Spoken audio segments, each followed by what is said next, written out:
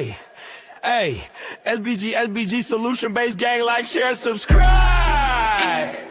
Say no to rim, brothers, mothers, fear and sell no good suckers. Hype him up, hype him up. Shouts out Sharoon, Bracy, and the Waters. Wake up morning show, salute, big dog, shout out to the Lure. PH, Diva, salute, Brownsville, SBG solution based gang.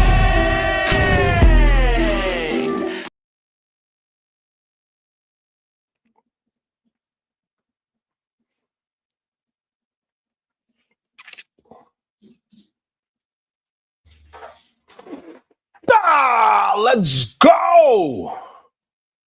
Good day, everyone. How are we doing today?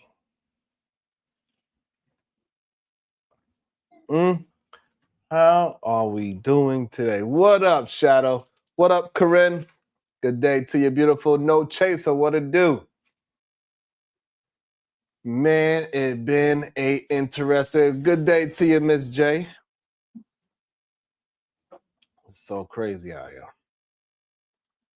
It is a wild time. And I'm just surprised, ladies and gentlemen. Thank you, Miss J. I appreciate that. Thank you. I appreciate that.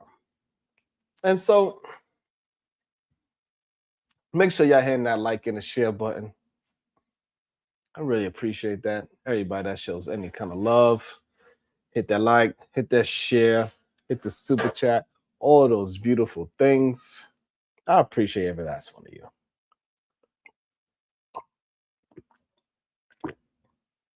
So you know it don't be that easy. Yes, sir. Yes, sir. Happy Monday to you as well. So let's get into it. We have to talk about it. You know? We have to talk about it. Because the video is and was released. I gotta start today's show with something that don't happen often on the internet. I have to start today's show with something that don't often happen on the internet. I was wrong. It's something that doesn't happen on the internet. Somebody admitting to that I was wrong. After watching the video, I was wrong. Now, hold on. Don't get excited. I didn't say I was wrong about everything. I said I was wrong, and I was wrong about one thing. You know, see, that's how you know I've matured. Okay? That's how you know I've matured. When I was younger, I would have taken that mistake to the grave. I would have taken that mistake to the grave. You ever notice people will fight harder for a bad opinion than they will for their own marriage? We see it time and time. They will fight for a bad opinion. Listen, folks get divorced every day. That's such a terror. But changing your mind on the internet, that's apparently where people draw the line. That's where they draw the line at.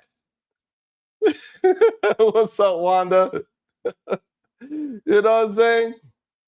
That's where they draw the line, which is kind of crazy to me, bro. It is. So, you know, I saw the newly released video in the Karmelo Anthony case. And what I realized was this. Okay. What I realized was this.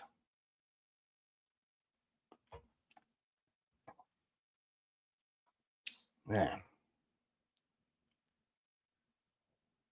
And what I realized was this. I completely, 100%, I completely overestimated. I completely overestimated people's willingness to reconsider their position. That's what I saw wrong. That's what I was wrong about. See, I thought once more footage came out, everybody will calm down. I thought people will look at it and say, maybe I should wait before acting like I was standing there that day.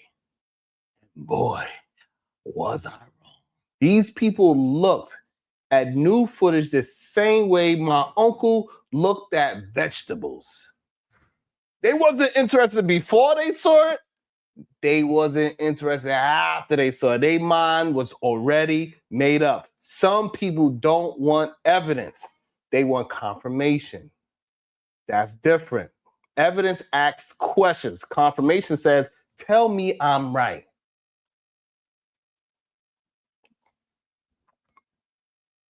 And we living in a time where people don't even watch footage anymore. They watch clips, not clips, but clips of clips. A 12-second TikTok of a YouTube short of a live stream reacting to another reaction channel reacting to a news story. Nobody knows what happened, but everybody got a verdict. Everybody's a detective now. America got more detective than police officers. You got people solving cases from their couch wearing SpongeBob pajamas. That ain't right.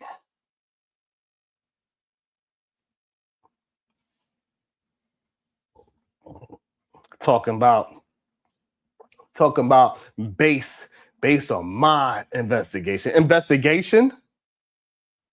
Brother, your investigation was 3 Facebook posts and a comment section. Sit down. Now, from what people are discussing about the footage, one thing that stood out is how quickly folks try to force every situation. They try to force every situation into a story they already wrote in their head. Because once people pick a side, everything becomes evidence for that. Everything becomes evidence for that side. You ever notice that if you like somebody, look at him walking. If they don't like somebody, look how he walked. Same footage, different narrator.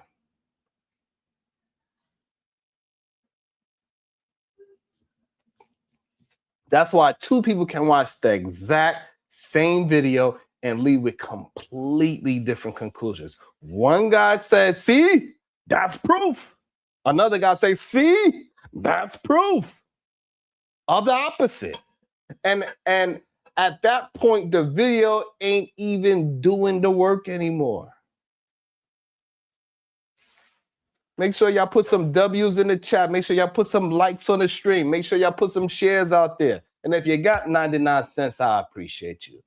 At the point, the video ain't even doing the work anymore. People projecting. It's like sports fans. Anybody, got sports fans in the audience? Sports fans are insane. A referee can make the exact same call. If it helps your team, great call. If it hurts your team, corruption. 5 seconds later, same referee, same whistle, different outcome. Now, he's either a genius or a criminal. That's how people act online. He's either a genius or a criminal. The internet turned everybody. It turned everybody into defense attorneys for people they never met. Folks out here working harder. They working harder for strangers then they work for themselves. You know what's funny? Everybody claims they want the truth. Nobody actually wants uncertainty, right? That's what scares people, right? The truth might be, I don't know. And people hate saying that.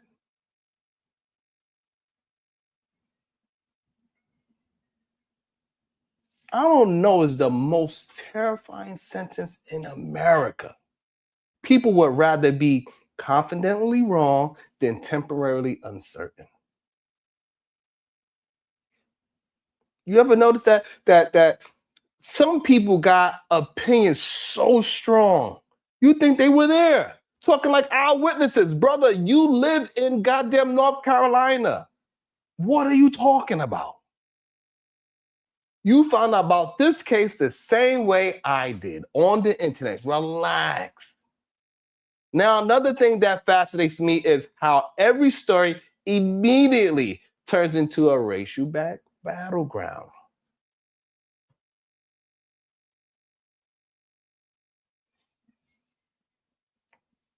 Not because the facts, not because the facts necessarily say it should, because people need, right. Some folks wake up every morning looking for racial confirmation. It's like fantasy football. They got teams, and every news story becomes a game. Nobody asking what happened. They're asking, did my team win? And once people start treating real life like team sports, logic leaves the building. Facts gets traded for a jersey. Then when new information comes out, nobody changes. Nobody changes their mind. They just upgrade their excuse. That's all. See, all I expected some people to say, maybe I judged too quickly. Instead, I watched folks perform Olympic level mental gymnastics. I was impressed. Some of these explanations deserve gold medals. One guy was twisting logic so hard, I thought he was auditioning for the Circus du Soleil.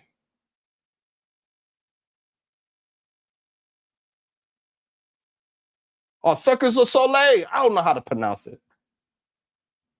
I said, brother, are you analyzing evidence or stretching before yoga? And that's when it hit me.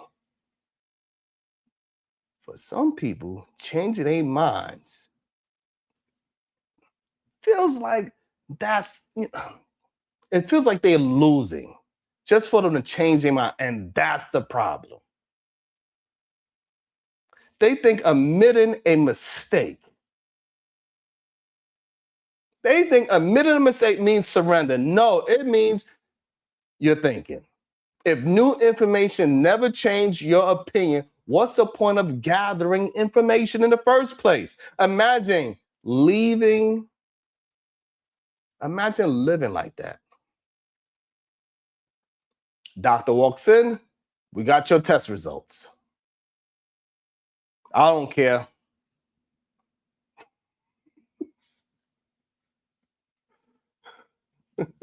I don't care. Party's walking to the cockpit.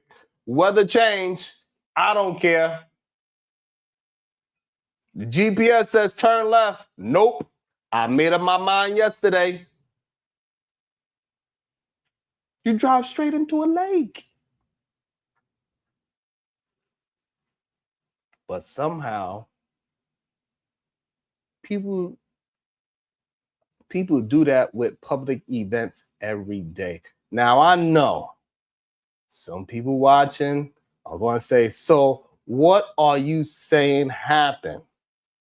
That's exactly my point. I'm saying too many people are pretending certainly where uncertainty still exists. That's the issue that I'm having. Let me drink some of these tears while y'all get it together. Hit the likes and the shares and the 99-cent super chat because y'all enjoying your damn selves.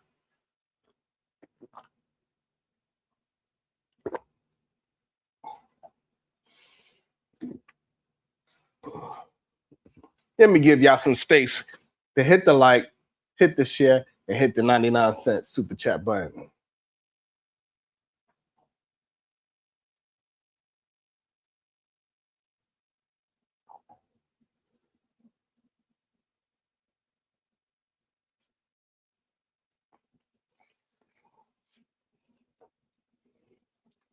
Right, pretending certainty where uncertainty still exists. That's what I'm saying. The loudest people always know the most. At least at least according to themselves. Meanwhile, the smallest people usually sound like, well, let's see. Because reality is messy. Reality doesn't fit hashtags, reality doesn't fit thumbnails, reality doesn't fit a tweet. But social media rewards certainty, not accuracy. And that's why everybody's screaming. They don't give a damn about accuracy. Nobody gets views saying, I need more information. That video gets 12 views. Half of them are, this is your cousins. But they say, I have the truth. Now, everybody clicks because confidence sells, even when it's rented. So, yes, I was wrong. I thought some people would see additional footage and become more cautious. Instead, many people became more committed. Not because the footage answered every question, but because once an opinion becomes part of somebody's identity, changing it feels like personal. And that's bigger than this case. That's America. That's politics. That's social media. That's sports. That's family reunions. That's Thanksgiving dinner. Half of the country ain't arguing facts. They defending ego, and ego never enters a debate to learn. It enters to win. And that's why these conversations go nowhere, because everybody brought a lawyer, nobody brought a student. So if I learned anything from all of this, it's simple. The hardest thing in America isn't finding information. The hardest thing in America is getting people to reconsider information they already decided to ignore. And brother, that might be the toughest case of all. So, good day, everybody. Let's talk about it. Let's converse. Let's discuss. This is insane.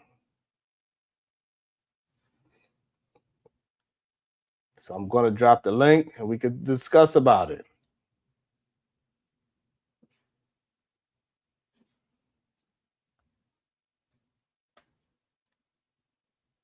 All right, let me see. Hold on. And please cam up. It makes for a better show. This is how we get better interaction.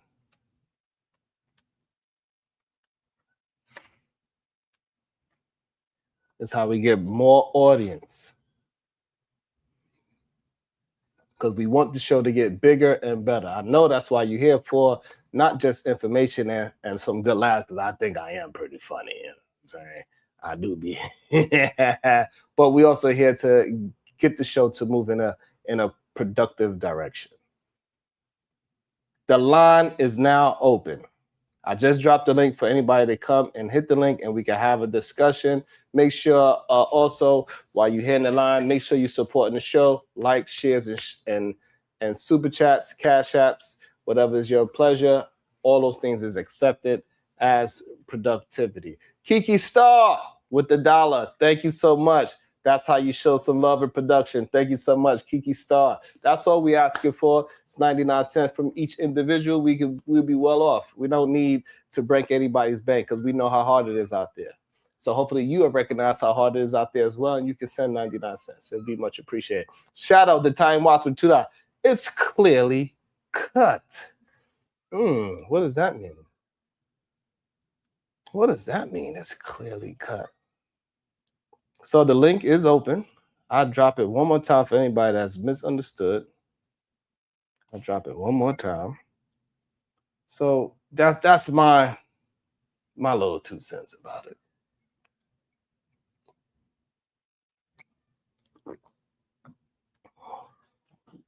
I think with this video, we cannot ignore the facts. Somebody drop the Cash App if you can, just in case somebody want to support the Cash App so YouTube don't take the 30%. Also, another way you can escape YouTube taking the 30% is by becoming a YouTube member.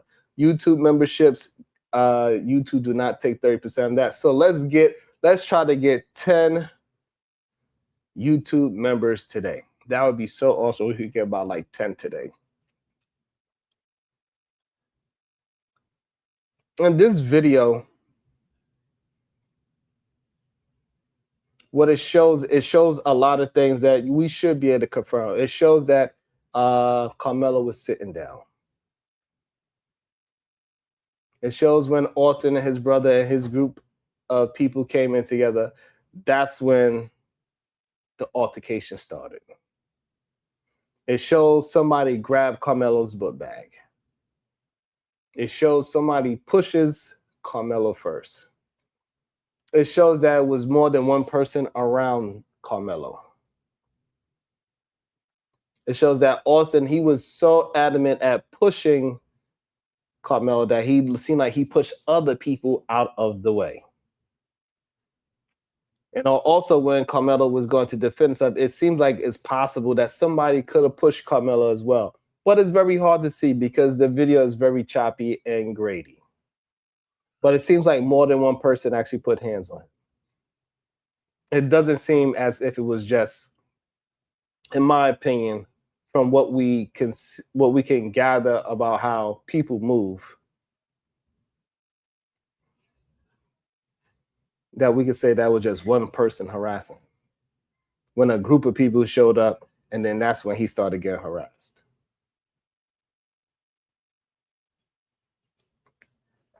But for some reason, people act as if this is not a normal thing that people talk about. That people don't say, hey, keep your hands to yourself. People act as if the other person, now you could control what the other person is going to do. People escalate things all the time. Even when we just having these conversations, somebody would say just a little joke and the other person would go and say, F your mama, your wife is this, your children is that. We see it happen on communication when it's talking through a screen. People will up it so far. They would take it to a completely new level where it should not be. There's so many examples in America, especially in the red states, especially in the stand your ground states.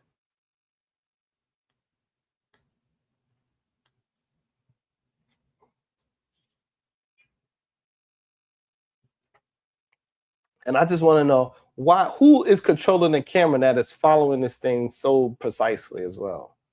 That's getting exactly enough information and exactly not enough information at all.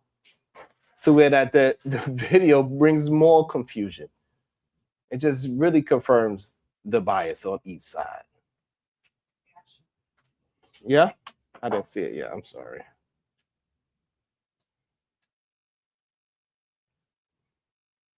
It's motion cameras? Okay. Thank you, CJ. Shout out to the catcher. Does one suppose to seek truth beyond appearance? Yes, I do, sir. Thank you so much, man. Always holding me down. Thank you.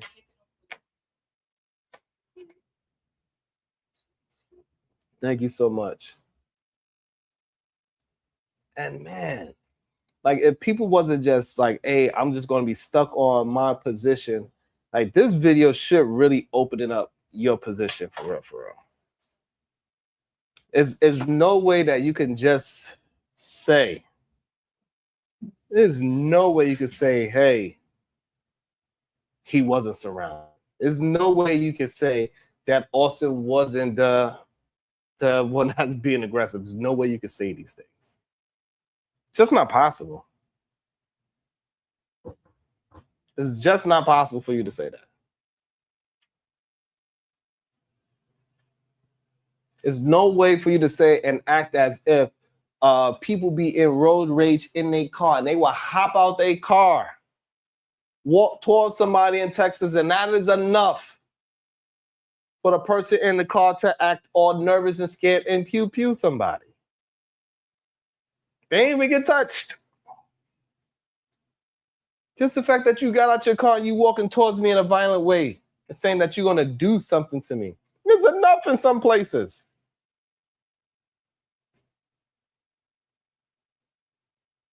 They didn't even get touched. They got this young man that was in New York City, was on the goddamn subway, and another crazed man was acting all wild on the subway, and this man decided to put him in a chokehold until his life was gone. And you know what his reward for it? This is in New York, where we don't have these kind of stand your ground rules at all. He was harassing some people on the subway. An innocent bystander got up and took into his own action to be a vigilante, put the man in a chokehold until his life was gone. Do you know what was his consequences? His consequences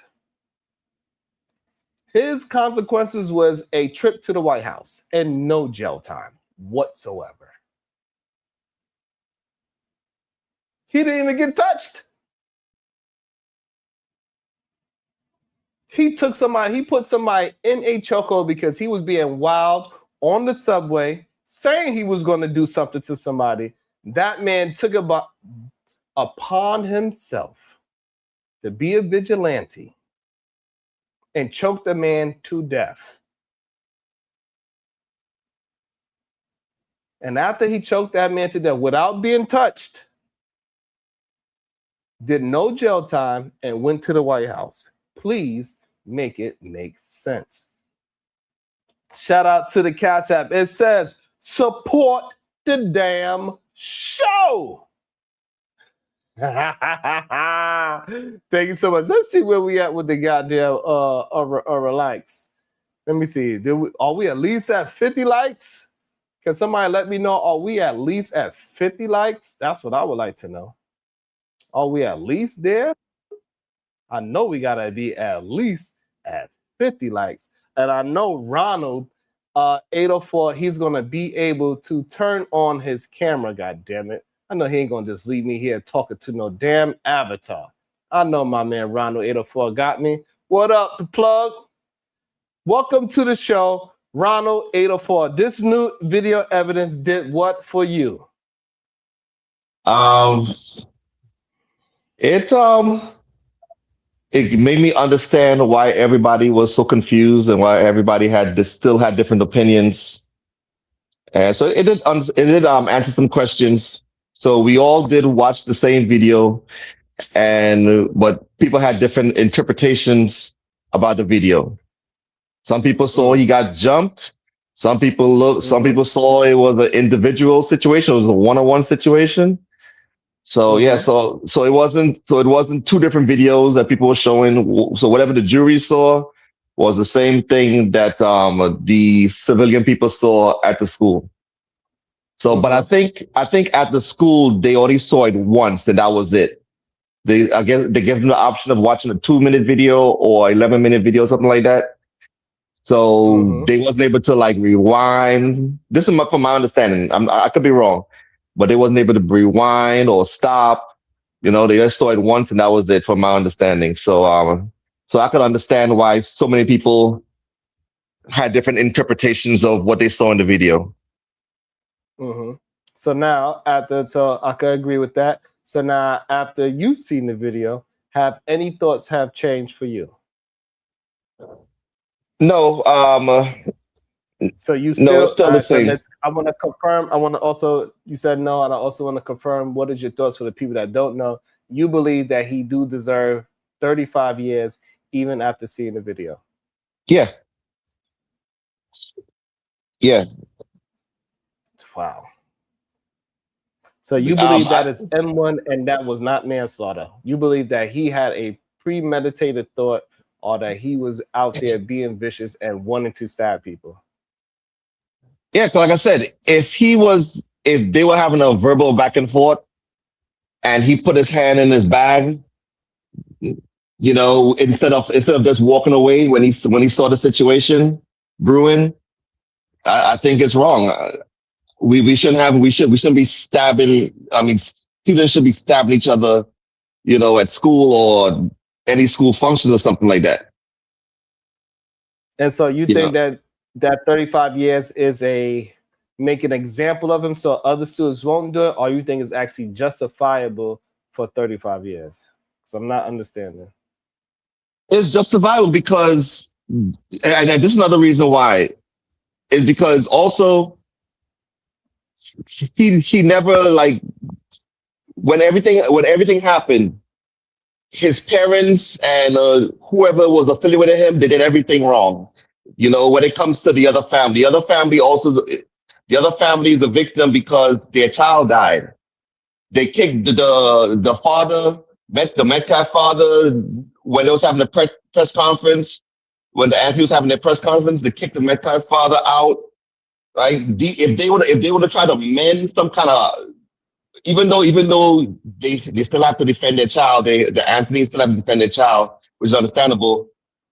If they would have tried to make some kind of like compromise or some kind of, I want to say friendship. I don't want to say friendship, but they could have stopped a lot of this racial tension right there, or at least slow it down. So I think all these things could have helped to lower that situation, to lower that 35 years. So there's a chance he could have got 25 years. But when when everything happened, and all of a sudden there's a white side, there's a black side, and all this race and tension and stuff like that. I think that also made it deep 35 years. This But is insane. 'cause Okay. Okay. Uh man. Welcome to the show. Shadow the Titan Wasp. After you've seen the video, what did that do for you? Did it make you reconsider things or did it confirm your thoughts in the first place? It still confirmed my initial belief. Like at the end of the day, Mm. while I understand where he was, I also understand that he was not allowed to be there. Dude came in aggressive. Dude, shit escalated. I still believe it was negligent H above all, but M1 definitely not. Especially since you can clearly tell it wasn't premeditated because he made a warning. And the first thing he asked the first two people were, "Is he okay?" And I told him to keep his hands off me. So, like, that shows his actual intent during the process.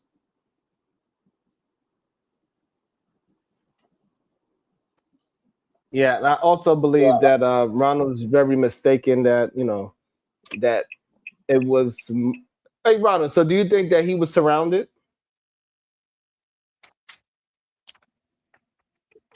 when you say they're all sitting down on benches and stuff like that. So yeah, he was surrounded by other kids at the school, but he wasn't being jumped or nothing like that.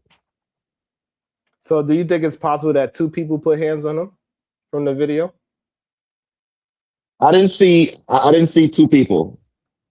I saw And it actually, what looked you're like, saying, nobody could really, so nobody could actually see anything very clearly. But I'm asking you, from the video, do you think it's possible that more than one person put hands on him? from what I saw, no. Okay, so did you see also you see somebody push him, right? You see a motion going this way, correct? Yeah, And then you see a motion going back this way, correct? yeah. So now, with that, You also see a person in all black going that way towards Austin, correct? Yeah, Because right, because Carmelo is wearing gray, correct? Am I frozen? Can you hear me, Ronald? Maybe I'm frozen. No, I hear you. You're clear.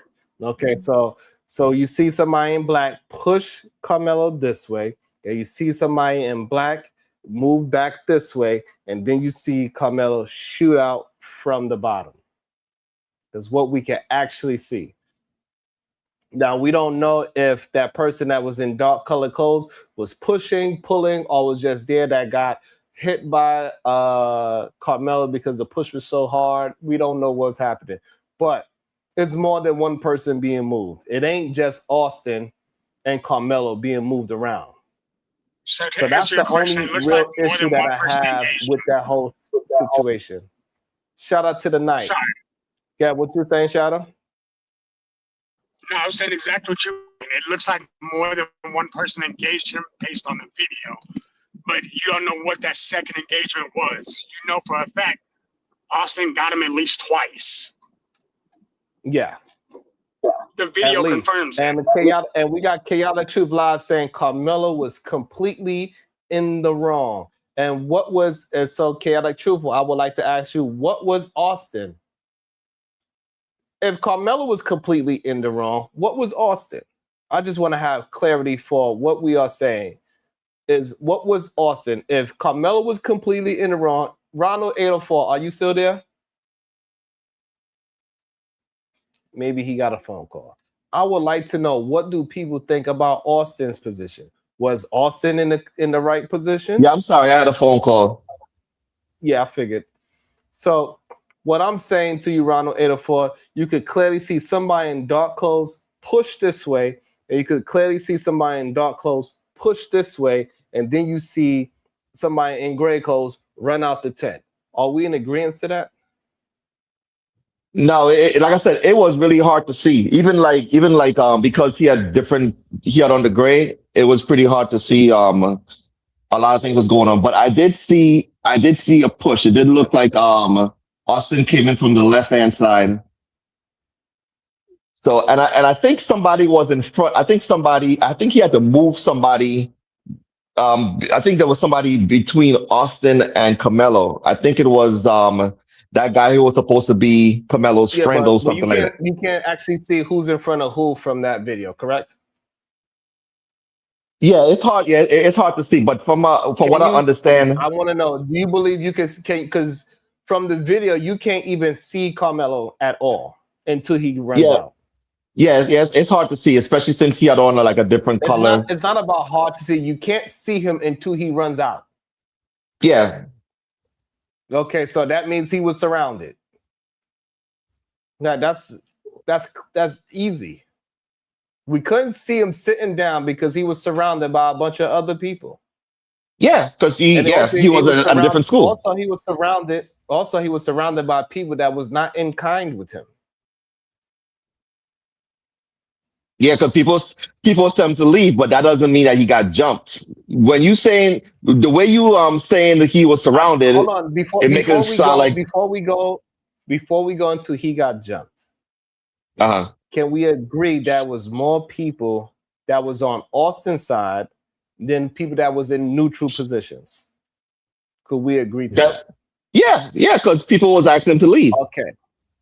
Okay. So therefore, now if you have a bunch of people telling you to leave, wouldn't that make you feel as a person sitting down minding your business that is all these people against you? Yeah, Is that a possibility? Okay. So that is a possibility. So now, with that possibility, that is more people against you, and you starting to feel like you're surrounded because you are sitting down. Why are we acting like we just don't understand that? Because if that is the case, we cannot call it M1. Is all I'm saying. I'm not saying that the young man shouldn't do any time. All I'm saying is that 35 years is too much time.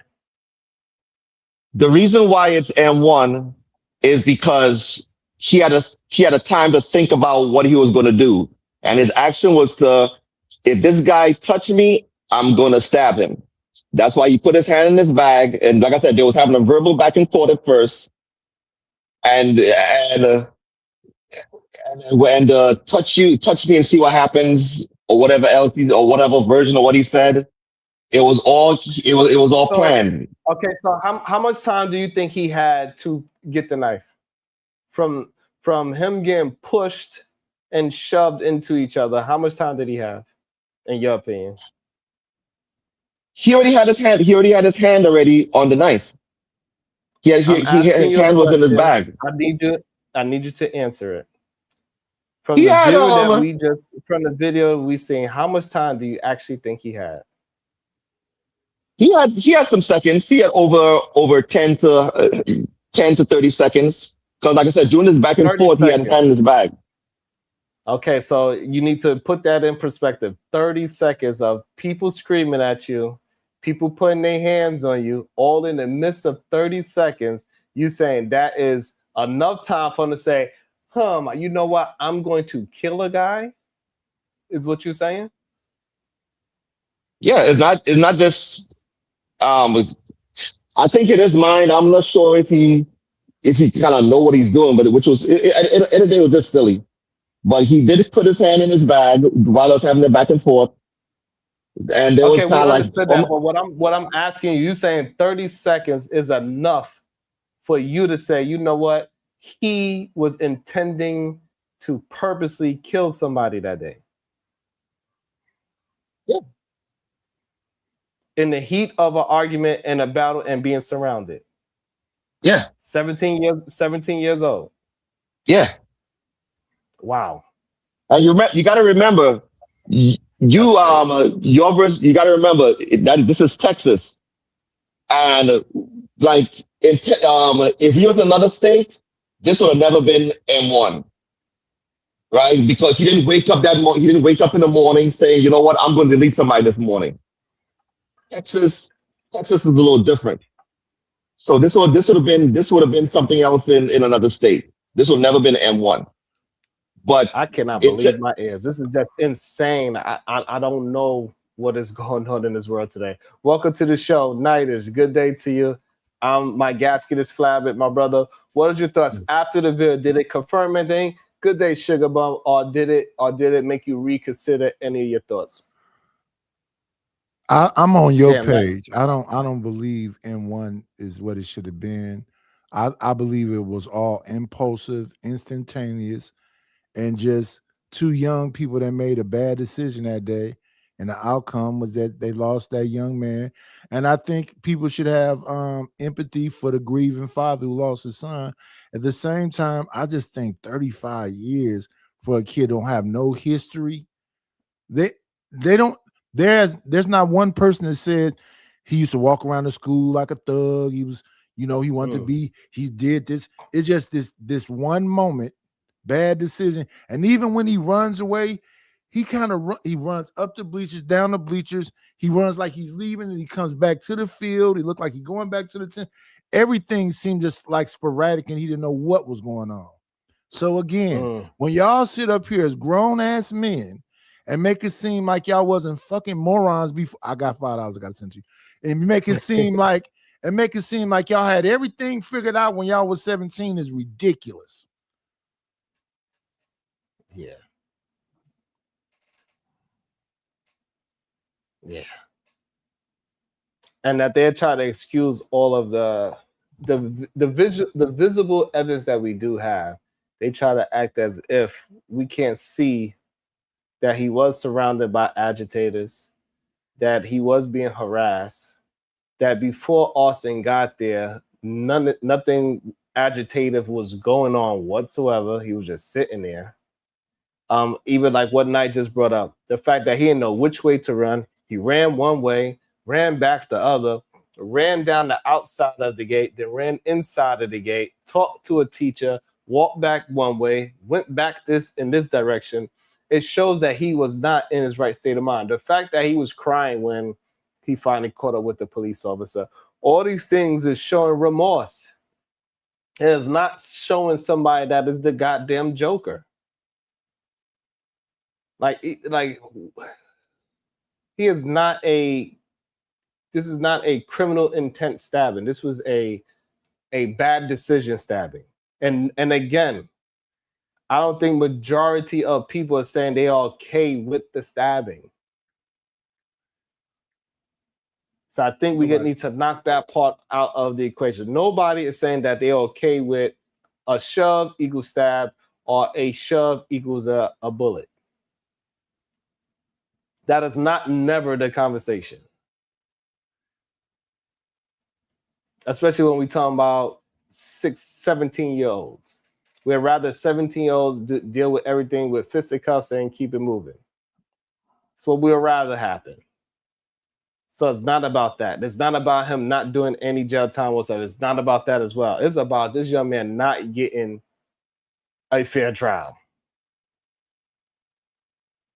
And some people got a great argument for why he shouldn't get no time at all. Some people got some great arguments for it. But I do not see any great arguments for why he should have 35 years. I do not see the argument for that. There's a great argument because the trial is deleted now. A 17-year-old got it deleted. So you can't just watch through this with pro-black colored glasses. You also got to think about the other parents who don't have a child anymore. At least the Anthonys could go visit their child in prison. The Metcalfs can't visit their child anymore. They can't talk to their child anymore. But why he's in the ground. Pro-black glasses. Where'd that come from? I have no idea. Because that's how y'all thinking. You know how you know how the 17-year-old think, and you know how we think? Yeah, I know how y'all think. Oh my. All right, so what did we say just now that was pro-black? Y'all not thinking about the other child that another child is going now. So that's the reason why when they hold on. I need you to answer my question though. Like, regardless of if I am pro-black or not, which I don't see nothing wrong with it. But what is it that I'm saying now that is showing that I have a pro-black perspective? Because you're not thinking about the other child that is gone. You're only thinking about he didn't really mean to do it. It shouldn't be this. It shouldn't be that. You also got to think about what about me focusing on the sentencing? Got to do it being pro-black because you're not thinking straight. It's just plain and simple. You're not looking at the whole situation and you just think about one side, not think about the other side, right? Most likely, if that was somebody that you loved who died, you'd have wanted them to get the chair or get 99 years or get life. You won't be like, oh, he didn't really mean to do it. Pause there. Also, if that was your son, you would want people to have empathy for him and not give him 35 years. You said that yourself. But like I said, yeah, when is your child? No. Is that not correct? If it was your child that did the stabbing, when you want people to have empathy for your son? Yeah, because like I said, when it's somebody that you love, you won't have some kind of bias. So now, why would you want people to have empathy for your son, but no empathy for Karmelo? Because you got to look at it because that's not their child. You got to look at both sides. If you, especially whether you're a juror or whatever, you got to look at both sides. Hold on. So you're saying this is so confusing. So if it was your son, you would want people to have empathy for him, but because it's not your son, you don't want to have no empathy for him. Yeah, because like I said, when if it's your child, you're going to be biased. Hold on. How is that looking for both sides? It is different. Like I keep on saying, if it's somebody that you love, it's different. Pause there. So pause there. But you keep trying to make me be in the shoes of Jeff Metcalf. Jeff Metcalf, I'm not in Jeff Metcalf's position. So why should I look like at Karmelo that he should get the chair? Because it ain't my son. According to your logic, why should I care about if he's my son or not? Because you don't have empathy for somebody else. Because especially if you look at it, you got to look at this objectively. You got to look at both sides. You got to look at both sides are hurting. So you can't just be like, Okay, hold on. okay, Pause. So okay. So you saying I should have empathy for Austin, correct? you should have empathy for both sides. But you're Because not both having sides, empathy. But you are not having empathy for the other side. yeah. How are I you don't having empathy for the other side? because I didn't think that he deserved life in jail. I didn't think he deserved 99 years. I still look at him as he was still a 17-year-old, and with good behavior, he'd be out when he's like in his early 40s. Yeah, that's So his he still life. have a chance to have a life. No, he doesn't. Yes. How? If he get out, let's say he get out If when he's you 42, 43, 44 years old, he still has a He's lot like more years on okay. this earth. So he would be what? He is 35 plus 20. That's 55 years old, 54 years old. What are you talking about? Most he gonna likely he's not come going up. to do all 35 years, Yeah, man. yeah, he With gonna good do behavior, 17, he'd be 18. out. Most likely he's gonna do at least 20, 22 years with good behavior. So he'll be out in his early 40s. And he'll still have a And you lot more think that's years. to do what? Not a He lot. Are could do you whatever he want to do. insane? He could go to college in his Are you 40s. insane? He could even have a family. So he'll still have enough time. What do you think happens in prison, my brother? It depends on your mindset. You have a chance to. What? There are some people who get out of prison and say, "I'll never want to get back there again." There's some people who get out of prison and can't wait to go back again. You could get raped. You can get turned into a monster because of the environment that prison is. You might not even get out of there. Somebody could take your life away. What are you saying right now? That it's just going to be smooth. He can do this 18 to 22 years and he'll be the same person? Well, it's prison, so it's never going to be smooth. Well, you make So it what? seem like you said he'll But be you out making in it seem like 18 to it is. 22 years and he can go right back to life and everything will be. That's All why they peaches call and it cream. prison. Yeah, I mean, he ain't going on vacation. He's going to prison. So, I mean, like I said, he got to learn from his mistake, and he'll still have a life. Is everything going You to know be how peaches and cream? Of course not. I'm sorry, but you are not. I don't know what is your real issue of He not just want to be right. understanding. He just want to be right. Did you get This the shit is cash app that I crazy. sent? That is just insane. Yeah, oh yes, thank you. My bad. Shout out to the night. It says my bad. I appreciate that night. Thank you so much. Yeah, that's just insane that you actually believe that you have empathy for the Karmelo family when I you have are empathy for both of displaying. them. I have empathy for both sides.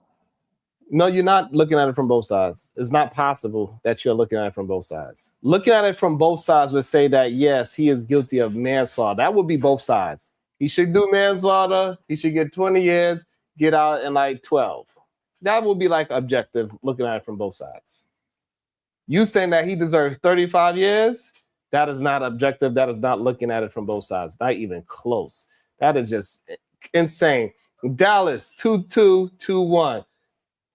Dude just repeating shit he heard. Yeah, because he ain't substantiating at all right now.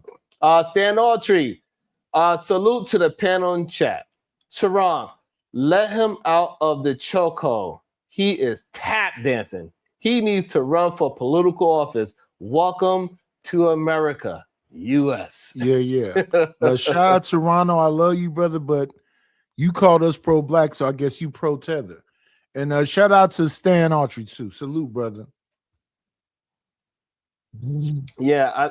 So Reese Cup, what I'm saying is that if he was actually being objective and he had empathy for both sides, he would try to be fair and be down the middle. He is not being fair and being down the middle. He's being whatever the court system say. He's saying I'm just agreeing with it. Like the courts can't get it wrong. Is Ronald's position.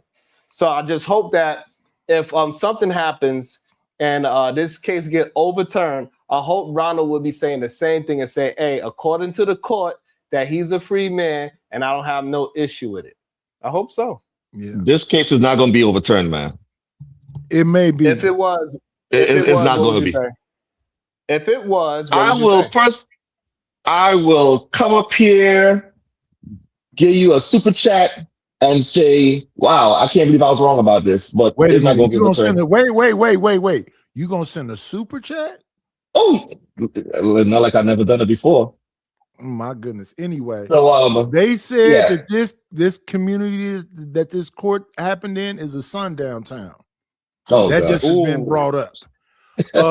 Even though it wasn't an all-white jury, it was a bunch of folks talking about they was looking for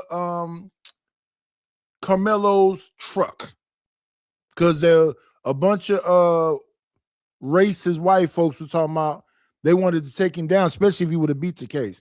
They had to arrest Jake Lang because he was trying his best to get there because he definitely wanted to do something.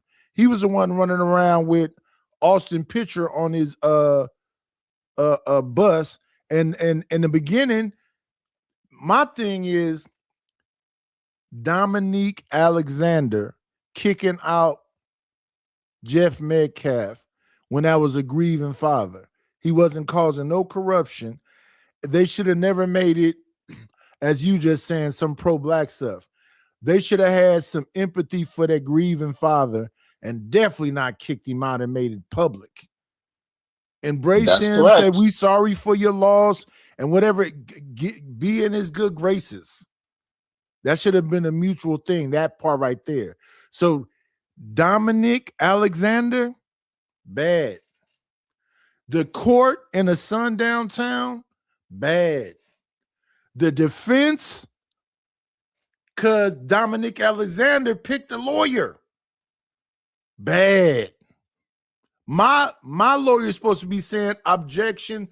Every word is objection, objection, objection, objection. They should have been annoyed with him. He should have been, the judge should have been like, if you object again, we're going to have to let you sit in jail for the night. The fact that he didn't object, the fact that he couldn't get no black people on the jury.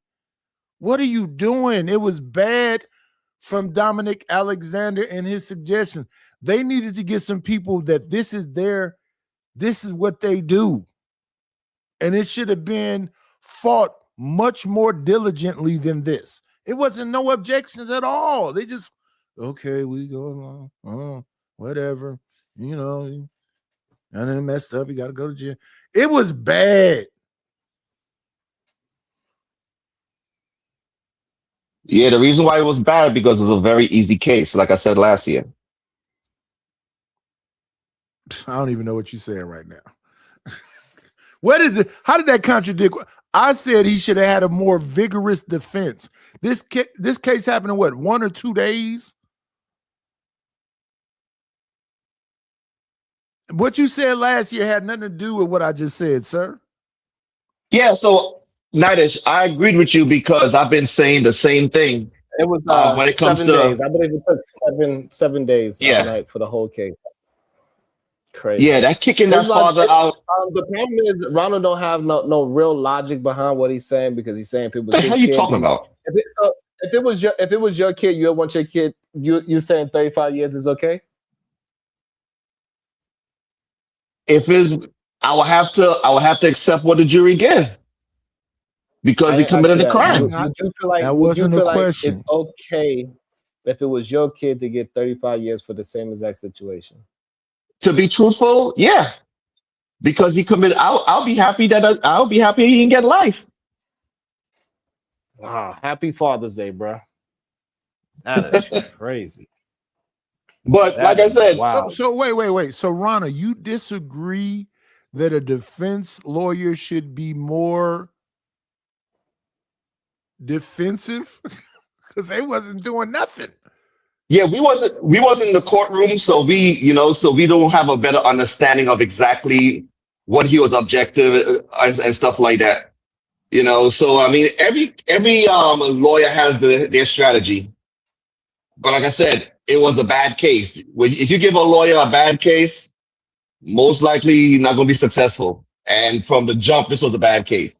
If from the beginning, the people that's testifying change their mind about what they said initially to go along with everything that the prosecution said, you as a defense attorney shouldn't take every single one of those witnesses and challenge the new things that they're saying.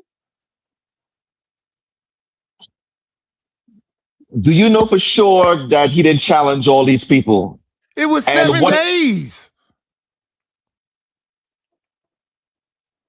And remember, you're also dealing with kids, and kids are really bad witnesses. As they're going to they're telling you something that happened. That's why it should have been easy to destroy their arguments as a defense attorney. But what was similar about what they all said? Did anybody say that Karmelo got jumped? Did anybody say that? Did anybody say last year? Wait. I'm not even talking about being jumped. Was he invited by Eddie? Is Eddie from the other school? Was he sitting there for almost 9 minutes without nobody saying a damn thing to him until the Metcalfs got there? Okay. That's a question for you.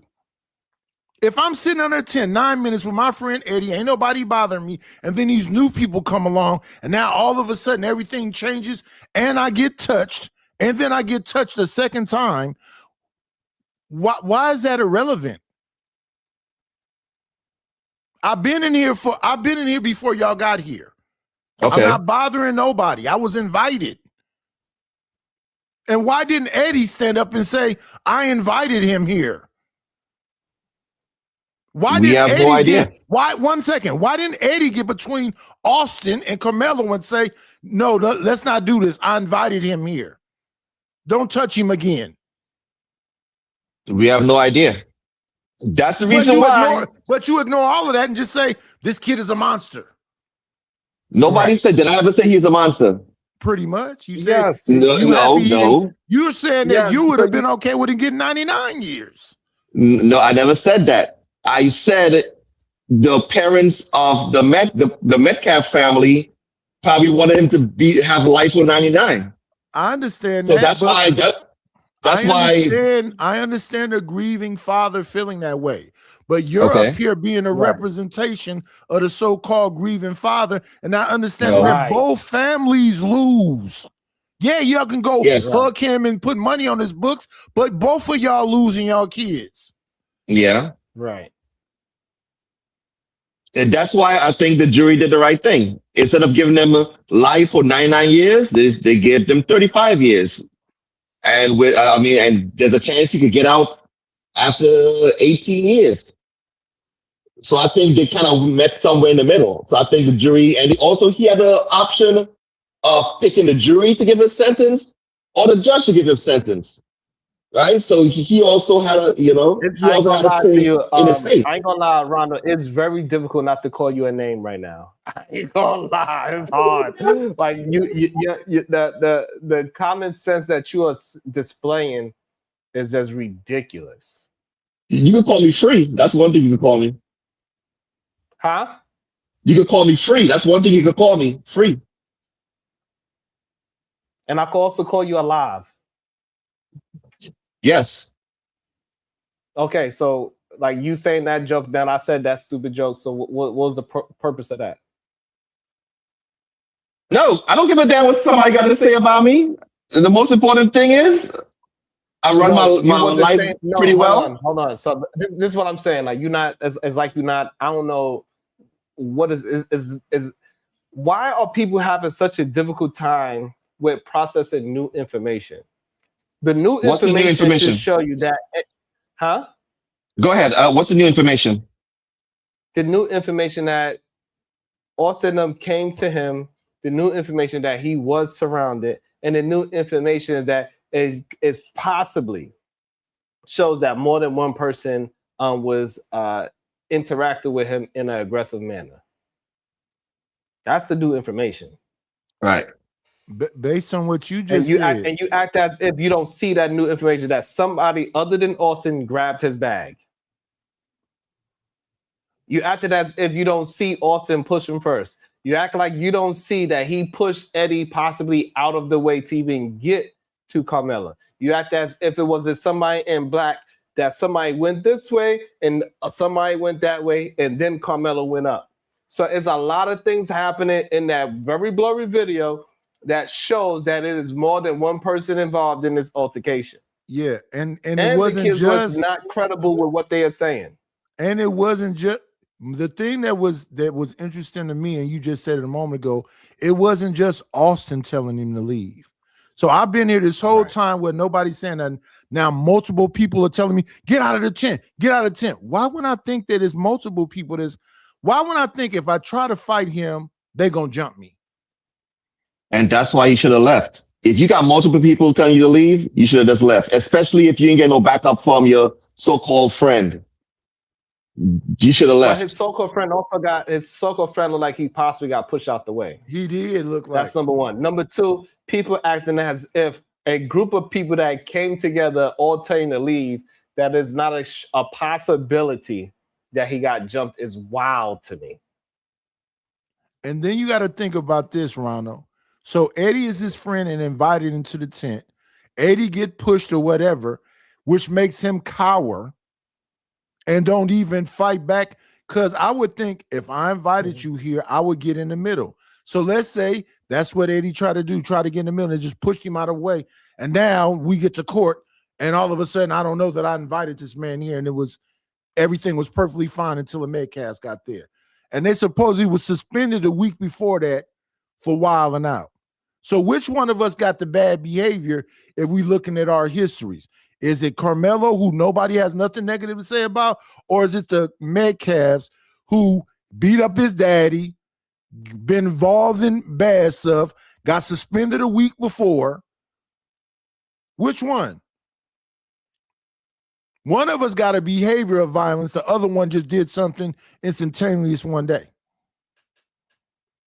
Yeah, they both did things wrong, Nightish. Nobody ignored nobody everything I at just school. said. One has a history of wilding out, the other one doesn't. I don't even know if what you're saying is true when it comes to the Metcalf. He beat up his father because his father was supposed to be doing something to his mother. And who told you that? Well, you heard that from TikTok? Oh my God. He broke his father's arm. Where did you find that out from? TikTok? From a TikTok had to go to investigator? the hospital, sir. He had You to have go no to the idea. hospital. Sir. Y'all just saying crap. Y'all have no idea. There's a lot of wrong things that people have been talking about. So Ronald, hold on, Ronald. Are you saying you don't believe that Austin is capable of breaking his father's arm? I'm not saying he's not capable. I'm saying there's a lot of bad information out there that people are feeding on both sides. There's been bad information about the Anthony family. But why There's bad muddy information the on the water? Metcalf Just family. hold on. So why muddy the water just to say that when you don't know? Because you guys keep on saying shit and y'all don't know what the hell y'all talking about. We are not just saying no. We are Yes, not. you Hold are. on, no. Y'all said last year, y'all said if he didn't have a wife, he had like a 10 something or whatever like that. Ronald. You are the only one that is just saying things and you're not processing the information at hand. You're saying no matter what, you are stuck in your belief and you don't want to change your belief no matter what you see or hear, is what you are saying. Y'all could go. You don't give a damn. You have the only person. This is your feeling. This is just, hold on, I'm talking. This is just how you feel about young black men, unless it's your own kid. It's clear to see. And it's okay that you are just full of shit. No. And if it's your kid, you will want empathy, but somebody else's kid, you don't want to give no empathy, unless it's a white kid.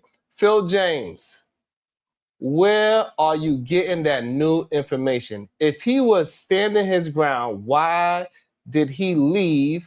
If you believe he was defending himself, stab whoever else comes at you until an authority figure shows up. So Phil, what I'm saying is that that shows his intent for not trying to harm other people. I believe he accidentally stabbed Karmelo the way how he did. He didn't mean to stab him or slice him or cut him or at least threaten him. However, that push back and forth that happened, that we cannot see who was doing all of the pushing, I think that push back, that's what compelled him to go so deeply inside of Austin's chest. Because somebody that just recently had shoulder injury, I don't think he could muster up that much force with a 3.5-inch blade unless he had some force going with him. So he pushed him, and then somebody else pushed him, and that smack did him dirty. That's what I think it looks like happened. It looked like it was a scuffle. It doesn't look like it was a one-on-one fight. It looked like it was a crowd of people pushing and pulling. Maybe not exactly attacking, but definitely because for some reason we acting as pushing is not attacking. So I'm going to say I think more than one person pushed him, and more than one person actually grabbed his bag for sure. Somebody grabbed his bag. Austin definitely pushed him, and then we can see a dark figure moving back and forth. We don't know what was actually happening because the video is not clear. But clearly it was more than just Austin and Karmelo involved in this scuffle. Also, we need people, maybe y'all forgot to, please hit the like and the share as we dive into this discussion, please. And if you want to join the discussion, the link is pinned. I would drop it again for everybody that's, I don't know, for some reason, a lot of people scared to hit my panel nowadays, Nightish. Get over it. And y'all got to remember, he was sitting down while these people were standing over him. And even when they say to push, so he's getting up. Unless y'all saying he's the best stabber in life, that he just knew that this stab is going, everything about what he did after the stabbing was panic. All panic. Everything he said after the stabbing was panic. They say, well, we didn't see no tears. He just was acting like he was crying. That's crazy. Yeah, that's wild. Yeah, I'm not going to go all the way there with that. He did something bad. Yeah, but you just everything that I said, you just like throw that shit out the window and go right back to like, I'm just sticking to what I heard from everybody else on the other side because a life was taken. That's crazy to me. Yeah, but you gotta be honest, man. Right. All you gotta do is go back to your archives. No. Y'all was saying you have to look at the video, and you will actually have to be honest. You are the one that's not being honest. Y'all was arguing me last year. I was calling a knife. Y'all was calling a cleaner and all kind of stuff. The reason why you're not being honest, because you acting as if he had an argument with the dude. He got pushed. He walked away. He went in his bag, grabbed his knife, and had a whole thought pattern. You know what? I think I'm going to stab this person. That's not what happened. You keep trying to frame it as if, That's not what happened. Of course not. I know, but you keep framing it like he did that. You keep framing like he went in his bag, grabbed his knife, had time to think about it, and he didn't have that much time. It happened way too quick for you to act as if he was thinking about stabbing this person. He put his hand. They was having a back and forth, a verbal back and forth. He put his hand in his bag. There's no way. This is no way that you could be this slow. Oh Lord, now I'm slow. Have a knife in because if somebody have a knife in their hand and somebody push, how can you say he had time to do something? He had time to pull out the knife. He had time to pull out the blade on the knife, and he had time to stab the boy. So all this is a thought process. Ronald. No, it's not. People, stop lying. Oh Lord. Ronald. Here's two things. I want to ask you a question. Stabbing and biting. People bite because they scared. People stab because they scared. This is crazy. Are you saying that? Are you saying that he's just? Because this is why I said earlier something about a monster. Are you saying he's just a monster that wanted to take a life? I'm not saying he's a monster want to take a life. He's just a boy that did something very foolish. Stupid, impulsive, yes. So right. When you keep saying something about the father would want him to get 99 years, yeah, because I lost my child. But you, as an objective person from the outside looking in, understanding this is stuff that kids do. They fight with each other. And if you feel like you're about to be jumped, you might do something impulsive. Why do you keep making it seem like he didn't think he was going to get jumped. It's okay. The 17-year-old Nighters would have definitely stabbed somebody. Oh yeah, I'm definitely The gonna stab the 17-year-old Hold Ronald on, would have never no. stabbed So somebody. this is what we know. This is what we know. You're not being honest. Answer the question. Just be honest What? and answer the question. How many times do I have to answer this question? I understand why he got You 35. did not answer it. No, you tap dance around it. Why are you acting as if this young man could not perceive that he was getting jumped? If he thought he was going to get jumped, he should have left. If he Are you thought that he was think by I'm himself, finna he get should have left. jumped? They finna jump me when my back you did is it turned. again. Again, you did it again. You did it again. Instead of answer the question, you saying what he would have, should have, could have done. Do you believe that with a bunch of people screaming and yelling at him, standing over him, do you think that he could have thought he was about to get jumped? Yes or no? No. And if he thought that he was going to get jumped, he should have left. So if that's a no, what is the indication of you are possibly about to get jumped? A bunch of people If yelling more, at you. if more than people, if a lot of people putting their hands on me. But if people just telling me, but if you had a track, no. I said about to. if you're in a dark alley, yeah. If you're at a track meet where there's coaches and adults walking around, hold on. We talking about in this situation. I don't know why you added dark alleys. In this situation, what? In this be quiet situation, for a second, so I said, be quiet so you can answer the question properly. mhm. In this situation, when can he assume that he's about to get jumped?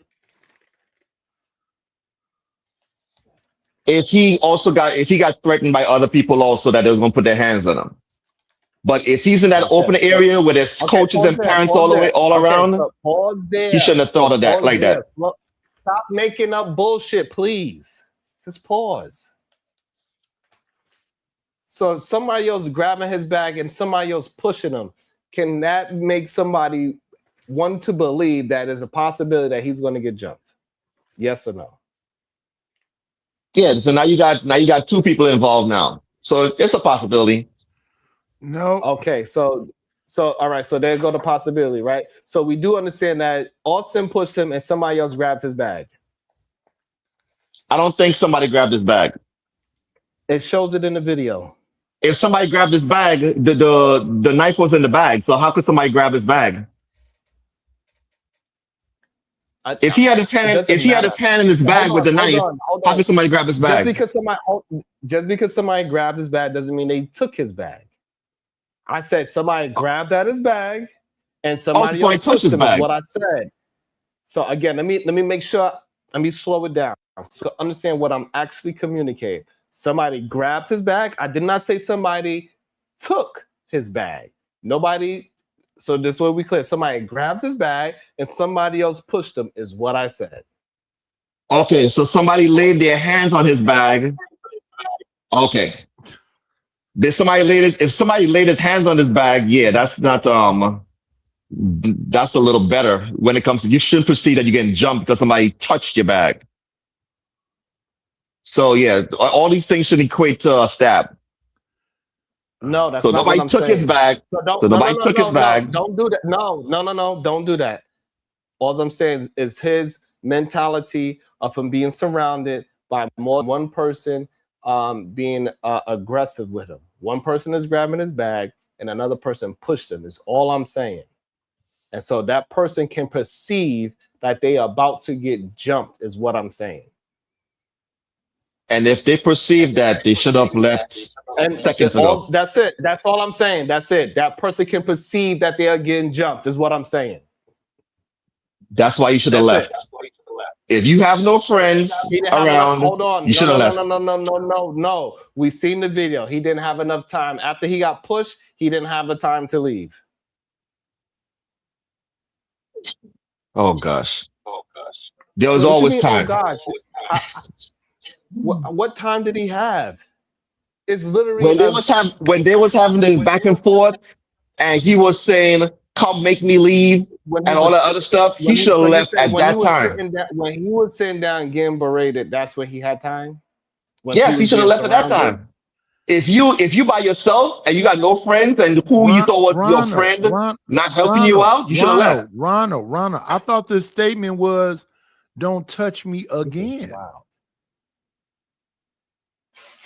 They had a couple So like statements. I don't think you understand this as well, right? When when somebody's being aggressive towards you, probably one of the most dangerous things is to get up and leave and turn your back to them. Turn your back. Yes.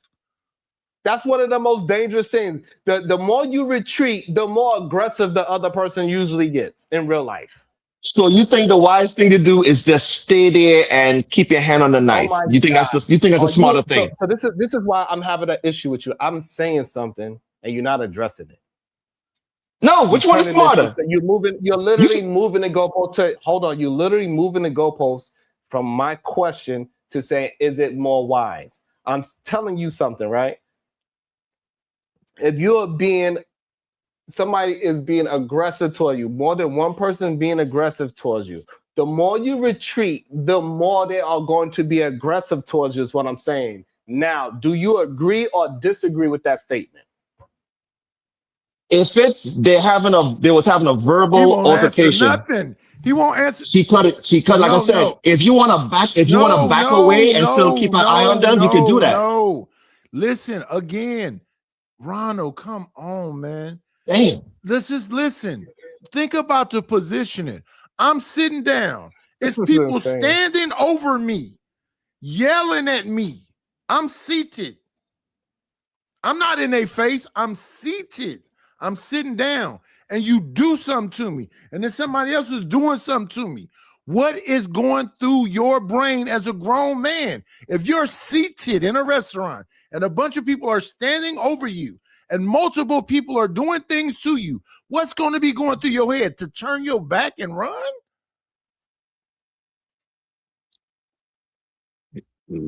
That's a little different now. But that's There the was- conversation. One question. The 17-year-old young man is sitting We're gonna down. give some time to actually answer a question like a man. Phil James, this is crazy night. Phil James, where are you getting Melo was surrounded? The fact that in the video that we watch with this man, with this young man, that you cannot see him, shows that he was surrounded. Play the video. He wasn't. Play the They video just had again so kids they can around, see. man. You don't even see that gray sweatsuit until he stands up. The majority of the time, you see people standing over him. I cannot believe, Nidus. I cannot believe Otis Hood Network, somebody that is a goddamn that he ain't even, wow. I cannot believe somebody that carries a gun every single day is agreeing with Ronald? Yeah, man. I mean, there's a lot of people with common sense around. Is blown. Why do people carry guns and Common knives? sense. Yeah. They're scared. Because they're scared. This is insane. This is crazy. I cannot believe Otis. Wait, Ronald. Why do you think Yes. people have weapons and guns and sticks and shotguns? Why do you think they have all that stuff? Because they know they're going into bad areas, so they want to be protected. What? I'm talking about inside their house. We got a guy that comes online every day with shotguns on his door. Why do you think he got all them shotguns? He's going to fight the aliens. Yeah, He's because gonna fight just in Jesus case- when he come back on the horses. They have all that stuff because they scared. yeah, because most likely he probably lives in an area where people might want to bust through their door, or there's a lot of theft in this area. So yeah, he wants to protect himself and his family. All right, so this is what we're gonna do. We're gonna try to play the video. We're gonna see what. Okay, this is the very beginning of the video. Okay, as we can see, this is Austin walking in. Him and a group of other people. At least 3 people is with Austin. We don't know about these 2. We can at least say these 3 is with Austin. At least, bare minimum, 3. There go his other brother, right? You can tell by the posture. Mhm. Okay, we can see. So at least 5 of them together. Bare minimum. 5. Who is this? Who is that? That's Karmelo. Carmelo Anthony. The fact that you made a joke on this serious situation is crazy. But there go Karmelo. Yeah, we know there's at least 5 people with the Metcalfs. All right. So now we know he's sitting there. We cannot see him. Because he's At seated, all. yes.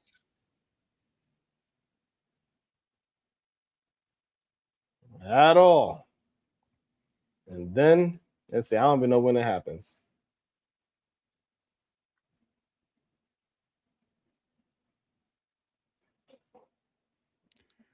But if you stop it right there, he's seated and we can't see him.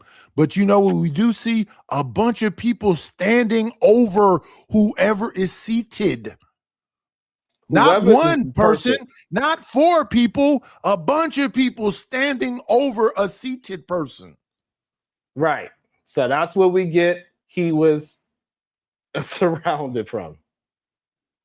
Just by looking, you can see that he was surrounded. As a bunch of people standing while he was sitting, everybody said he was seated. All right.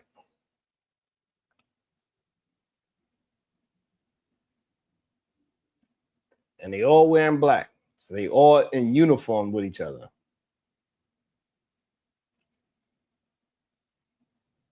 And he's the only one in gray. So you still don't see him. At all.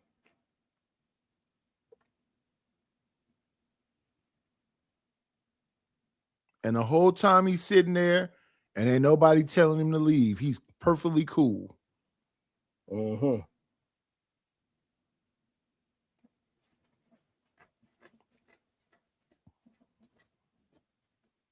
For a long time.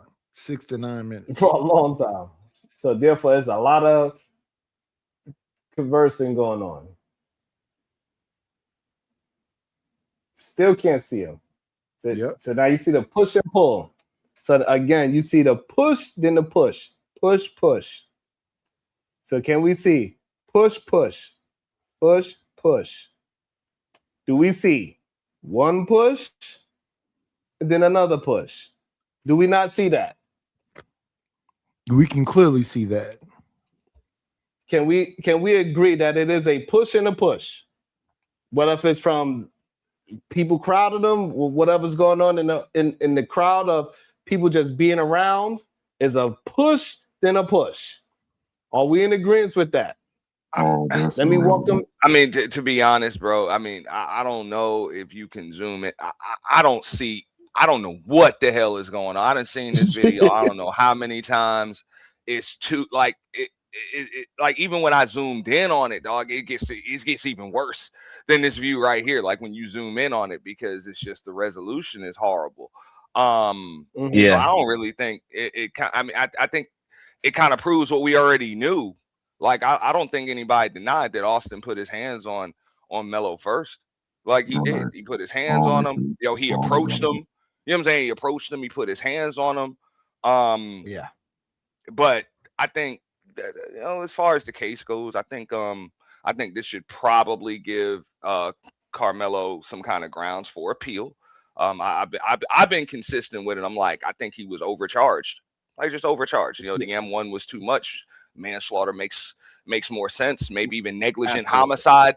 And now I'm hearing more lawyers saying that, you know, or sudden passion. They say, because in Texas they got that, where it's like sudden passion. You kind of just act without thinking real quick. That should have even been on the docket too. So there's just, but I don't think the video proves that. Yeah. I think the video shows that he was surrounded. I think the video shows it was an altercation with more than just Austin and Karmelo. It also shows that that Karmelo was sitting down. It shows a lot of aggression coming towards from the other side, and I think that's something that we should just be honest about.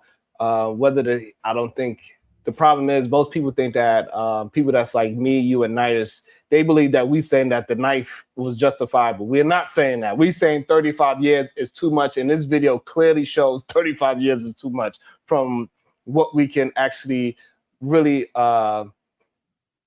conclude from this type of a video. Let me also welcome into the show Otis Who Podcast, because he is somebody that is crazy. He is saying stand your ground within the comment section while telling somebody to run. Insane to me. Go ahead, Otis Who. Let me explain that, Grand Rising, to the panel and guests. Let me just say this. I agree that he was definitely overcharged. Most definitely. That's not even the argument. He was definitely overcharged. Yeah. What I'm going to what I'm going to stand on and not going to change my mind at all, not going to concede, is that I agree with Ron. He had every opportunity as teenagers to leave that situation. I'm not going to not say that. He had every chance to leave, period. And I'm going to blame the parents. I'm going to stand on it because for some reason, I don't know what's going on, he did not have the intellectual, the emotional, whatever integrity to leave that point at that time. We all been teenagers before. We all have. I'm not going to say that was justified pulling out a knife to so-called protect yourself. Even if they told me to leave, my feelings are hurt. I'm embarrassed. I feel like I'm getting punked. I feel like I'm getting checked. I'm going to get my ass up and leave if I feel threatened. I'm not going to sit there and say, and with my hand in the bag, do something or touch me one more time and find out. No, get your ass up and leave. If anything, go get your boys in high school and come back and have a fair one. But just to sit there, no. But yes, he was definitely overcharged. Most definitely. Why. And I'm going to stand on that. Why? So you saying that young men back in your days when you were in high school, nobody got stabbed? Not that I know of. Not in my high school. Did it happen? I'm pretty sure it did. But in my high school, I don't recall someone getting stabbed just for lack of being jumped on and no other weapons. No, I can't say that. Now, being jumped on without weapons being involved, yes, I've been jumped a couple of times. No weapons involved. I'm here to talk about it. Yes, I am. But a weapon involved? No. When I was younger, dudes had brass knuckles. Yeah. People got stabbed. Some people got shot. I went to McClymonds High School in West Oakland in the 80s. Look up that.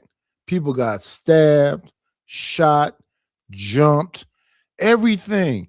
You know who used to come to McClymonds the most? Tech High School to fight people. That's crazy. And when they came to me, all that's irrelevant, man. What they got to do with anything? So what?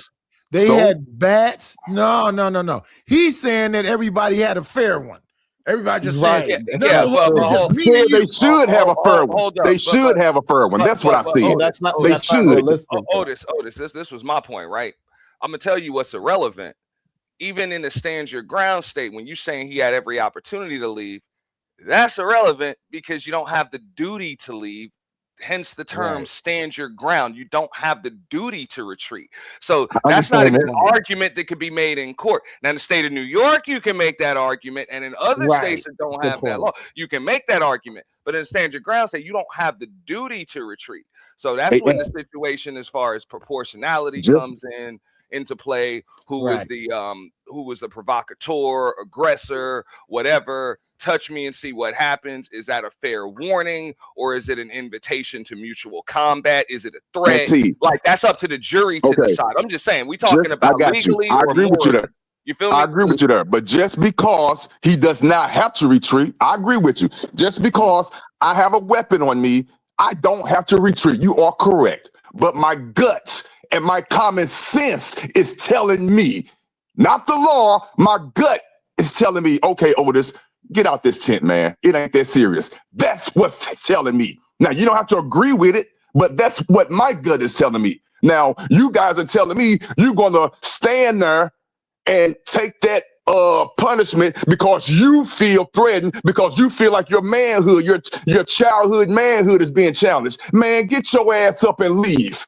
I don't care what y'all think. Get up and leave, man. Hold on. Yeah. Let me test this logic. So, Otis, if somebody comes up to you and pushes you and try to take your bag, what you gonna do? You gonna run away? In high school or in this situation right now? At me being 55. In high school? Today, right now. today, right now, somebody, and I'm in public, and somebody take my bag. Somebody Yes. grabs your bag and pushes you. Are you going to run? No, hell no. Nope, I'm not. Why not? Why not? Why not? Because I'm a grown ass man and I got my weapon on me. I'm a fuck a motherfucker up. But in high school, I don't have that option. In high school, I don't have that option. In high school, I shouldn't be thinking that way. What do you not understand? I should not be thinking that way in high school. I'm a grown man on the streets now. If you touch my shit, you're getting dealt with. But in high school, you go to the appropriate authorities. That's what I'm saying. Wait. Period. And I'm going to stand on it. What the hell wrong with you? Otis, 1 second. This is crazy. Eddie invited me to the tent. I'm up under the tent 6 to 9 minutes. Ain't nobody saying nothing to me. We just having a conversation. Then the two Metcalf brothers come who already got a history of doing fucked up shit. This is crazy. Damn it. They standing over me. I'm seated. I'm not pulling a weapon. Somebody grabbed my bag. You know what I thought it was at first? I thought it was just Austin saying, get out the tent. Now they saying multiple people was telling them to get out. They're not just saying that now. That came up in the case that multiple people told him to leave and stuff like that. But he really didn't violate he wasn't trespassing, right? He wasn't trespassing, right? Or any of that stuff. And none of the people that told him to leave had the authority to tell him to do so. So did he have a right to defend himself? Absolutely. But then when they bring it up in court, it's like you pulled a knife out of your bag. Like you didn't just pick up the nearest thing. You know what I'm saying? Like whether it was a brick or let's say he pulls a pen, like a big pen out of his bag, something that's normally in a book bag, and then stabs him with that. I think he actually beats the charge in self-defense with that. But the fact that swing with his arm, swing with his fist. Why didn't he fight with his fist? Why didn't he get jumped on and fight with his fist like we did back in the day and live and talk about it? What happened? He has very little chance. Come on, bro, man. What was they going to do? Stuff him out? What they was going to do? Stuff him out? What's the worst thing that could have happened with a fist fight? The worst. You think they was going to stuff him out and he die? Hey, Otis. I would agree with you from the perspective of a parent. Hold on. Let's slow this down, right? So before Auntie, because Auntie's going to be able to answer properly about what's the worst can happen when you getting jumped by two grown men on bleachers. It's a lot that can happen to you. Now they're grown men. I got you. Now they're grown men. Got you. Hold on. They are the size of grown men, but yeah. Let me just read this. Phil James, the Metcalf brothers were there before Melo. We just watched the video. That is not true. Karmelo was there before the Metcalf brothers. Yes, correct. We just watched the video. So Phil James, you are mistaken with that. Talking to his friend Eddie. That's already been established that he was there already before they got there. And the video I have, you can see them coming up later. And it's one brother with a couple of people at first, and then the other brothers behind him with a couple of people. All together, it's like 5 people that came all there together. Then they get up under the tent and they get into whatever this is. It's sad that it's grown people up here saying the things that you're saying. And you're saying you walking around with that thing on you because you scared. Because you're scared, but you're also ready for action too. So the two things can be true at the same time. I would say this much: if you really that scared, you wouldn't leave the house and go to a school on a Saturday. You know, like you wouldn't go to a school track meet on a Saturday. You stay your ass home. That's one thing you got to go. If this were during normal school hours where you actually have to go to school, you might have had an argument for that because you're being bullied in some place where you got to be. But this is a place where you chose to be. So how scared are you if you still chose to be there? But he was at a track meet because he was running that day, correct? I don't think he was running that day. Yeah, he was running that day. He was at a track meet. The other two, and he can run because you can tell when he ran out in them bleachers how fast he can run. He can run. We know he can run. He should have ran sooner. We don't know nothing else. He should have ran sooner. You know that. He should have ran sooner. Instead of putting his hand in his pocket with the knife, he should have ran sooner. You said something right for the first time. And also, let me say, we need more likes and shares, please and thank you. I appreciate everybody It should be no reason why we have over 200 people and not over 150 likes. We're not even at 100 likes. Please, you probably forgot. I appreciate everybody that's being here, everybody that's commenting, but make sure you please hit the like and the share button. I think much appreciated. Also, shout out to the Cash App. It says I got him. If I needed the Myron, I got him. I think Myron has been wilding out.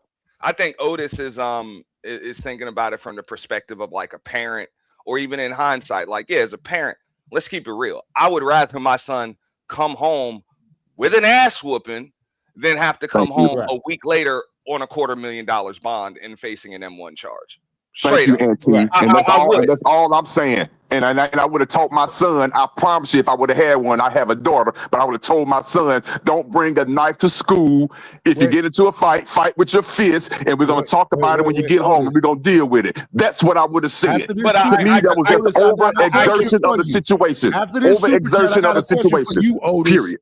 Hold up, before you ask that question, I want to just kind of compound on what he just said, though, because look, even when we was growing up, Nidus, I'm sure you can remember, like, nah, man, look, if you was that scared, that's why you roll with your homies. You know what I'm saying? Like the homie, we make sure each other get home. I know even Sharon know that. Like we gonna walk the homies home. Like for real, like you walking home in a group. The only person that got to walk home by itself is the last one. He got the shortest distance to get home. He got the shortest. That's it. But other than that, ain't nobody walking. You ain't walking through the hood. You damn sure ain't going to these functions where you behind enemy lines and there's other schools there without your homies right there. That alone is usually enough of a damn deterrent, because it's easy for a bunch of people to walk up on one person that's by themselves than they are to walk up to a group. Because even if they feel like they can win the fight, they still don't want to get into it. You know? Great point. But if it's just one person, it's easier to try to punk them. So it's like, if you really that scared, where your crew at? You know? Freedom. Otis better teach his grandkids this is 2026. Kids have it on them. Whew. See, now let's be real. In that town, Otis, 2 white boys. Hold on. I'm addressing the Cash App. Chill out, old man.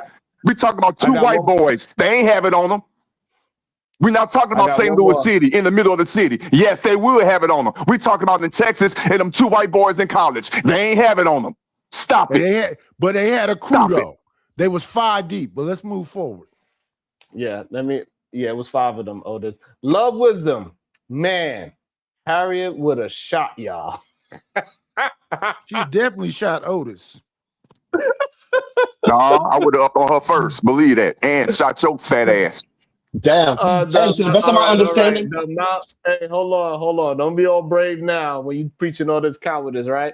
I'm brave to the old people. I'm brave to people that's over 25. How about that? That's what I'm brave and tough with. Not no damn kids. Stop it. We can do this all day. The amount of cowardice is astounding. Sorry. The black community got more grace to the aggressor than the child who defended himself. I just hope this never happens to y'all. Woo. Now let me get to the question I wanted to ask Otis. And Otis, you look too much like a nerd with them damn glasses on. I'd sweep you and take your pistol. But anyway, when it comes to them young folks that you have some involved, it ain't never gonna happen. After Otis, it's $2 for every F-bomb. So no, I'm sorry. I sent it to you. $5. I sent it to you. My apologies. I'm sorry. And I didn't mean to call you out your name, Nidus. I'm just having fun. I apologize. I'm perfectly you got $6. You got $6 in reserve, Knight. And I got you. No, charge him $5 still. Here's the thing, though. What's up, man? When I see a Don-Notch dark-skinned man with glasses yelling at me, I don't even think about it. But I want to ask you this. Do you make sure you get your grandbabies into some Krav Maga, some jiu-jitsu, some boxing classes, some karate? You take them to the range so that at least they have the confidence to be able to throw hands? Yes. The boxing aspect, not all the karate stuff, but the boxing aspects, and also to try their best to have self-control. I know it's hard, but try their best at that age, because it was hard for me at that age, to be perfectly honest with you. Well, yes, to be honest, that's why the karate and the kung fu and the jujitsu makes sense. I know I put my son in that when he was 5 years old, and that's really what they teach you. That Good father. self-defense That's a and good father right restraint there. as well. You know, Mhm. now granted, that didn't stop my when he was a teenager. I had to pick him up early from school. I just put that in the chat. I had to pick him up early from school because he beats. I don't even know how it started, but he beat some boy so damn bad. The boy ended up in the damn hospital, and all they did was just suspend my son for fighting. But I was thankful they ain't pressed no damn charges because Mhm. Mm. you know. Yeah. But And let me shout chances out. are the charges wouldn't have stuck. That's why they didn't press none. You know what I'm saying? It was probably just a fight, and the other boy just lost. I didn't know. I didn't even want to look at all that stuff. I'm like, I ain't gonna look at it unless some charges come. Whatever. Hey, it's all Tay good. Tay. Shout out to Tay Tay. Thank you so much. Don't be brave now, Otis. We know you would have ran if that white man told you to move. God damn, Otis. You would have moved if that white man told you to move? God damn. Yeah, probably so. Them words Yeah, don't yeah. bother me, bro. He'd have That's why got I'm sitting here little. talking He'd to have you got now. That stuff little. don't bother me. I'm He'd good. have got Whatever little. y'all want to think, that's fine. But I'm here, and I wouldn't have been charged 35 years. I know that. My son or daughter or nephew wouldn't have been charged 35 years. My son or my nephews wouldn't have brought a damn pocket knife to school. No, none of that would have happened. Yeah. No, And and I'm why sure don't that. you talk? And what about? I mean, when we after I finish reading this, tell me what would have happened if you was on the other side. You're not uh the retaliator. You are the one that your nephew is the aggressor. Talk about that. Phil James, continue to do research and find the truth. The Metcalf brothers were under the tent and seated 3 minutes before Melo. Also, nobody was behind Melo or to his left. He was not surrounded. Interesting. Phil James, you are clearly slow. I don't know what special But maybe you got classes you information need. that we don't have. We saw the video. Because people do their research is listening to people on social media make stuff up. I don't Listen, even know what that video proves. Yeah, a bunch of people stood up and fight. Like that happens. Like whenever there's words, it gets loud. One person gets shoved or Right. another. People stand up to start watching. So we really don't know what people are saying Yeah, or people- what they're Exactly. doing. Who's People have- actually the aggressor? I'm not saying that's not the case. I'm saying we can't concur that from the damn video. Yeah, but here's the thing. Right. And see, Phil making some James. sense. Phil James, go look at the comedy hype video where you see that Melo was under the tent before the Metcalfs come in. You see them come into the football field way after he's already there. Him and Eddie are there just sitting and talking. I don't know what clip this is that Sharon has, but go get the comedy hype video where Carmelo's in the tent talking to Eddie for all this time. And then at the very end part, you see some people in ponchos with umbrellas. It's raining. And then you see the Metcalfs. First you see Austin and somebody. Then you see Hunter with another group. All together, it's like 5 of them. Okay. Let me also welcome into the show Cam. How you pronounce that? What up, though? Cam the Ruvini. Cam the Ravini. Good day, Cam the Ravini. What is your thoughts on this whole situation now that the video is out? Did it confirm your bias, or did it make you reconsider what is the 35 years? Well, I want to start by saying I do appreciate you titling your show this, because as men, if we are wrong, we got to hold ourselves accountable. Second, it was no real bias in my opinions on it. My whole issue is just the justification of the murder in itself. I believe that was what we were having the main issue about at first before I was kicked off from your last show. Mm-hmm. And so now, do you still? And let's try not to use the M word if we can. Let's try to refrain from it. We can do a good old show. Of course. We do a good old show. I don't think we use any trigger words today. So do you still think that 35 years is justifiable even after this video? After the video, he's lucky to have 35. It should have been 50. Oh my God! See, you lost me there. Hey, No. Wait. It should have been 50. Hold on. He said Let him Calm explain. down. Calm my Let him down. explain. Let Let him him talk. explain. Let he's him saying talk. after Hold the on, Keep y'all. on video. Hold going. on, y'all. Now, Hold on, can y'all. he Let him elaborate explain though? so we Because can he says understand. after the video. Yeah, That's what I'm saying. let Why him After didn't the get a the chance to video. video explain. justify more time? Wait. After Let's the hear. video Let's came listen. out, yes. Wait. The Let's listen to video PM proves Dawn. Hold on, nothing y'all. new though. What is he talking about? Yeah. Hold PM on, y'all. Dawn. What made you think 50 Let's try to years get would have been better? let's try to get an Because it argument. was Go ahead, Cam. unprovoked. Because the murder was unprovoked and was unnecessary. No That was a deletion or blatant and justified unaliving. murder. Hold up, Sharon just asked you not to use that Okay, word. okay, hold on. Deletion or unaliving. Hold on. My Cam. apologies. My apologies. And, stop, I'm new to and also, YouTube. Cam, if you can't stop, Cam, and also if you can't stop moving around so much because you have a lot of background. Thank you. Yes. So now, start again. Don't use the M word. Why do you think 35 years is not enough so we can have an understanding? Well, the unaliving was by the video evidence was unjustified, unprovoked. It was unnecessary for him to pull out the weapon and commit the act itself. Okay. It was a do you believe random somebody- excuse of self-defense. And Okay, Cam. based on the evidence, I believe he should have had 50. Cam, do you believe Karmelo was assaulted? No. What? It's pushing somebody assault.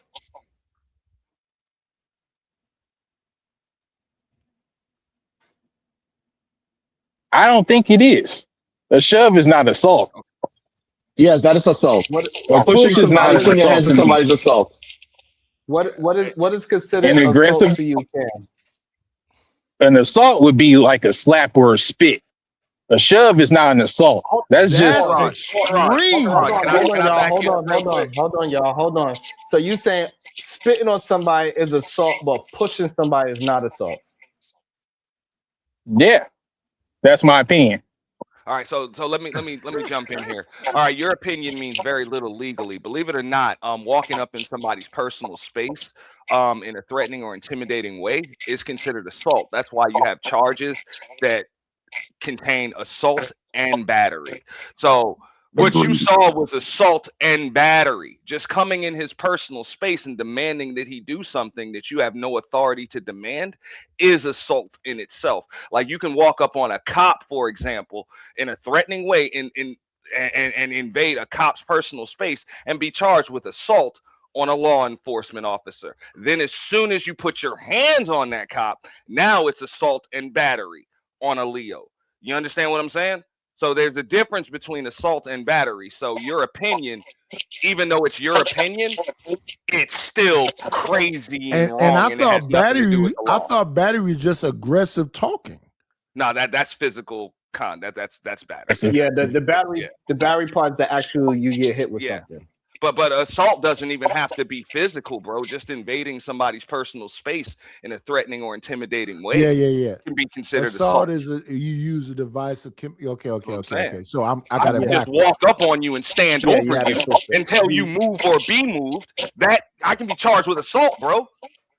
Yeah, assault is Might not necessarily stick in court, but I can be charged with it. Yeah, so man, I got it backwards. That is true, but as men, we really don't think like that.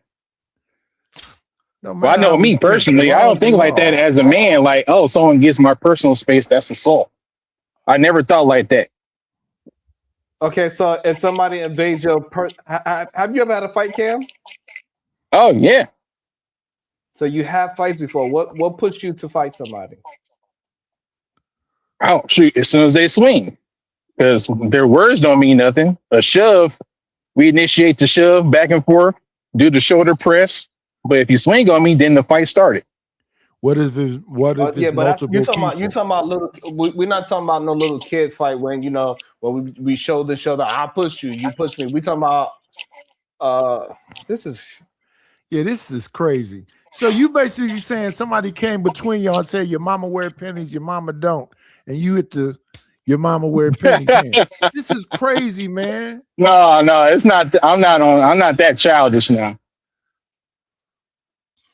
I'm not talking about fights like that. But Like just randomly, just someone comes to me and second. Cam, have fights not happened behind that right there? of course, but not as high schoolers. 17-year-old, yeah. No, not They as fight behind nothing. Oh, they do. Yeah. So why did Karmelo pull out the knife then? If it was a fight, if it was gonna be a fight about, listen. People who pull out weapons and people who bite you do that because they're scared. Yeah. And we talked about that a while ago on Sharon. So look, I mean, look, he was obviously scared, adrenaline's pumping, whatever. That's why I mean there were some things that were left off the docket. As far as him possibly being, that's why I say he was overcharged. There should have been some other options. There's sudden passion, like I said, negligent homicide, manslaughter, things that don't necessarily carry 35 years. You know what I'm saying? That should have been options for the jury. And then I found that the jury also had a say so in the sentencing as well. So there's just there's a lot more to it. I think he's going to have some grounds for that appeal. Yeah. They did give him another option. They give him manslaughter also. That was another option. Ronald. No, I agree with Ronald. He's right. They did give the jury that other option, but there should have been even more options than that. Yeah. And Ronald, respectfully, drop. We'll talk tomorrow. I don't want to hear your voice no more. And then they're going to look at even more things as far as the competence of his defense, the lack of objections, when objections were made. Trash. Like they're going to look at a lot of things when it comes to that appeal. That's why I mean, if you look at it, he has some decent grounds for an appeal right here. When it goes to just the way things went down in court. 100%. He got a lot of 100%. There's a lot of things situated with that. It just doesn't sit right at all.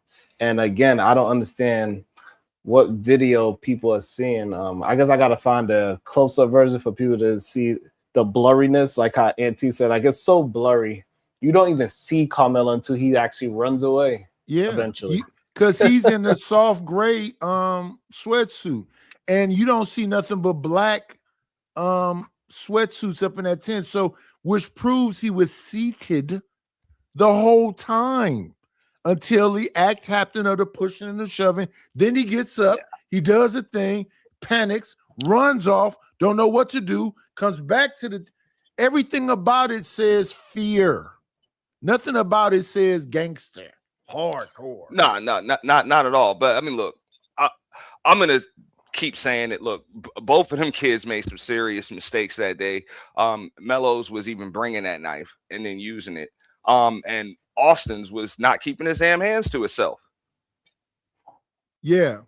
Like once the hands start happening, the adult needed to be contacted. Yeah, that shouldn't even have happened. If this boy is sitting somewhere where he's not supposed to be seated or whatever, that's when you go get an authority figure to enforce that rule.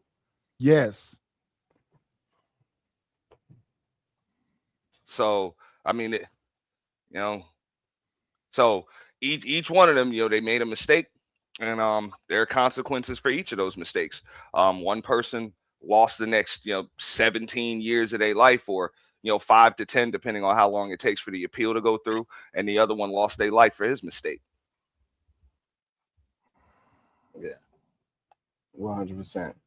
So it shows that was Karmelo. When do the brothers come? Are they there already? Does it skip to where they were on the video? You got they already there. That's why I'm finna send you this one. I'm finna send you this one in the back chat. Oh, you could just share it, Knight. If it's no audio or nothing. Yeah, you can just mute the audio. Let me see. There we go, right there. Yeah, I don't know. Okay.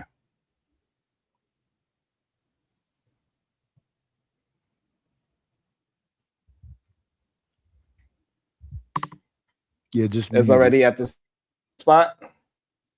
No. It shows that Karmelo was sitting in a tent way before the Metcalf got there. Let me find the spot.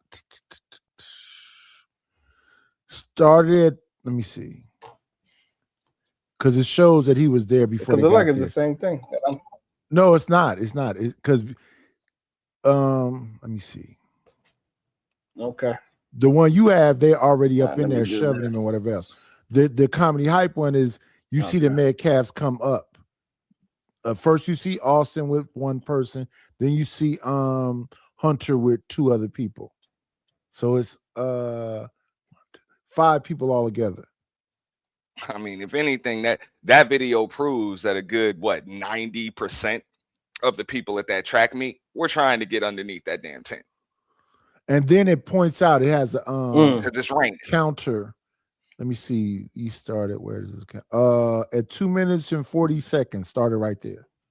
Yeah, we're gonna let it rock out. So it's got pointers and everything. This one's showing a whole lot more. Yes. So this one is pointing out, and so well, I'm even looking at the caption with the captions that they put up. I don't even know if I don't even see how they infer that. With even with that, 'cause you can't with see the nothing, arrows, dude. you still can't see Karmelo because he's That's what I'm saying. seated. You can't see anything, and you don't know what's really being Sorry, said. beautiful. And even when you zoom it in, it's even worse. That's You such know, a cute thing. so the resolution is even worse. So it's like, But what this is showing is that the You Metcalfs up aren't late? even there yet. He's just under the You tent. late. When the Metcalfs come into the video, you'll see how they came. Right now, everybody just talking, standing over Karmelo. You can see him kind of seated. He got the gray on it, but he's sitting down. And the Metcalfs are not there. So who Philip James is, the Metcalfs aren't there yet. When they come in the frame, I'll tell you. He's there along with Eddie talking.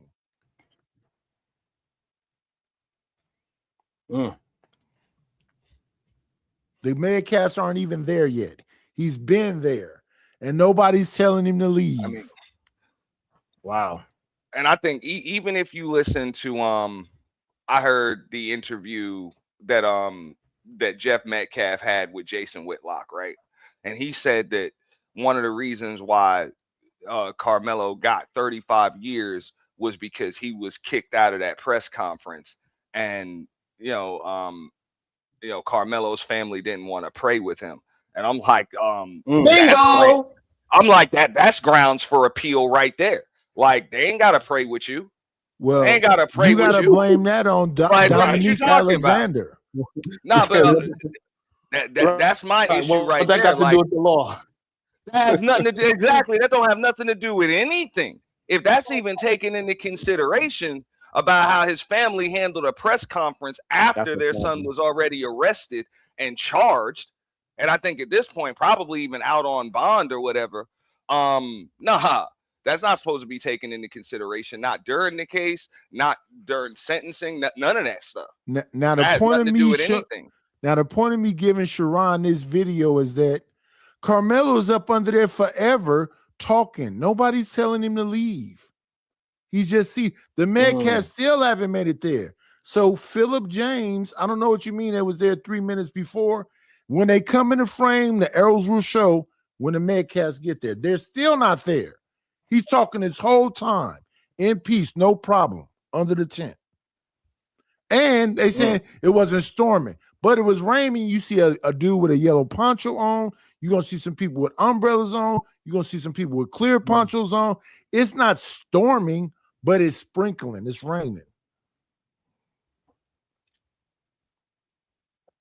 Yeah, from my understanding, Karmelo was an alternate runner that day.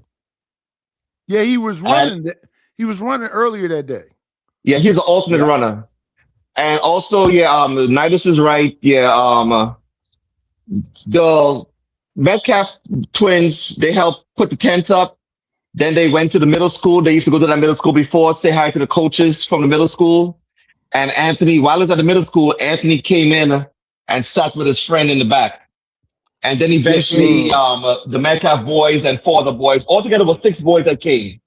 So the Metcalf boys and 4 other boys. So now they're under there, and you saw the clip shows when the argument begins. But he was there way before the Metcalfs got there. And it's giving you, they showing you the arrows, they showing you when the argument happened, they show you when they came later. So they point the arrows right now. They showing you the Metcalfs are standing up. Karmelo is still seated. You don't even see him. They pushing him, they shoving him, they messing with his his book bag. His book bag, yeah. He strikes back, then he run up. That's when you first see him. And then you see somebody chase after him, stops and run back. And now that you can see that boy is fast. And he panicking. He don't know what to do. He didn't leave. He's just wandering around. Bro, you think it's a different you think it's a different result if he pulls a You see damn two pin? people, 3 people, 4 people chasing him now. Hey, Knight, if he, let's say he doesn't pull a knife out of his bag, what if he pulls a pencil, a pen, or a protractor out of his damn bag and stabs him with that? You think it's a different result? Nope. Really? No. It makes more sense to have a pen or a pencil or a protractor. My understanding about where that trial happened at is a sundown town. He's in Texas. Now look at him. He don't know what to do. He's going right back to the tent almost. That's how delirious. Y'all just be saying stuff, man. It's a sundown town. We are looking at it. We are looking at it. And listen, this is a thing, respectfully, Tether, you don't understand about FBAs. We understand the country that we in and how these people look at things. You never gonna get a fair shake. The thing that was special about O.J. Simpson was those white people looked at O.J. as not being black. They looked at him as being O.J. Until that blonde-haired white woman ended up being deleted, and all of a sudden, O.J. was black again. But hold up. Why do people compare this to the OJ case? Number one, that's a totally different state. Number two, let's keep it real. OJ got off of on multiple technicalities. Yeah, because he had enough money to have 5, 6, 7 lawyers. Yeah, but at the same time, those are technicalities. You got evidence that was tampered with. Well, here's the thing. Yes. And compromised police, and it's all types of technicalities. That really got him acquitted. I forget his name. True. What's the dude? Cochran? No, Mark Furman. Yeah, if Mark Furman wouldn't have said the N-word, OJ probably would have been cooked. But since you made it racial, Mark Furman, and Robert Kardashian, Kim Kardashian's daddy, and a good clever pimp talking, if it don't fit, you must have quit. Yeah, but that was also like that raises the doubt or suspicion that was more evidence that was planted. The glove was likely planted because cops had taken blood home.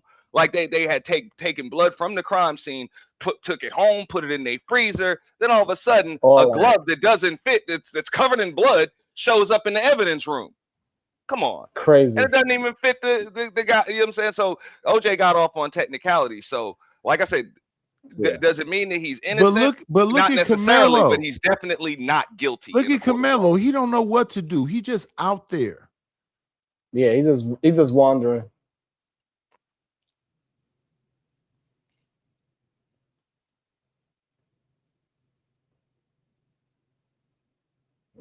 He just wandering around. Yeah, just fear, scared. What did I do? Is he alive? He asking the police that. Is he okay? Is he alive? And all we really just having a conversation about what us three, me, Knight, and Ant, we just all believe that 35 years is excessive. Excessive, yeah. Sometime, yes, but 35, damn. For He asked the That's police ridiculous. literally. He said, "Did I mess? Did I?" Is he, He is asking he him, okay? "Is he okay?" That yeah, shows 'cause remorse right there. well, it also shows It that doesn't matter. he doesn't know that's It does a matter. fatal strike that he landed right there. He didn't, he obviously didn't. How Like, can you okay, say him showing remorse doesn't matter? He opened up a knife, put it towards somebody else's Answer my chest. I question, thought you please. left, Rono. I said Please Oh, answer the I'm respectfully. still We don't question. want here. to hear your mouth no more. Please answer the question, bro. That is crazy. How can you say somebody that is showing remorse doesn't matter in the case that he got 35 years? What's going on, Uda? Good day to you, Did they Udo. show he just because he asked those certain questions, man? When the just like Auntie said, when the father wanted to go there to the press conference, didn't they kick him out? Right? yeah, Is that showing remorse over there? No, wait. We All already all had these that. things. We're not Wait, talking about. Nidish, why Rono. don't you Hold shut on, up? You hold might on, learn something, hold Nidish. on, Come on. hold on, because you asking. Hold on. We talking about Carmelo. We ain't talking about his parents. Yeah, we're Okay. not talking about his parents.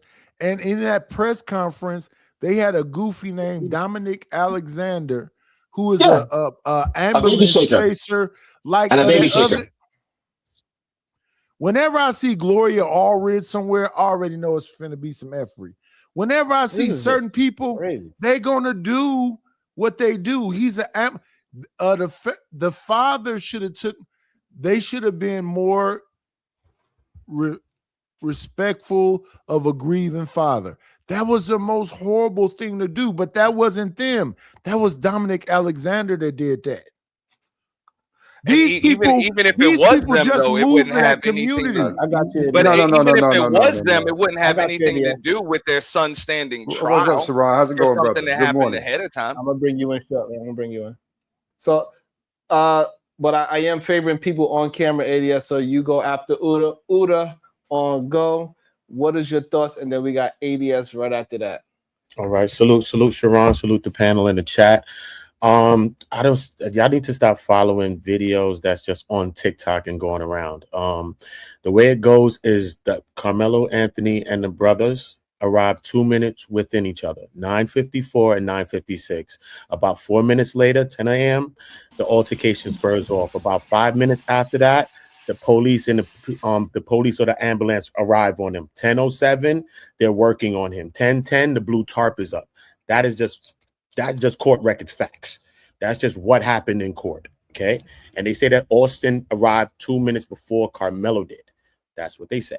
So that's just facts based on court records, period. You know what I mean? So that's not what we Hold on. guessing. Hold on. So based on court records, Austin was there before Carmelo. Yeah, 2 minutes before 9:54, then Carmelo at 9:56. The altercation spurs off at 10 a.m. So 5 Uda, minutes later, the ambulance comes. So Uda, so when we watching the video, we see it contradicts that. What do we? That's What do we say timelines, to bro. that? That's just things getting mixed up, bro. That's somebody putting that there. Ain't nobody wrote that in there in court. That's somebody got their own mind, and most likely is that person even in the court that's speaking.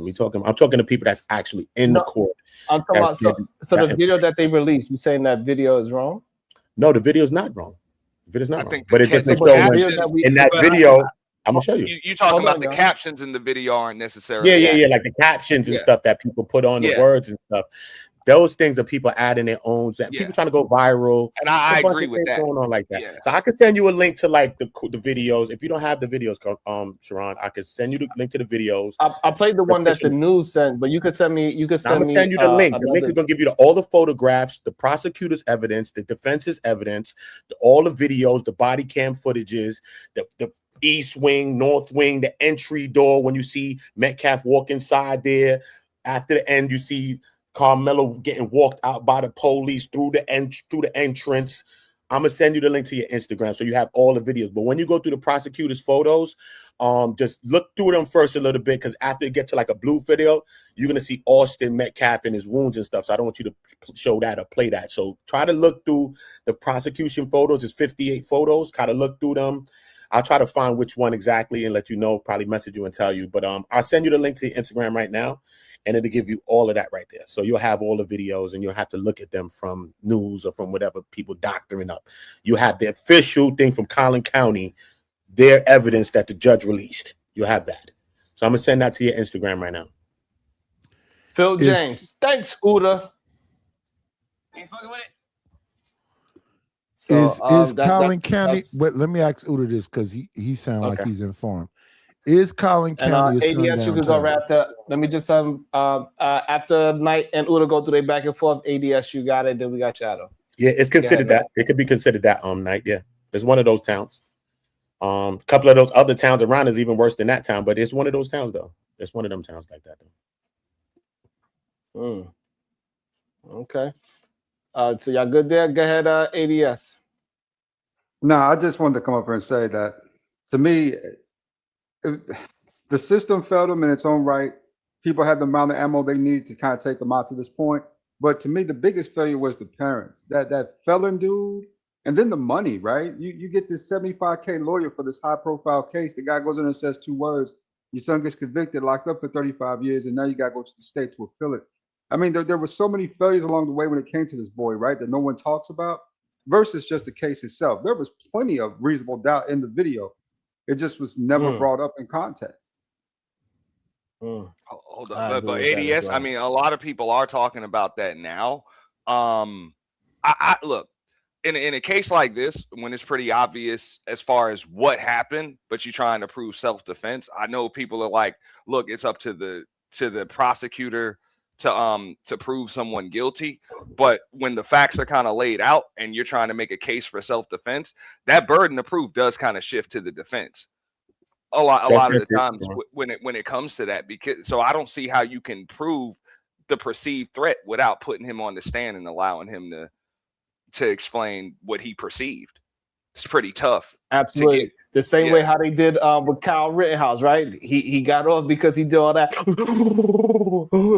all that fake crying that nobody even believed the tears was real. But because they put him on the stand, he started doing all that crying. Hey. He actually had a much better case. That's why he got off. Did the Chinese guy have to take the stand? Did the boy in New York who murdered the Michael Jackson impersonator, did he take the stand? I think he did, didn't he? Or did he not? Hey, again, you're talking about you're talking about different cases in different states with different circumstances, dude. It's laying out one particular thing, though. They all points to one particular thing, Auntie, that you are not protected underneath the law. You know what I'm saying? You're not worthy of protections underneath the law. There's about 10, I mean, this has happened across every president. It's been happening now, shit, before I was born, right? This type of stuff. So it just comes to show one particular thing, that Black men aren't protected, you know what I'm saying, underneath the law. Maybe they don't feel like we're worthy of something, but this is across the board. And that's the bigger issue. It kind of points to this case too. Even when you do live, right? You defend yourself, you live. You still going to jail, regardless of the fact, right? Not necessarily. Like, let me explain. Okay, so there was a case, what was it? Before you explain, let me just do this. Let me just do this chat real quick. Kim West, Shadow, I know you're not gonna let this blasphemy slide. Get on them. I sent it to your Instagram too, Sharon. So you got a link in the Instagram.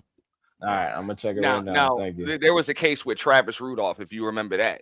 Some dudes came to his house over some other stuff, beat him up on his front porch. That was all on porch cam and everything else. He goes in the house, you know what I'm saying, gets his semi-automatics, chases them when they're driving away, and there's a fatality, and he wounded somebody else. He beats it in court, does not have to take the stand, but he doesn't get off because of stand your ground.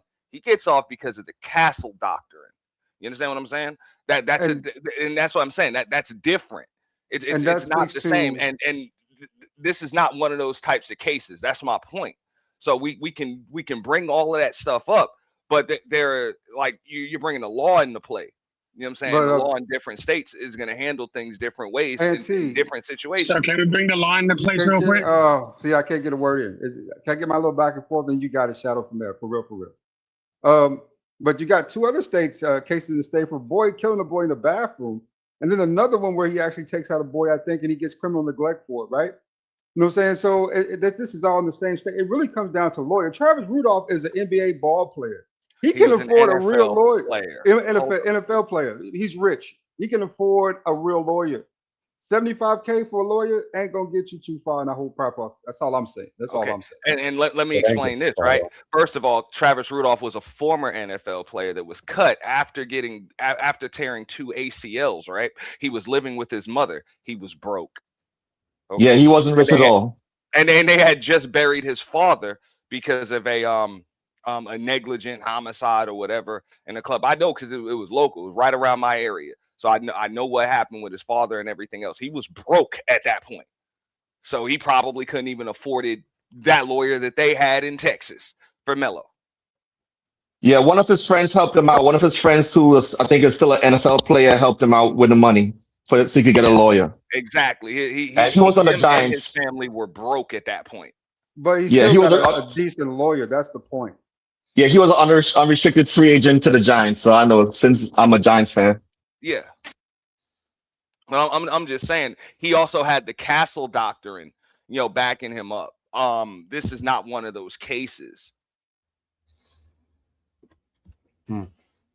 Yeah, so we can't keep on just looking at all these different cases in different states and cry racism. Look at this case. How come this person got this certain amount of years? It's all different. You got different lawyers, you got different judges, you got different Ronald, can you please juries. stop muddying the It's all waters different. just to muddy them? Please don't No, just no, muddy. I'm trying to put some common sense I into mean, this I get that you want to be You're conversation, not bro. logical, putting Ronald, but where do context. you You get don't want out to You're learn this? not putting anything. context. Where do you Okay. get out You're building not putting this context. gangster You're just ground? muddying the water. Yeah. Facts. Because I'll be Buddha, I looking didn't at get cases your. that's in Collin County. You didn't get the link? You got the link, right? Yeah, I got the link. Send it to your Buddha, computer. what is your thoughts? What is your thoughts on the 35 years? I didn't get your initial position. You think that he deserved the 35? Or do this video shows you make you reconsider your position? Like, what is your thoughts? No. I just think that I don't think his intention was to go there to do that, right? That's the first thing. I thought at max, if he did get convicted of the M, I thought he'd probably get about 20, if that. Judged on a few other cases because I've been doing a case by case comparison, not of things that happen all around the world, of cases in Collin County. So I've been going through a few cases in Collin County court. One was a guy named DeRay Sims and his wife Morgan Sims, and she poked him up inside the bathroom. My bad. She popped him, and then she blamed it on the 2 kids. The kids was 2 and 6. She left the house. They found him in the house with the 2 kids, 2 and 6 years old. She got 10 years probation. You know what I'm saying? A couple of cases like that happened kind of in Collin County where they didn't even get jail time. They just got like probation and stuff like that. You know what I'm saying? But in her case, she did go up and testify for her own self, though. You know what I'm saying? She did go up. She blamed everything on him to say, nah, it was like a domestic thing. It was years of domestic stuff. He kind of popped on her in the bathroom and she went for the blick and hit him, bong. So it was like her own side against whatever the prosecution, but the prosecution was seeking about 20 plus years for her. You know what I mean? So based on a few Collin County courts cases that I've seen, I don't think that he should have probably got the 35 years. I think it's something that happened more in the spur of the moment. But then when we think about when you're poking somebody in the chest or your neck or something like that, it's like, what kind of situation do you think it's going to be? You know what I'm saying? 9 times out of 10, there's a high probability that a person can pass away if you want to poke them in the chest. So I can understand how some people could see that, or maybe even the jurors, maybe sometimes. But I don't know, But man. I intent think it's matters, something that Udo. happened between 2 young people. I don't think that Austin knew when he was putting his hands on Karmelo that he was going to be unalived, and I don't think that Karmelo knew that when he poked him, he was going to get 35 years, man. I just think that it's a loss on both Wait, sides. hold up, Udo. You got 2 kids fighting, right? Another kid grabbing your backpack, and you grab your knife. You swinging that knife. I don't think it was intentional at all that Austin got deleted in this case. I think it was very unintentional. I think it was That's what I'm just saying. right there in the moment. It's But you spur of the kind of moment. spoke to you said that Melo poked him, right? Like it was intentional. And I at the end of the day, I'm not sure how intentional it really was with 2 boys fighting and another boy grabbing your bag. I mean, Yeah, that's all I'm saying. You know what I'm saying? So there's I see. reasonable doubt there that this could have been criminal neglect, Yeah, 3 years yeah, versus 35, right? I see that. But look, also though, they were 30 saying that years. because one of the people testified, one of the Yeah, witnesses with testified the that negligent Austin went to homicide. put him in a Right. football move and grab him, right? So Carmelo's sitting down the whole time, so he's on a bleacher low. So for Austin, he's a 6'2" boy or something like that. He's like 6'2" or something like that, right? So for him to even move forward, and they also testified that he was moving with a force towards Karmelo, even so much so that he knocked Eddie out of his seat, right? His friend Eddie. So now he's going to grab him. So if you're going with emotion to pick somebody up straight like this, because he's going with this football move that you grab like the jersey like this to pick somebody up. So if you're going like this with emotion, but then you go into bend down, right? Carmelo's already probably pulling out the weapon. So that's why even this white woman that's in the court saying, in front of the court, saying like he could, like the momentum, he kind of going towards you, you just pulling out the weapon. You see what I'm saying? So him coming towards you and you pulling out the weapon, it kind of is like a collision at the sense, you know what I'm saying? Not so much you poking him, but out of Carmelo's own words, he said that he did it. You know what I'm saying? So when we listen to his words, maybe if he don't say something in these words, his words is saying that he did it because I told him not to touch me and put his hands on me. You know what I'm saying? Because it seemed more of an incident like he's coming towards you, he grabbing on you, because Austin was also told by another classmate that was right there, yo, chill, don't do nothing because he got something in that bag. He's like, what? He ain't got nothing in his bag. This Frisco. That's what Austin said. You know what I'm saying? So Austin was negligent to even somebody warning him and telling him, yo, chill. He got something in that bag, I think. What? He ain't got nothing in that bag, man. It's this Frisco. And then he make his move towards Karmelo, moving fast, like the witnesses testified to. He grabbing on him, reaching down to grab him. You just reaching down to get you. If I poke up this right now, you reach down. You poke, bro. Right? So just the momentum as well could be why he got poked so deep. We understand that when the both heart of them is are moving forward. Yeah, and, when both of them are moving forward. Momentum, you know what I'm saying? But Momentum. at the same time, it wasn't just he wasn't just negligent, he was ignorant, because he said to Karmelo, if I'm not mistaken, he said, don't be acting like you got something in your bag. That's what he said. He said he ain't got nothing. He told the next guy he ain't got nothing. It's But he even said that to Melo too. Like, don't be acting like you got something in your bag. Yeah. And another thing, that's when they was like, touch me and see what happens. And also that's how they teach you in boxing, right? The other person actually knocks themselves out with their momentum. That's why you weave and you turn in, and then they faces coming towards your fist. That's how people usually get knocked out. So that's kind of similar what Uda's talking about, when the force of the other person coming at the knife is what made it go so much more deep. Because we talking about a man that just they saying that he had shoulder surgery just recently. So. And he's only 130 pounds, and you know, there's a lot of ifs that had to make this thing happen so seamlessly. Phil James, the jury decided on unalive. Then sentencing was also done by the jury, and they had to decide between 5 and 99 years. They don't get to look at the comparable cases. Okay, that's fair. That's true to a degree. The jury can request to look at comparable cases. They can pretty much request any information that they believe that they need in that deliberation room. So, I mean, once they decide on M1, that's their option. And 35 was kind of standard once they came to the M1 conclusion. Damn. That's why I believe he was overcharged. I'm with Uda on that. Like, there should have been sudden passion right there, because it's quick. It's bang bang. It premeditated. There really is no thought, in there, and he doesn't know that he's using lethal force. He doesn't know that he's using lethal force. And also, negligent homicide, manslaughter. Those don't even carry 35-year sentences. So that's all I'm saying. I think there's grounds for appeal. Yeah, I believe so too. Shout out to Miss Bree. Thank you so much. Karmelo Anthony, attorney, used to have a law practice with the prosecutor. Plus, he was an ex-prosecutor and is known for convicting number of African Americans. What's IGE? Known for convicting a large number of African Americans. Large number of African Americans. Damn. So that could kind of go to shows with the railroad situation, right? I could go with the railroad situation. There's a lot of stuff that's going on. The bad thing is that the defense, I just think that the defense the defense was lackluster, you know what I'm saying? And you got to understand, for him Absolutely. to have anything with appeals, regardless if he has an appeal, which is going to probably take like 6 years alone. But Yeah, I'm just correct. saying though, but the whole thing that all of the motions and objections and all of the things, even if the judge says sustained or overruled, doesn't matter. You got to bring up everything on the record, everything in front of the judge. This is what helps you on appeal. And I just think that they were so lackluster. They didn't bring up a lot of stuff. They didn't bring up a lot of motions there during the trial. And I think that's kind of hurting him, even when it comes down to appeals and stuff like that. I think he's hurt on that. So now, do you think that that was purposeful as well, so that he could harm the appeal? It would seem that way. It would seem that way. You know what I'm saying? Some people calling the fixes in. It would seem that way because how do you represent your client like this? This is not even representing him. Hey, you know what I'm saying? then you got malpractice. He'd have been too, better though, going right? in there with a defense like this. Huh? No, I'm just That saying was his you got defense. malpractice too, though, in that case. Come on. It could be. It could be.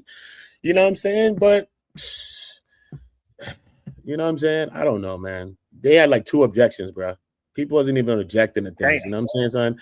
Like, 2 let's keep it objections real. is absurd. That people Every time witness. Like, he said, every time somebody said, you know, anytime somebody said a weapon, that should have been objection. objection. Every single Because time. come on. When come on, bro. It's a weapon. They pushed for things in the very beginning, even from opening arguments. You know what I'm saying? To say, okay, he had the weapon because he's a camper. Never drove that home. Never brought that up against stick on that to say, listen, man, he couple days ago, he went camping. Actually, boom, boom, boom, boom, boom. They ain't drive none of these things home, right? They ain't driving nothing home. In the very beginning, they came out to say, okay, you know that he and his family's from Louisiana and they moved here. Why even bring that up? If I'm in a state and something happened and they don't know that I ain't from there, let the prosecution bring that up. Because now people looking at you like an outsider. Then you done came to our city, our town, and now you done did this. Come on, cause chaos. Cause chaos. People looking at you like an outsider now, not like a person that's from there. And then they also brought up the jury selection as well. Some weird stuff happened, bro. They're just like you said. That's the right word. Lackluster. Very, very lackluster. But I gotta agree with Lord ADS on that part. That's when you gotta put some kind of accountability on the parents for hiring that defense team. I don't think the parents really knew any better, man. They running around following people and propaganda and people that's telling them, yo, you should go this way, that way, bro. Them people, they ain't know no better. Them people square as Delaware. But at the end of the day, you know what I mean? I just think they was following some people, probably some people that's probably trying to push this into a race thing. Maybe this is just not about a race thing. Maybe you could have said the Austin brothers was mad. I had a little thing with them towards him, probably, if you want to say that. But as far as the case go, this is 2 young people. It happened, spur of the moment. This is where you're supposed to be pushing this case at. You know what I'm saying? Not on no racial element. And if you're going to push it on a racial element, then you're supposed to have a white lawyer with a cowboy hat and some spur boots on to go talk that thing. You know what I'm saying? Don't come in there with no, it's Texas, bro. What are you talking about? Let's be real. My cousin Benny couldn't handle that. I got you, Eddie. I'm bringing it right now. ADS is right at the NT. Yeah, man. I wish him all the luck in the world, you know, when it comes to appeal and everything else. As far as the railroad goes, I think the smoking gun, as far as the attempt to railroad, that started with the initial bond hearing. You know, it was remember, it was $1 million at first. Millie. You know, they had to lower that to a quarter, you know. They had to lower that by 75%. Wasn't it a black woman that lowered it? Black woman judge. Yeah, it was a black woman judge that had to redo the bond hearing, but it was this lawyer that did it. And I believe that that's what sold Karmelo's family on this lawyer, which was crazy because I think a paralegal fresh out of law school could have got that bond lowered. You know, like I'm just being honest. Like $1 million was just too much for a child that has no priors and it's not a flight risk or anything like that. Like it doesn't make sense. It didn't make sense. So I think the bond being lowered was pretty simple because bond is not supposed to be a punishment. Not. Go ahead, ADS. I'm just saying. If you remember your point. Yeah, yeah, man. I was thinking. I mean, because I thought about this even before they went to trial, right? I was like, you got Mm, this felon, this fruity felon out here with you, representing you. You know what I'm saying? Publicly, right? A guy who went to jail, got out. Yeah, he said he reformed himself, but still he went to jail, right? I don't know if I want to hang with a dude like that. My son line life on the line, right? You know what I'm saying? I'm not gonna put my son with this dude. And then secondly, like you said, the house and stuff, the 634, I give it 38% tax, but I think you pay that at the end of the year. Maybe they just took some of the money, put it back for taxes. But your son is on the line here. You know what I'm saying? Let's just tell you how sad this whole thing was, right? 5, 6 months out. I mean, this has been going on a year, a little over a year, right? They got $634,000. Dad loses his job. The only person in the house with a job at that point is Carmelo, working 2 jobs. mm, They spend the money on new house, new stuff, all mm. this good jazz, right? And then at the end of the day, the boy gets a cheap lawyer, and now he's got 34 years because of it. I mean, that boy's gonna have some resentment in his heart with his family thing. You know what I'm saying? For real, for real. But That's real. That's real, bro. That guy Dominique is a swindler. That man can't yeah, even talk. I don't know how that man got to be their spokesman. How does people speak if you see him get cooked up on the news? Well, because he's an Come on, bro. ambulance chasing That's what I'm activist. Like saying. that's what he does. But at the same Hey, time, but look, hey, He yo, gave him Auntie, some I money, ain't gonna bro. He lie. had to come and get him some money, bro. Come on, bro. Think Hey, about look, it. I ain't gonna lie. I think the ambulance chasers would have did a better job. I think the ambulance chasers would have did a and better job. activists really couldn't help you here. It couldn't help you here. It was going to cause more harm than good. I don't know. Bro, you got to get I like don't know. them, They I bro. could mean, cause more harm than Well, 35 years, Them. bro. once you decide to take it to trial, I don't see how an activist is going to help you, man. You needed And women lawyers as well. You need a mixture of lawyers, bro. If we aren't anything from Diddy's trial, Diddy had the team. You know what I'm saying? He had men, white men, women, black women, white women. He had the whole thing mixed up. Of course, he got a bag, but look at the cross examinations of like Cassie or Jane. He didn't send the men over there like that, bro. He had the women. Go over there, Shapiro. If it got crazy, he sent Westmoreland, the black lady, come grill you up. But look, you got to have different things for different situations when it comes to testimony, when it comes to cross-examining witnesses. And I just think that his defense was just very limited. It was just very limited. Trust me, it was limited. I'd have had a white person do that. and not just that, Uda. I said also jury selection. Of course, the defense once you choose to take it to trial, but also if I'm Carmelo's parents, I need a lawyer that can at least get me some deals on the table, get me a deal or two on the table too.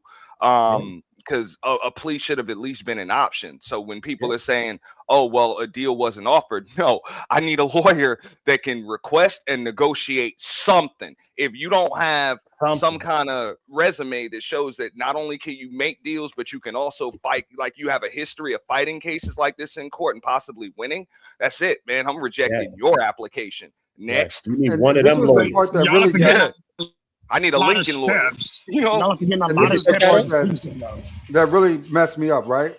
Who was the person to announce that the Mello family was out of money and had to go with a public defender? The lawyer. The lawyer announced it first. He came out the next day and said they out of money. They got to go with a public defender. That's Crazy, wild to me. He didn't even give it a whole week before coming out. He gave it the next day, right after the verdict. Like they need to get a public defender going forward because they got no more money left. That's crazy. That's insane. That is crazy. That's crazy, bro. That's crazy. But I it didn't goes to know show he you it's said. about money.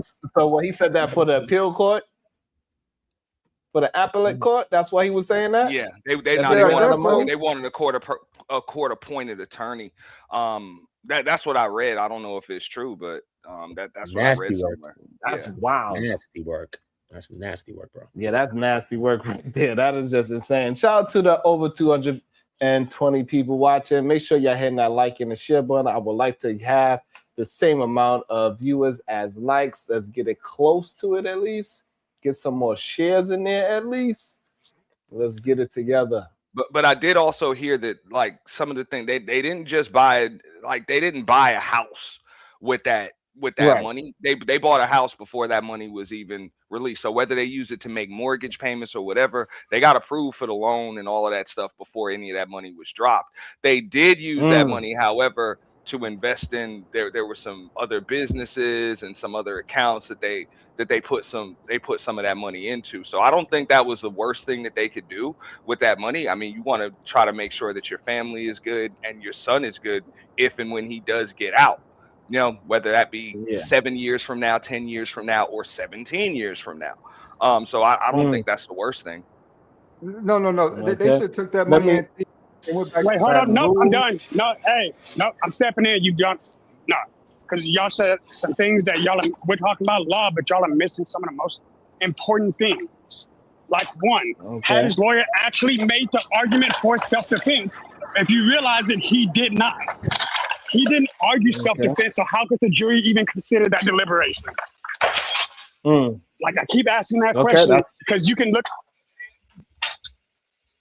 And also, Frisco's not a sundown town. I literally live there. okay.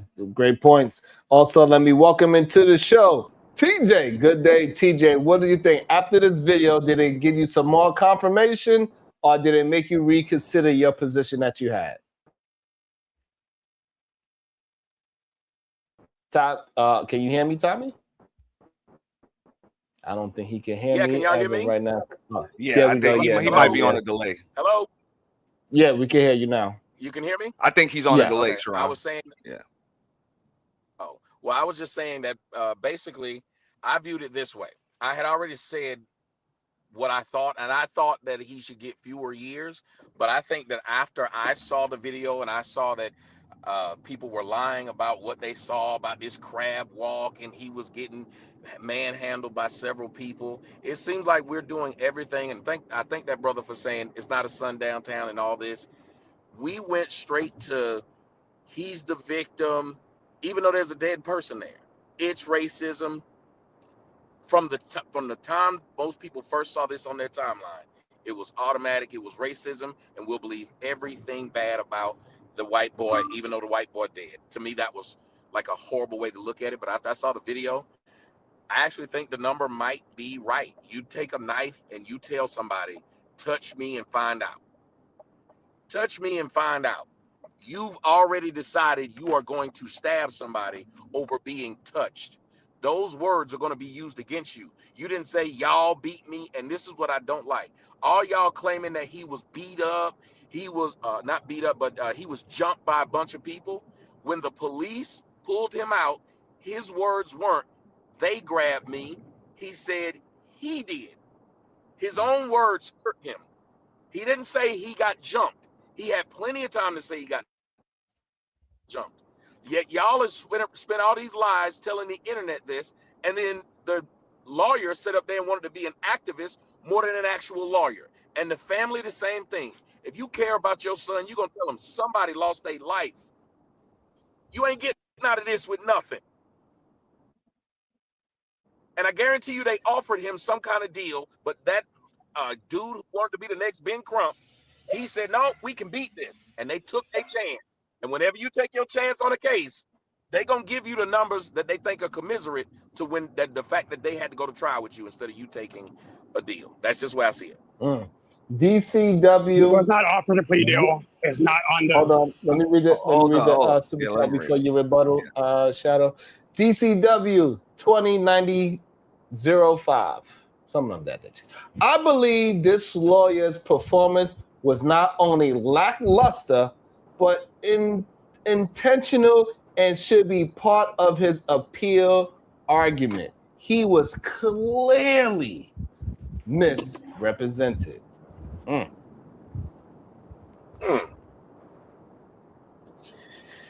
Okay. I mean, it's hard to argue that. I think. Guess you want to respond to Tommy? Yes. So, Tommy, here's what I'm going to say. Number one, while I understand where you're coming from, I also disagree with you because it wasn't about race. It was actually about self-defense. I hear what you're saying.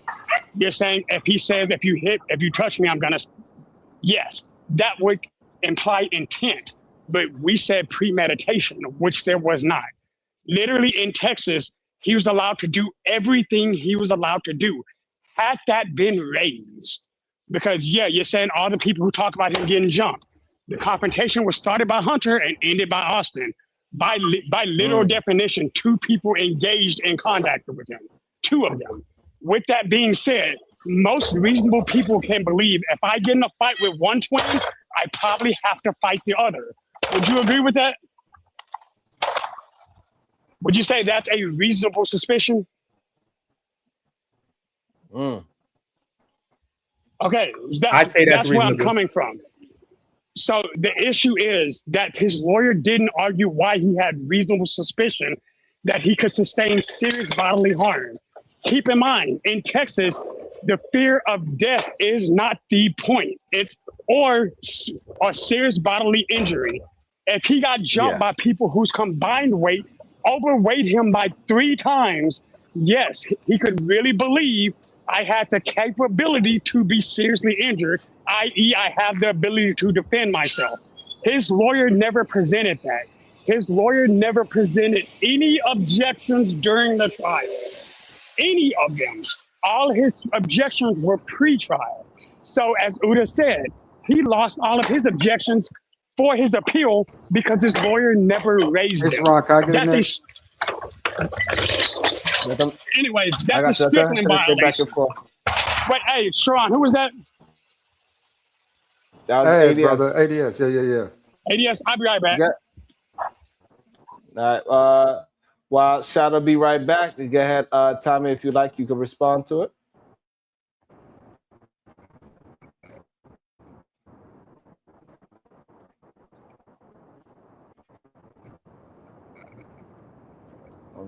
Okay, there you go. You back, Tommy? Yeah, I was gone. I didn't know. Can y'all hear me? Yeah, we can hear you now. I don't know if you heard enough to respond. Sorry about that. Yeah, you good. I did. I'm driving in the middle of East Bumblefuck.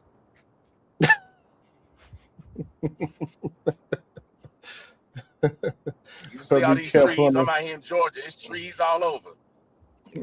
Yeah, so be careful. I can see that orange seatbelt. I know exactly what car you in. If I can say this much, and this is something that I think that this is where the defense, they didn't do a good job of rebuttaling, but the intent was kind of proven by the prosecution just by him bringing the knife in the first place, and then they were able to present the words of "touch me and see what happens" as not a warning, but an invitation to mutual combat, which means just like I can't tell you, yo, care to step outside. That's an invitation to mutual combat. And then I just pop you or I stab you or something like that. I can't do that. So and I understand what Shadow's talking about. Yeah. If that's the perceived threat, I think you have to put him on the stand to actually be able to tell everybody what it is that he perceives, because you got 20 plus witnesses that are telling you what they saw, whether they're credible witnesses or not, you still got to be able to speak to spit your side. So I think the prosecution just did a better job of proving the intent than the defense did of debunking it. And thank you for saying that. Like that's all I wanted people to be able. Oh, yeah. Go ahead, ADS. You had something that you want to add into it, and then Tommy can jump in right after. Go ahead, ADS. Along the same lines, right? Slap the taste out of your mouth. I'd like to see it. Oh, what happened? Yeah. It says Shadow the Titan Wasp. It says ADS. So ADS, you got 15 minutes. You either wait your time, somebody can bring you back, or you can bring yourself back. Shout out to Shadow the Titan Wasp. Thank you. It says ABS, so he wanted to drop you for 15 minutes for interrupting his conversation with Tommy Sotomayor. He said he wanted to talk to Tommy by himself. Go ahead, Tommy. Well, all right. Well, hold on a second. Let me see. I'm gonna see if I can get some better reception. Hold on a second. Let's see if I can get some better reception. Let's see what happens. So, oh man. So, but yeah. So, again, Ron, you want to jump in? Yeah, it's amazing that Tommy said everything I've been saying for the last year. I think I might have better reception now. So shout out to Tommy. I agree with Tommy on one point. One point I agree with Tommy on is that at first I was saying, if you're saying the truth after the police confront you, whatever, and you're proving self-defense anyway, it can go into it because you're telling your side of what you deem the truth to be. But when you didn't say they and you just put it to just the person, you take away that element of that reasonable doubt there. You take away that. Him himself out of his own mouth took away that little element as well. You know what I mean? He did, Uda, Yeah. you're not perfect, bro, but I disagree. In fact, I think the Okay. fact that he warned him shows that he didn't want to do it. I The agree fact that there. he warned him, he's like, "Hey, I'm telling you, don't put your hands on me." But did he keep in warn him, mind, or in did he Texas, invite him to hold up, mutual he warned combat? him. This is what the No, jury has to decide. So but right, no, That's all but I'm saying. his lawyer the- didn't present it that way. That's my point. yeah. So Right, but but the hold thing on, is we that can like the jury can. the lawyer. You get shot. Get Shadow. Yeah, okay. Look, the jury can only consider what's put in front of them. If the jury never saw what Karmelo's intent was, because again, if you look at what the court actually happened, his defense attorney never established his intent for why he did it. Of course, he got convicted for what he got convicted of. It was only the prosecution's case. Because he was not defended, you couldn't have done that. We on these panels have made under multiple circumstances why he could have done what he did, right? His attorney didn't do any of them. So with that being said, y'all have to also remember, in Texas, mere possession of a weapon is not intent to use it. And in most self-defense cases, i.e. if you're a trained fighter, you actually have to give that warning first. Hey, if you put your hands on me, I will break you in half. That doesn't mean you're premeditating. That means, hey, I'm warning you, I am a weapon, and if you touch me, I will use said weapon. This is Texas law, guys. I'm just arguing why it's self-defense by actual legal standards. Now I got you, Shadow. I'm not even I'm not negating anything that you're saying, Shadow. In fact, we've been discussing this case the whole time, so I'm not negating that. But what I'm saying that, like, because it's either you speak to the police or you don't. Police can't even help you. They're just here to book you. That's what they did to do. They're not here to do nothing else besides that.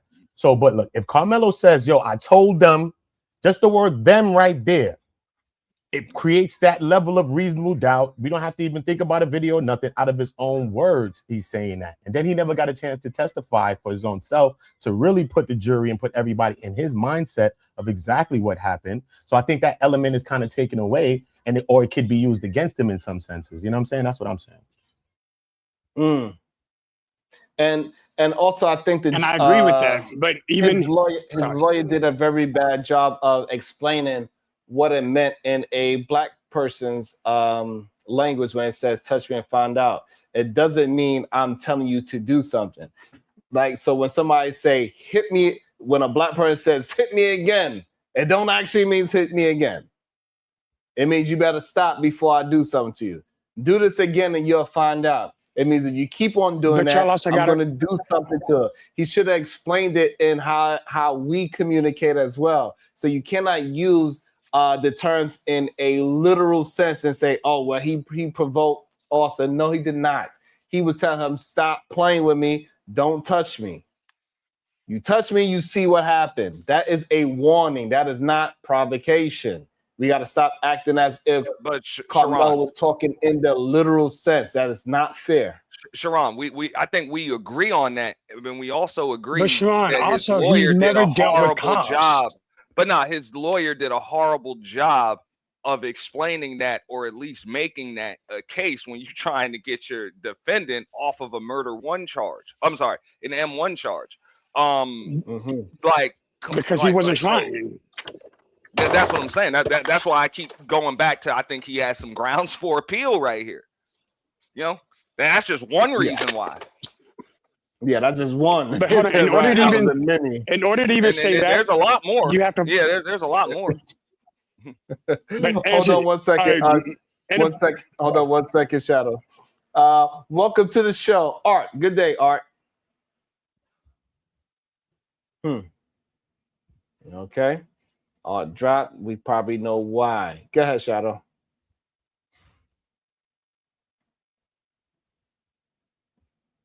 You there, Shadow? You breaking up, Shadow? Can you hear me? Yes. Test. Okay.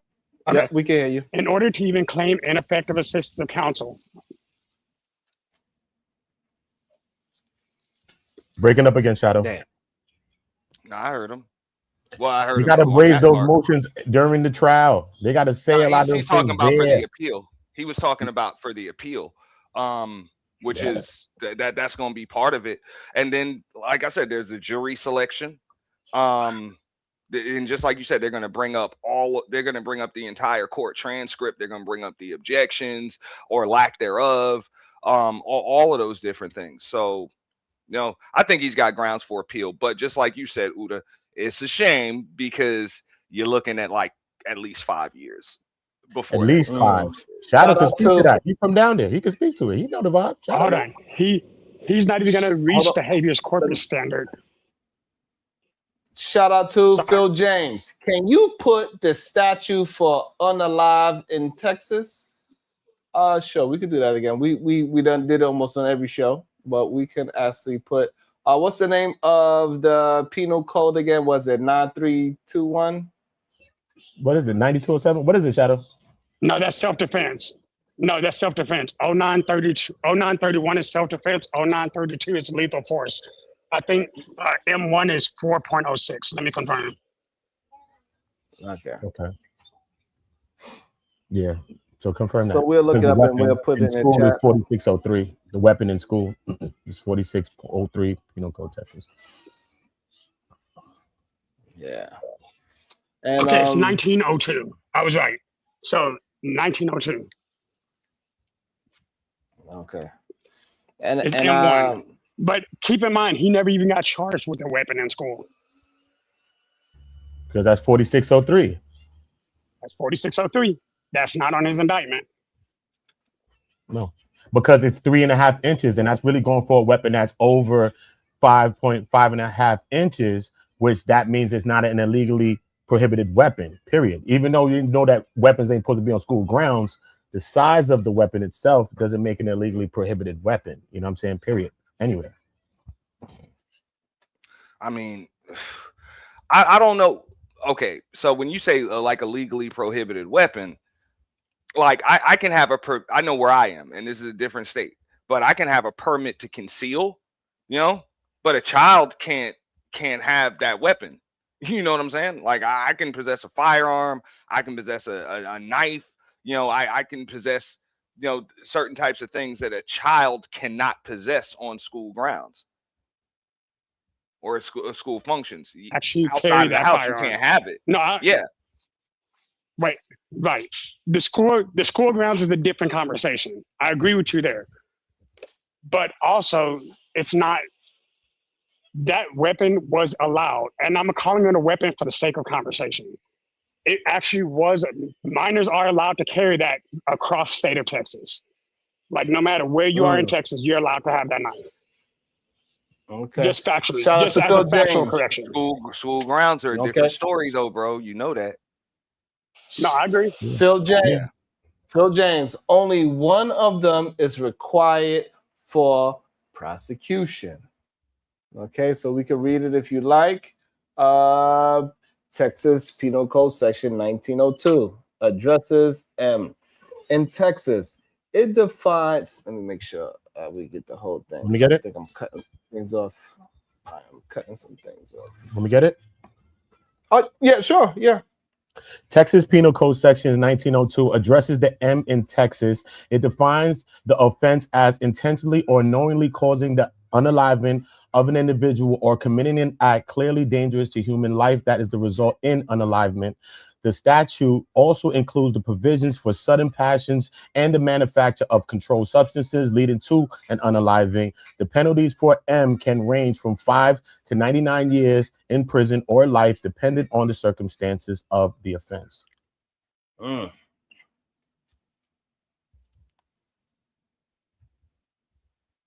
And we know most cases in there is going to be 5 to 99 or life. That's what it is. To be capital, it'll be like involving with unaliving an officer, depending on an intention. If you're doing it while committing a crime, unaliving, and all of those things, you'll be up for capital. So that's why capital wasn't on the table. In usual cases, that's going on in Texas. That's the statutes, $5.99 to life. That's what it's going to be. Mm-hmm. No, that's why. Yeah. Well, once they just as a quick confirmation, can you pull up Texas Penal Code 1905? And while he pulls that's one of the reasons why, like, once they came back with an M1 conviction, 35, I couldn't even argue that because it's standard. I knew he was facing 40, like he was facing probably about 45. That was like so when I saw 35, I'm like that's what it is when you get a conviction for M1. So the reason why I brought up Texas Penal Code 1905 is that's negligent age. It has the same statutes, but with the mens rea of reckless disregard, right? When Karmelo's first two statements were, and again, is he okay? And I just wanted to get him off of me.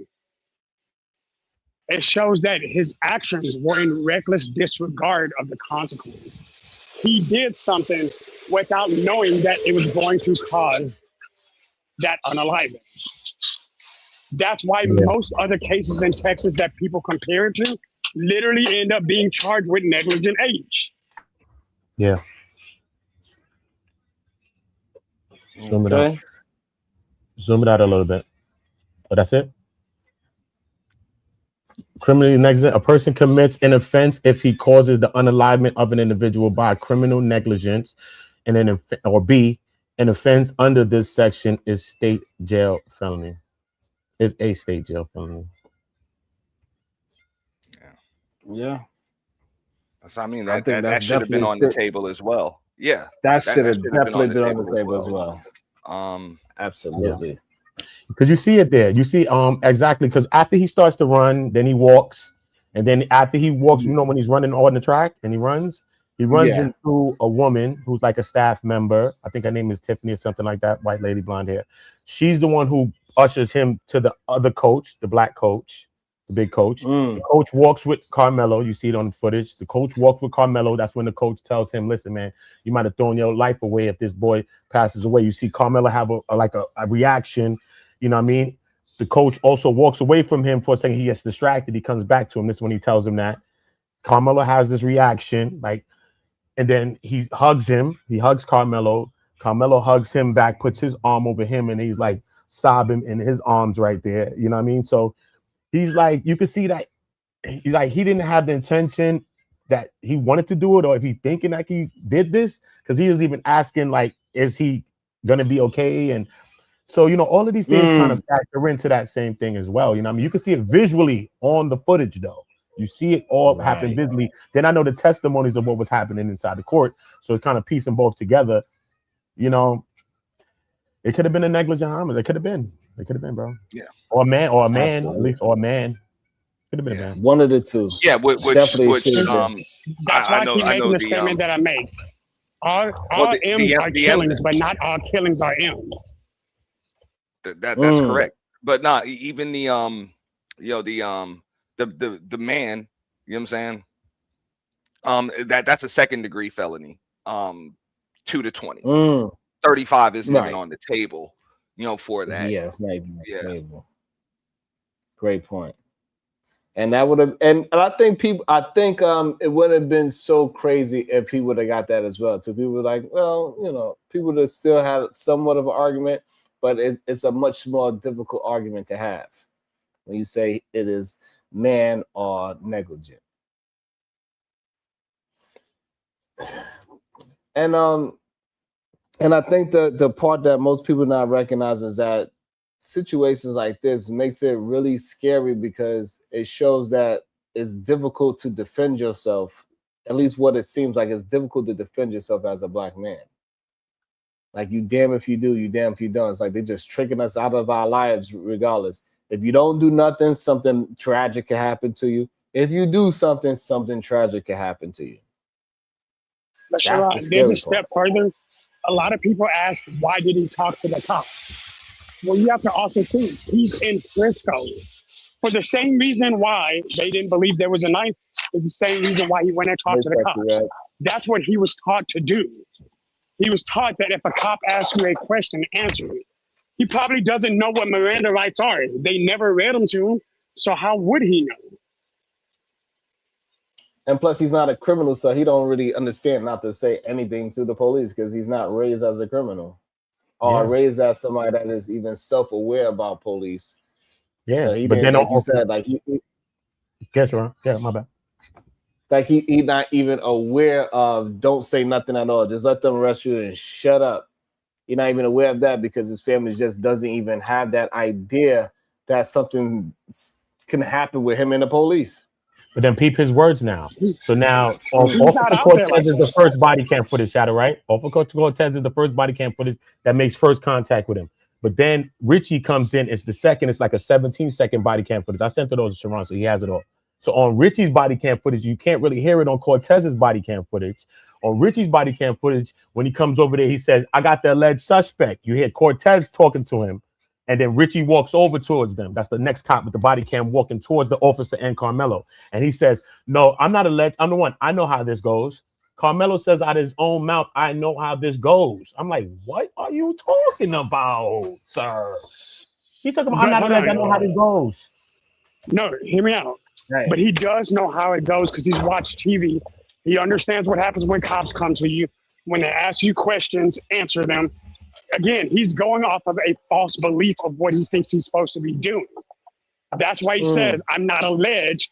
Again, if you listen to what he said, all things considering, you can see that he had clear ignorance of what was going on. That's why he kept talking to everybody. You see what I'm saying? He clearly didn't. He was just trying to do what he thought was right. But but what he thought was right caught him 35 years.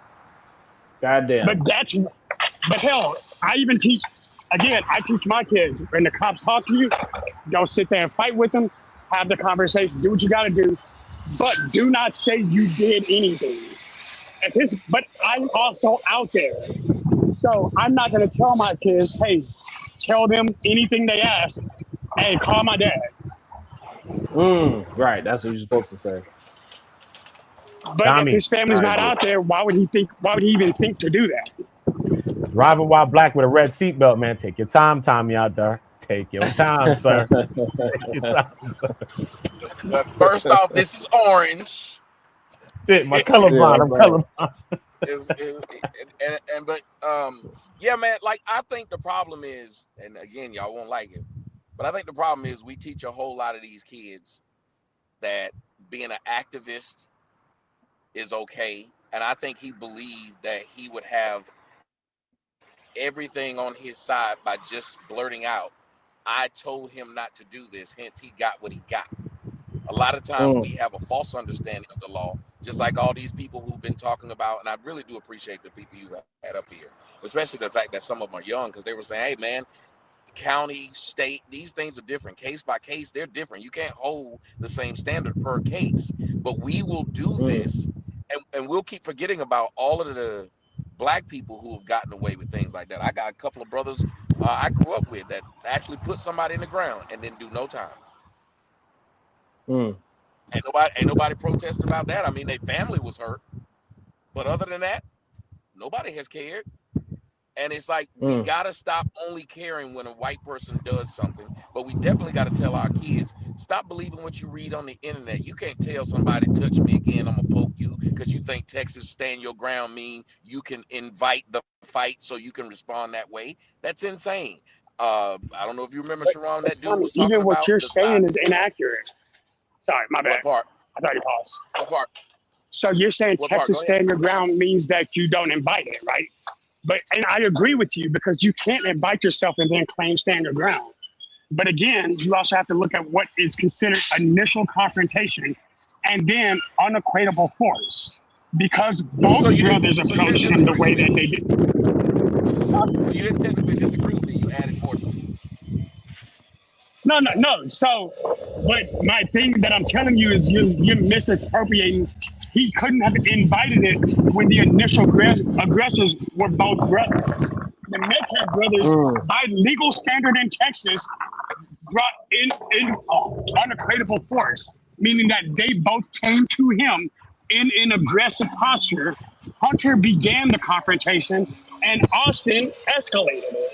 So I hear what you're If a coming from, bouncer but I tells think.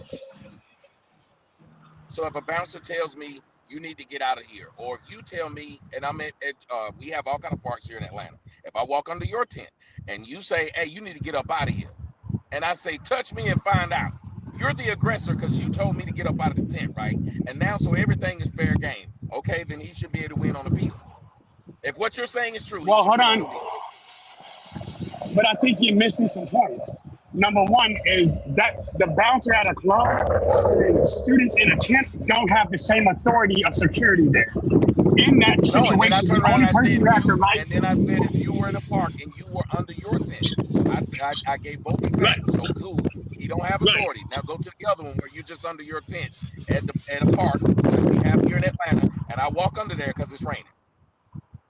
Or like right now, somebody could jump in my car because I'm sitting in the parking lot. Nope, because again, that's your dominion. So again, now we're talking about habitats, things that you have protection under. We're not having that same conversation. In this tent, it was literally considered public domain. Karmelo actually had the right to be there, and he was invited. The person who rescinded his invite was not the same person who gave him the invite. Again, I can see where you're coming from, but I think you're Frisco ISD, those are not considered private property. They're considered public property. Could you at least, So I'm can saying, you see that? right? Well, but I'm saying so he should win on appeal, right? All I'm saying is we need to stop telling people how to fight the law after they've committed said crime. These black folks love to have people say that was wrong after we've already done it. When the cop done shot the guy, or when you done fought the cop in the street, or you done fought over the ticket instead of going into court, we then after it say, well, we had a legal right. And this is usually after we've been sentenced to something, including death. Austin's family can't sit there and talk about how he had a legal right. He dead now. It's a stupid argument. That's why they are telling their kids, if you see these little black kids, don't touch them. Leave them alone. Don't argue with them. They're not going around saying Austin had every right to do what he did. We keep telling people, even when they lose, you had every right to do what you do. We don't teach avoidance at all. But here's the Notice problem with what nobody's you're saying saying. he could walk away. Hold on. Oh, I'm sorry. Go ahead.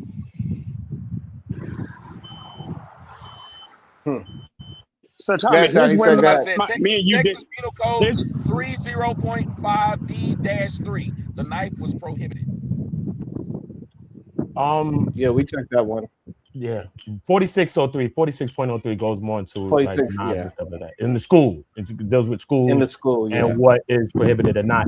But what's the crazy thing though as well, because the way the prosecution pushed it is to say that each tent works or serves as each team's locker room. Each tent is like each other's locker room. That's what the prosecution pushed it as. Like each one is a locker room because kids got their stuff in the tent. They got belongings. Yes. People don't want their stuff stolen. But and that's where the prosecutorial misconduct comes his team coach did not bring his tent because they said they didn't have the manpower to put it up. So why didn't his coaches have their tent? If they had their tent, we probably wouldn't even be here. That's the craziest thing. Craziest thing, bro. See, I just put up my tent. But even still, the tent. But even still, a tent is not considered private. But look, like I said, I can swallow that pill. But again, the tent is still considered public property based on Frisco ISD policy. I have children in Frisco ISD right now. I've asked this question specifically at a school board. So I'm telling you, I understand what I'm saying because I've actually asked, because my first wonder was what authority did the Metcalfs have? And the answer is the coach was able to have him leave, but the coach never told him to leave. Therefore, so why should the Karmelo Anthony? Got that far, though. It didn't get that far because the first thing that happened is Metcalf put his hands on him. So while I understand a lot of points of view, I asked a lot of people the same question. If you're saying that Karmelo Anthony was wrong for poking him, are you saying that Austin Metcalf was right for touching him? Keep in mind, touching No, him. we're saying what, but well, can't two things be true? But then now the use of force that you use doesn't equate what the wrong that other person did. Well, hold on. It's Sharon Brace. Aren't you the same person that said, even if a woman put her hands on me, if I knock her out, I am wrong? Didn't you say that? That you're saying, yes, she might have touched you first, but your force you used in comparison to what she did was wrong. Yes or no? Yes. So let's not act like we don't know. Two things can be true at the same time, but one can No, be too because much. that's still unequatable force. Because generally speaking, most men are both heavier, taller, and stronger than most women. You would agree to that, And right? that knife, yes, and that knife was caused more damage than his shove would have. 100%. Again, you don't, because now you're assuming what would have happened had he swung off on him. Had he Nope, punched him he and just shoved hit him. one brother. Hold up, hear me out, Would have huh? been. So and I want you to tell me with a straight face, if Uh-huh. Carmelo Anthony would have swung off on Austin, who actually ended up putting his hands on him, Hunter, his twin brother, would not have done a thing. Oh, well, hold on. We know if I was fighting any group of people, like when I was in Harlem, that wasn't going to go. Even a dude told me, he said, if you hit that dude, we're going to have to jump you. That was what I was running into.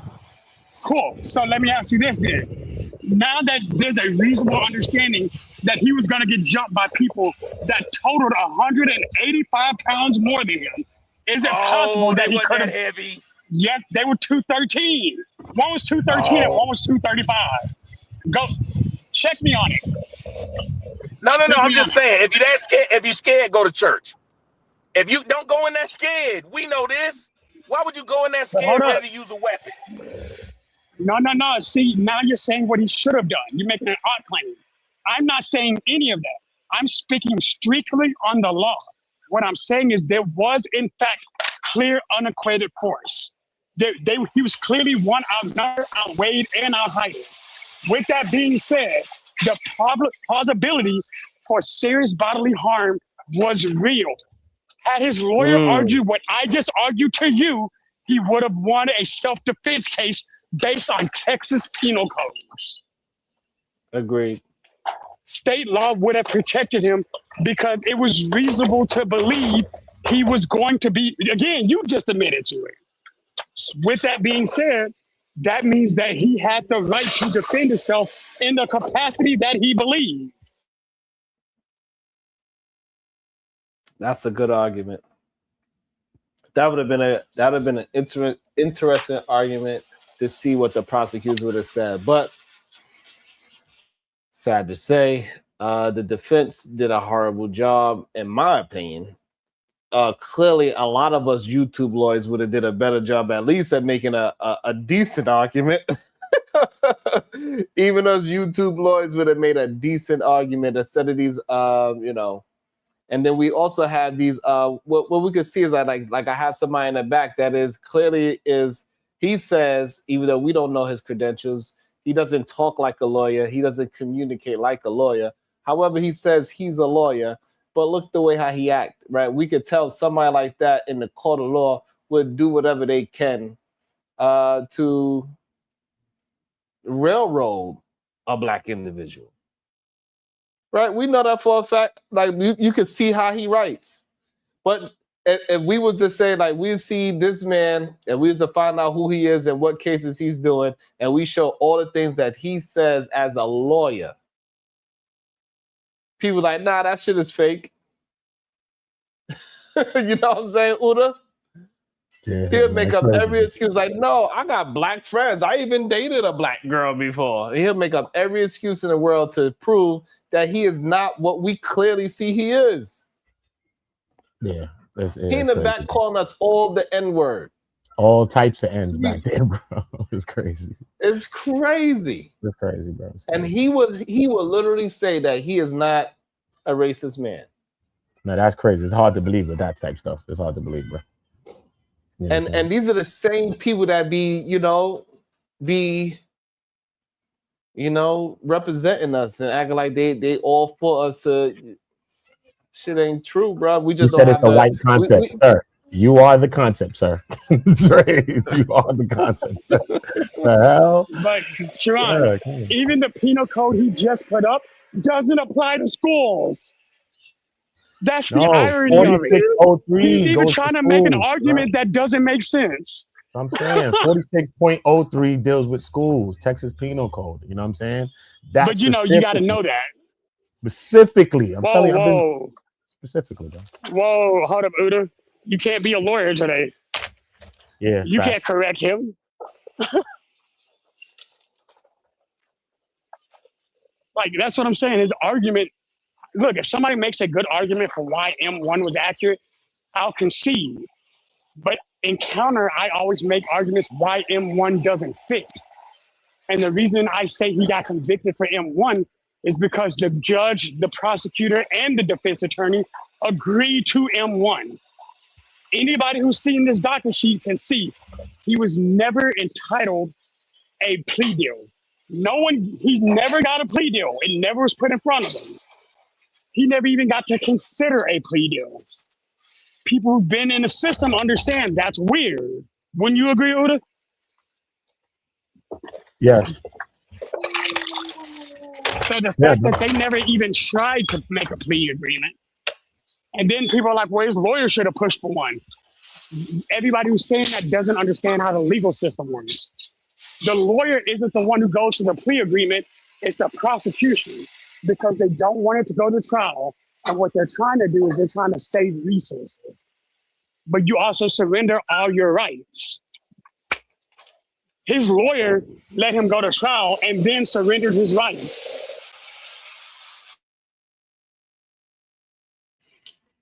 Shout out to Phil James. Funny how Knight disappeared. He just got a little sleepy. That's all. He had to take a nap.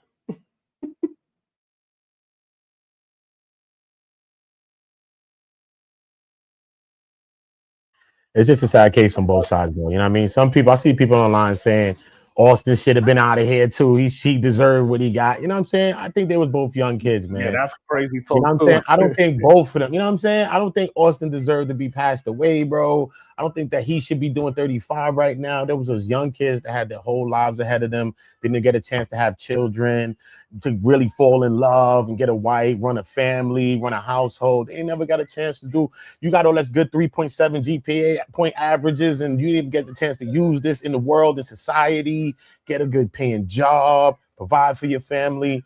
This is two young kids, man. It's just a sad situation on both sides, man. You know what I mean? And me as a person that has kids, and my son is about their age, or what Austin would have been. You know what I mean? My son's about to be 19 as well, my oldest son. You know what I'm saying? It's like, it's real talk. You know what I'm saying? When we think about it, man. You know what I mean? I didn't want that for none of them. You know what I'm saying? Point blank. Whether he's white, whether or not, no matter.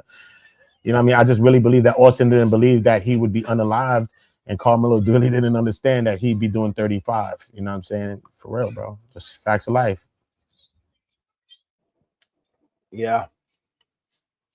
And we got to get better at understanding the law and what is actually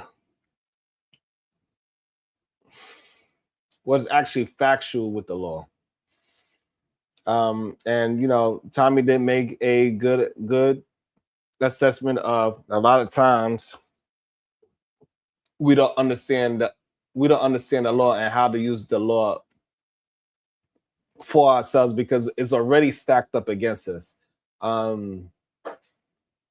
don't know. It's a lot of emotions and thoughts that I have when it comes to these type of things because I really feel like it's damn if we do, damn if we don't. Shout out to Ken West.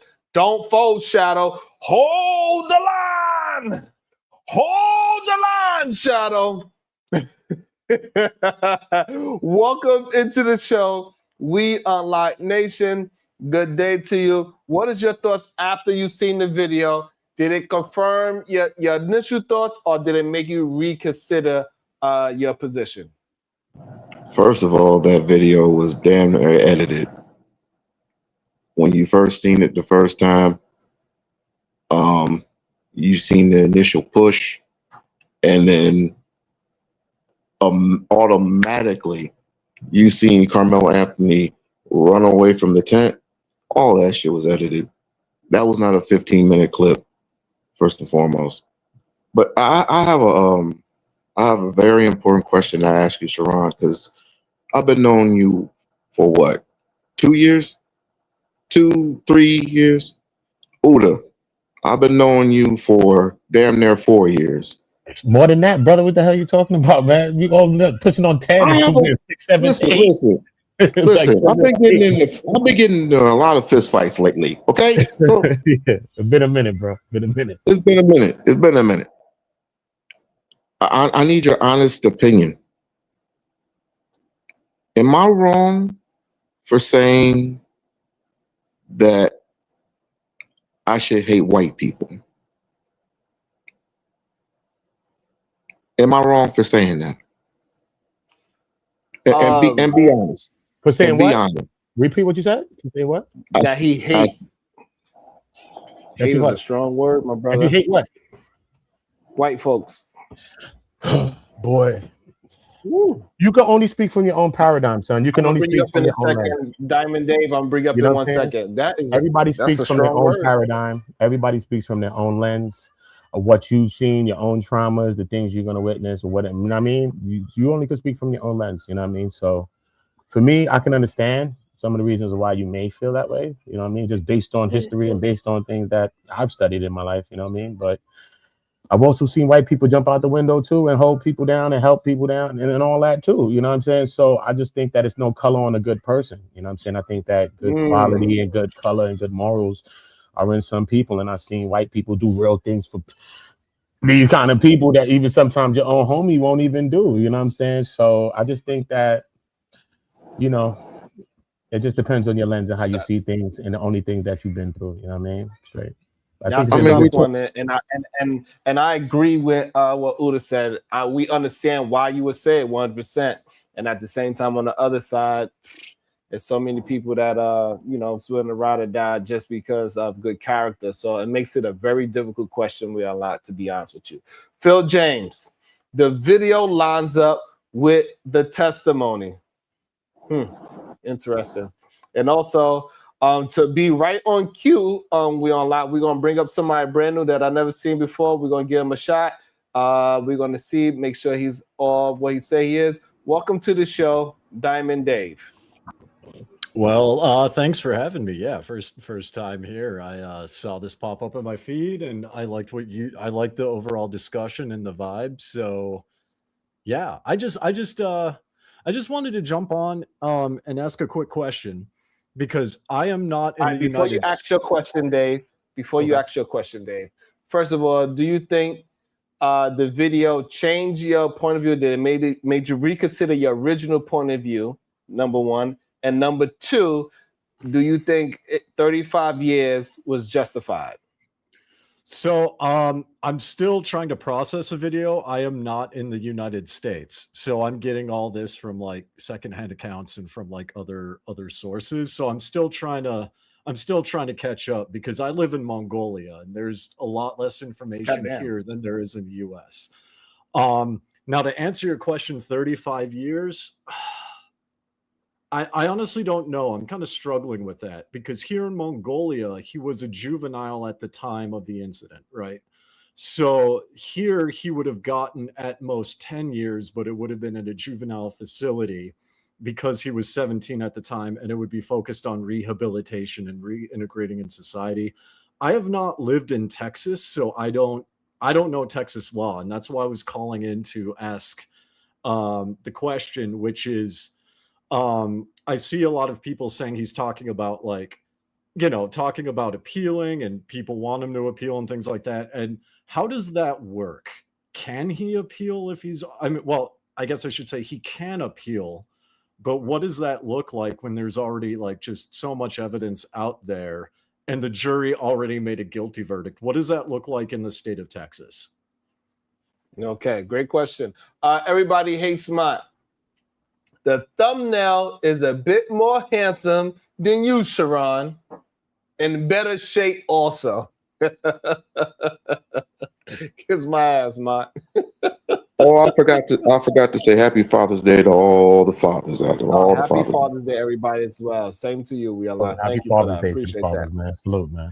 Yeah, shout out to all the fathers out there. So Shadow. I believe Shadow want to jump on that first, and then we're gonna let Shadow and Diamond Dave have their quick back and forth since Shadow's living in Texas and he has dealt with the appellate court before. And then we got Dr. Edelman, and we also got Dr. PhD. Everybody hates Mont right after. Go ahead, Shadow. Okay, generally speaking, you have to file a direct appeal within 14 days. That has in fact happened. So it's going to go back to the district court for them to consider whatever options are raised. Generally, you can't bring ineffective assistance of counsel on this first claim in Texas, but they'd be able to appeal anything that was raised during the trial or pre-trial setting. With that being said, that takes 3 to 6 months in order for them to even come to a decision, unless they make a snap decision, and usually that's a denial. But once it gets to that court, the panel of judges have to agree that yes, this was either unconstitutional, unlawful, whatever the case may be. When it goes to writ of habeas corpus, which would be the next step, which would be in about 3 years, that's where you can raise your 2255, your ineffective assistance of counsel, based on a lot of the issues that we're talking about in court. That actually goes to the United States District Court because it's a federal issue. It's, hey, my constitutional rights were violated within this state. That's how you handle that issue. So the first one's going to go to a district judge, most likely in the Eastern District of Texas. Most likely Crone, if I remember correctly.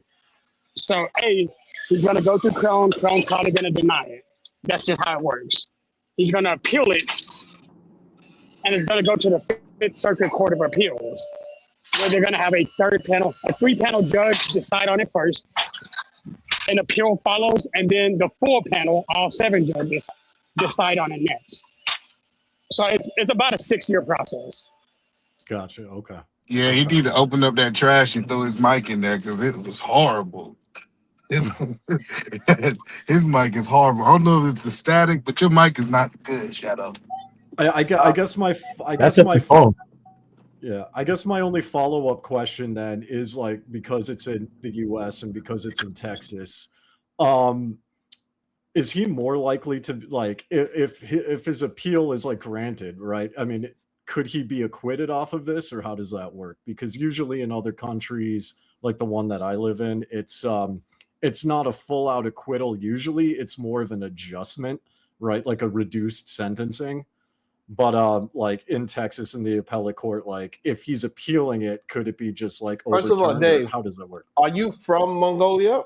I am not. I am from America. I have not lived in Texas. I've lived, I would say, about half of my life in different countries outside of the US. So, okay, I am not from Mongolia. Okay. So, he got a question. Okay, go. To answer your question, so there's 2 options. First would be a new trial, right? The reason why he would get a new trial is because he had an ineffective assistance of trial counsel. His counsel was so ineffective.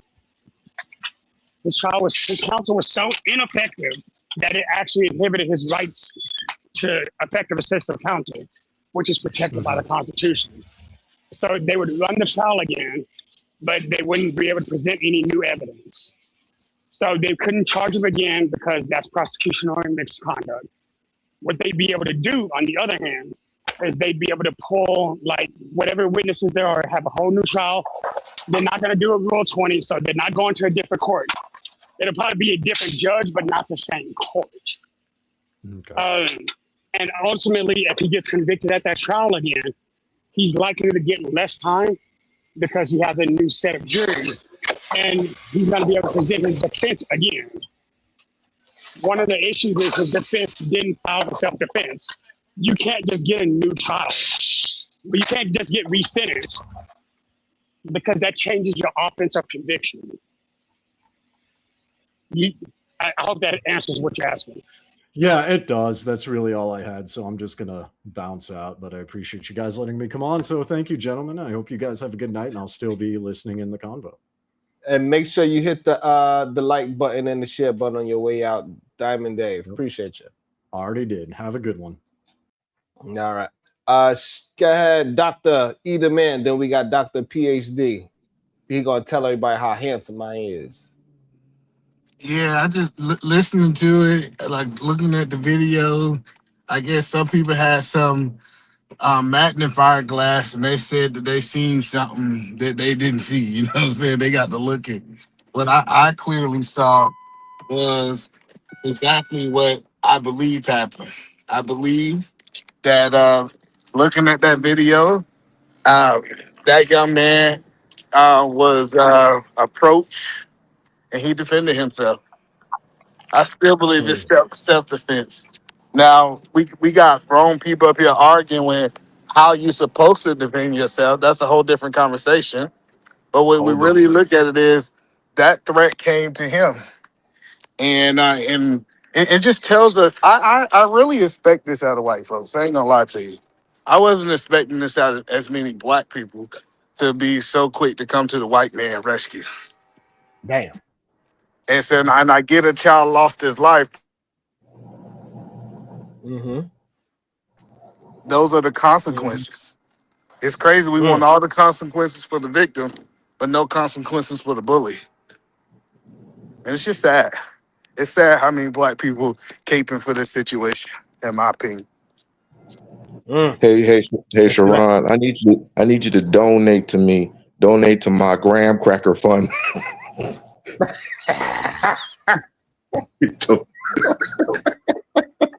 You like that one? We are live.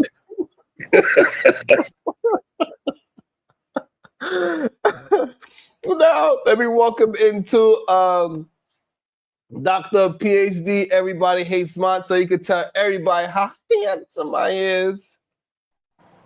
Sharon, the panel, how y'all doing? Doing well. Good. What is your thoughts? This new video, did it almost got me in trouble. confirm? Yeah, did it confirm your thoughts, or did it make you reconsider your position after seeing this video? It confirmed my thoughts that I'm one of the only serious people on the internet, and I'm the most objective person on YouTube, and a lot of people full of shit. Because that video, right, didn't change anything, and it shouldn't have changed anybody who was on either side, right? We saw a kid go up and push another kid, and that kid pretty much jumped out of the tent, which I mean, got pushed out of whatever. He went out of the tent, and it just confirmed the story we heard from the beginning that somebody got pushed, somebody got stabbed, and then he ran to get towards an adult. Like that, it did nothing. I'm pretty sure it did nothing for the jury. It didn't benefit anybody.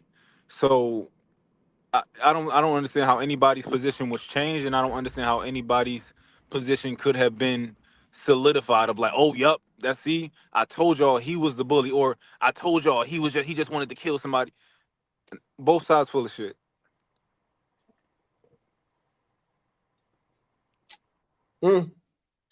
That's kind of So, the Mark, sentiment what is that your I had. actual position? Ooh, So good what's my question. position? Yeah.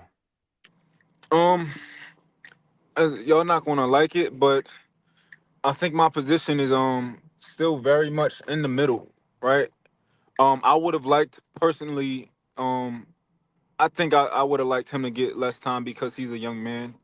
So, ultimately I would have liked him to have something under, 10 years or under, because I think that I truly think that he made a mistake. I don't think that he's this serial killer murderer or YN people are trying to paint him out to be. I don't think that he's somebody who needs to be behind bars because it makes our society better. So I think he should have got a lot less time in my perfect world. However, he did kill somebody. He did kill somebody. He did kill another kid. And within reason, it's reasonable to understand how he just got pushed. We all got pushed before, right? He killed somebody. So I don't think Say 35 delete, years. goddammit. You're a new What you say? YouTuber, goddamn. Say delete. Oh, my bad. He deleted somebody. I don't think 35 years is like some railroad, right? I thought I wanted something better. However, 35 years, it's not like I can't see the other point of view.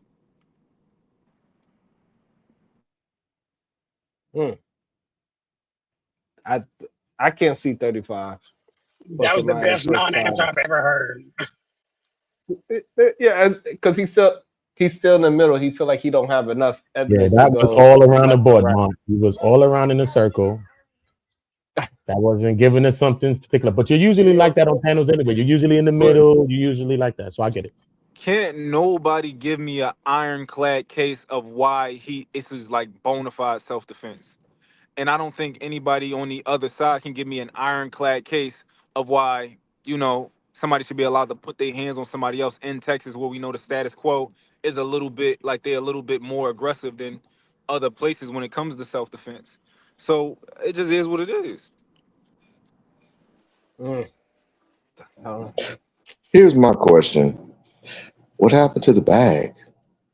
Didn't Austin grab that bag and snatch it away from Karmelo? What happened to the bag? He would not have ample time to grab that weapon out of the bag and start stabbing people. So what happened to the bag? And what happened to the knife? That knife had no blood in it. 2 inches. You stabbed me within 2 inches, and that knife was 3.5. If I'm a how do I say it, Sharon? I can't say the M word. So what's the proper word that I can say? Let's just say I'm just gonna say M. If I'm an M word, right? And if I really wanted to hurt somebody, I'm stabbing you the whole 3.5. That was only 2 inches. And then run away to my coach, and then confess. First of all, the young man didn't even know his rights. You have the right to remain silent. Anything you say can and will be used against you in the court of law. If you do not have an attorney, one will be provided for you. So that's my question. So when were those announced to Karmelo? Huh? When you just announced? You just said the Miranda rights. When was Karmelo given his Miranda rights? Do you know? No, I don't. Okay. Do you also know when he would have heard the Miranda rights before that point? No, that's what he's saying. Right. He's saying either his parents should have coached him on that, or the coach that was there should have told him, "Hey, don't say nothing." Somebody should have told him that. Is what We Unlock is trying to communicate. Y'all are talking about a bunch of people who are not out there like that. Sharon, you know to tell people that because you've been out I can't hear what you're saying. Shadow, we can't hear you. Yeah, maybe Can you you're hear me? blocking the microphone. Yeah, now we can hear you. But keep in mind, Sharon, you would tell people that because you know about that, right? I would tell people because I know about that. If his parents are not the type of people who even know anything to do with the law, which according to their history, they don't, why would they teach him to do something they didn't expect him to do? Oh, no. Shadow. I'm not saying that it's the child's fault because he didn't know. I'm not saying that. I'm not saying that at all, because 90% of your kids don't even know the law. 90% of grown people. I've been on the streets. 90% of grown people don't even know the law. I had to learn it because I was in the streets. They didn't know it, bro. You know what I'm saying? People was running down to you talking about, you loitering. What you doing over here?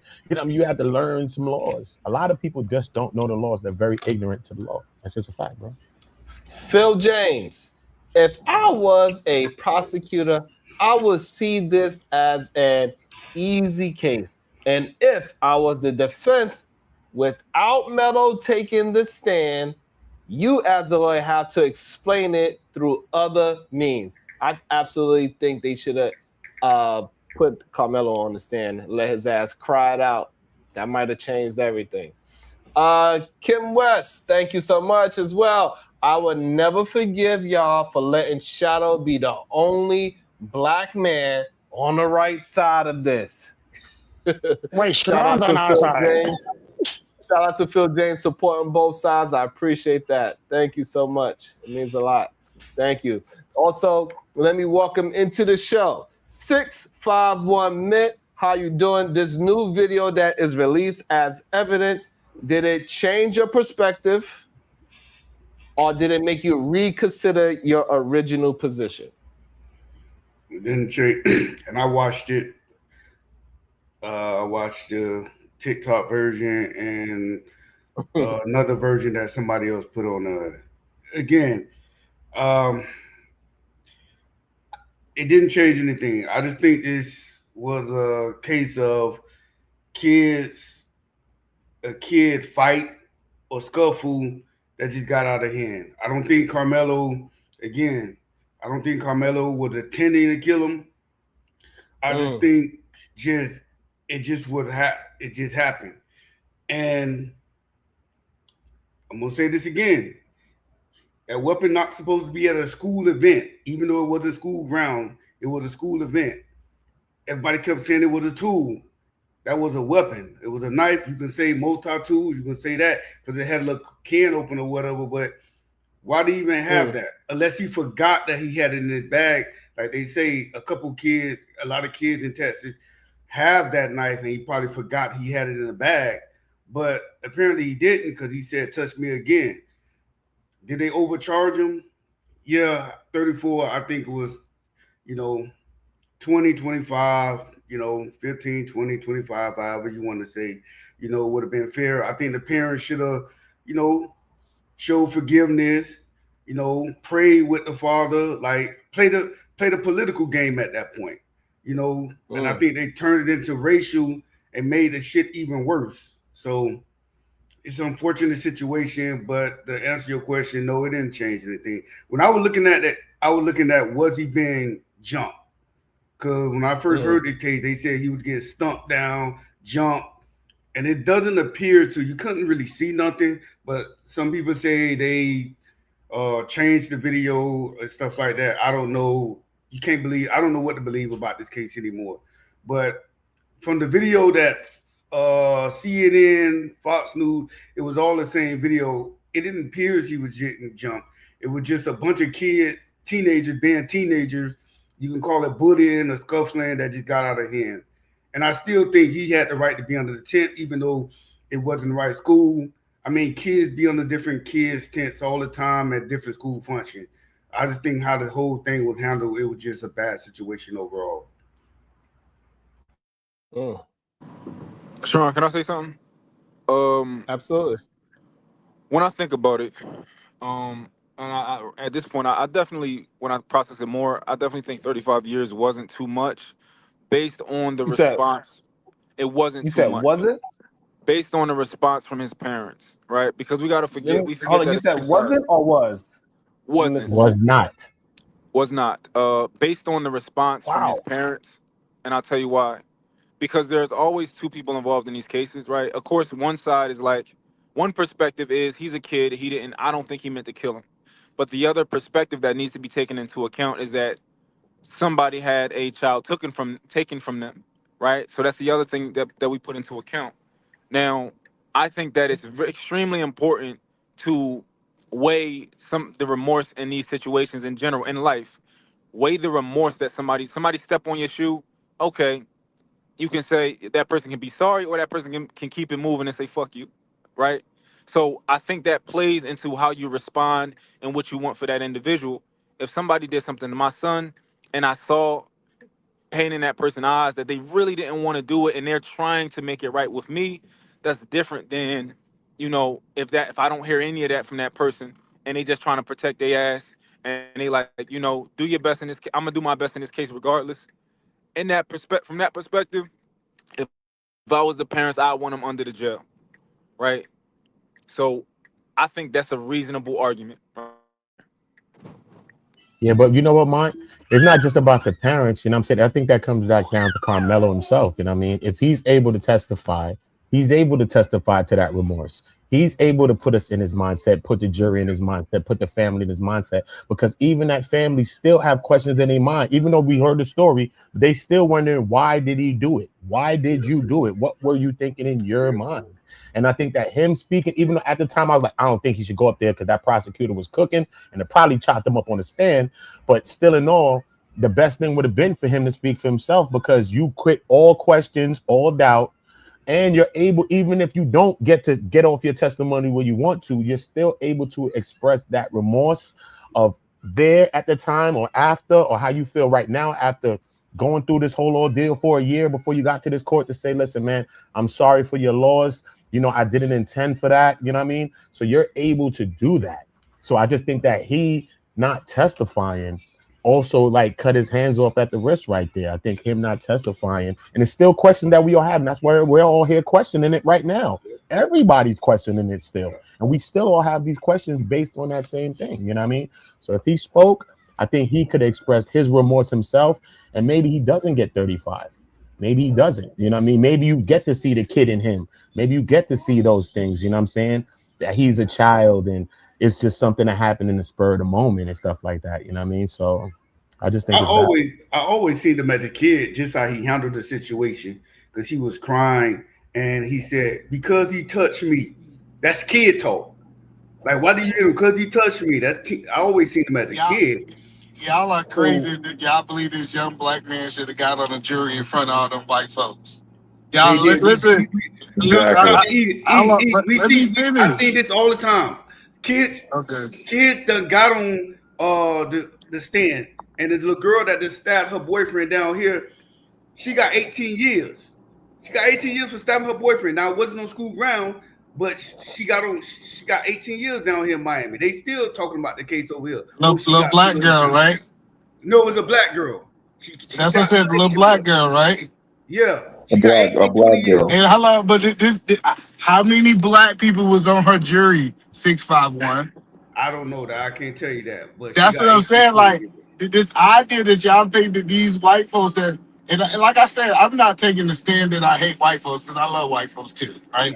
But the group of these group of jurors that was on there had already made a decision he was guilty before this case even started. You just saying that. Go ahead. We all thought he was guilty. We You're didn't know. just saying that. We didn't know what was going on. The boy is not guilty. Boy is not guilty of anything. Point blank. Period. End of discussion. You just want to see another brother underneath the jail, and it's ridiculous.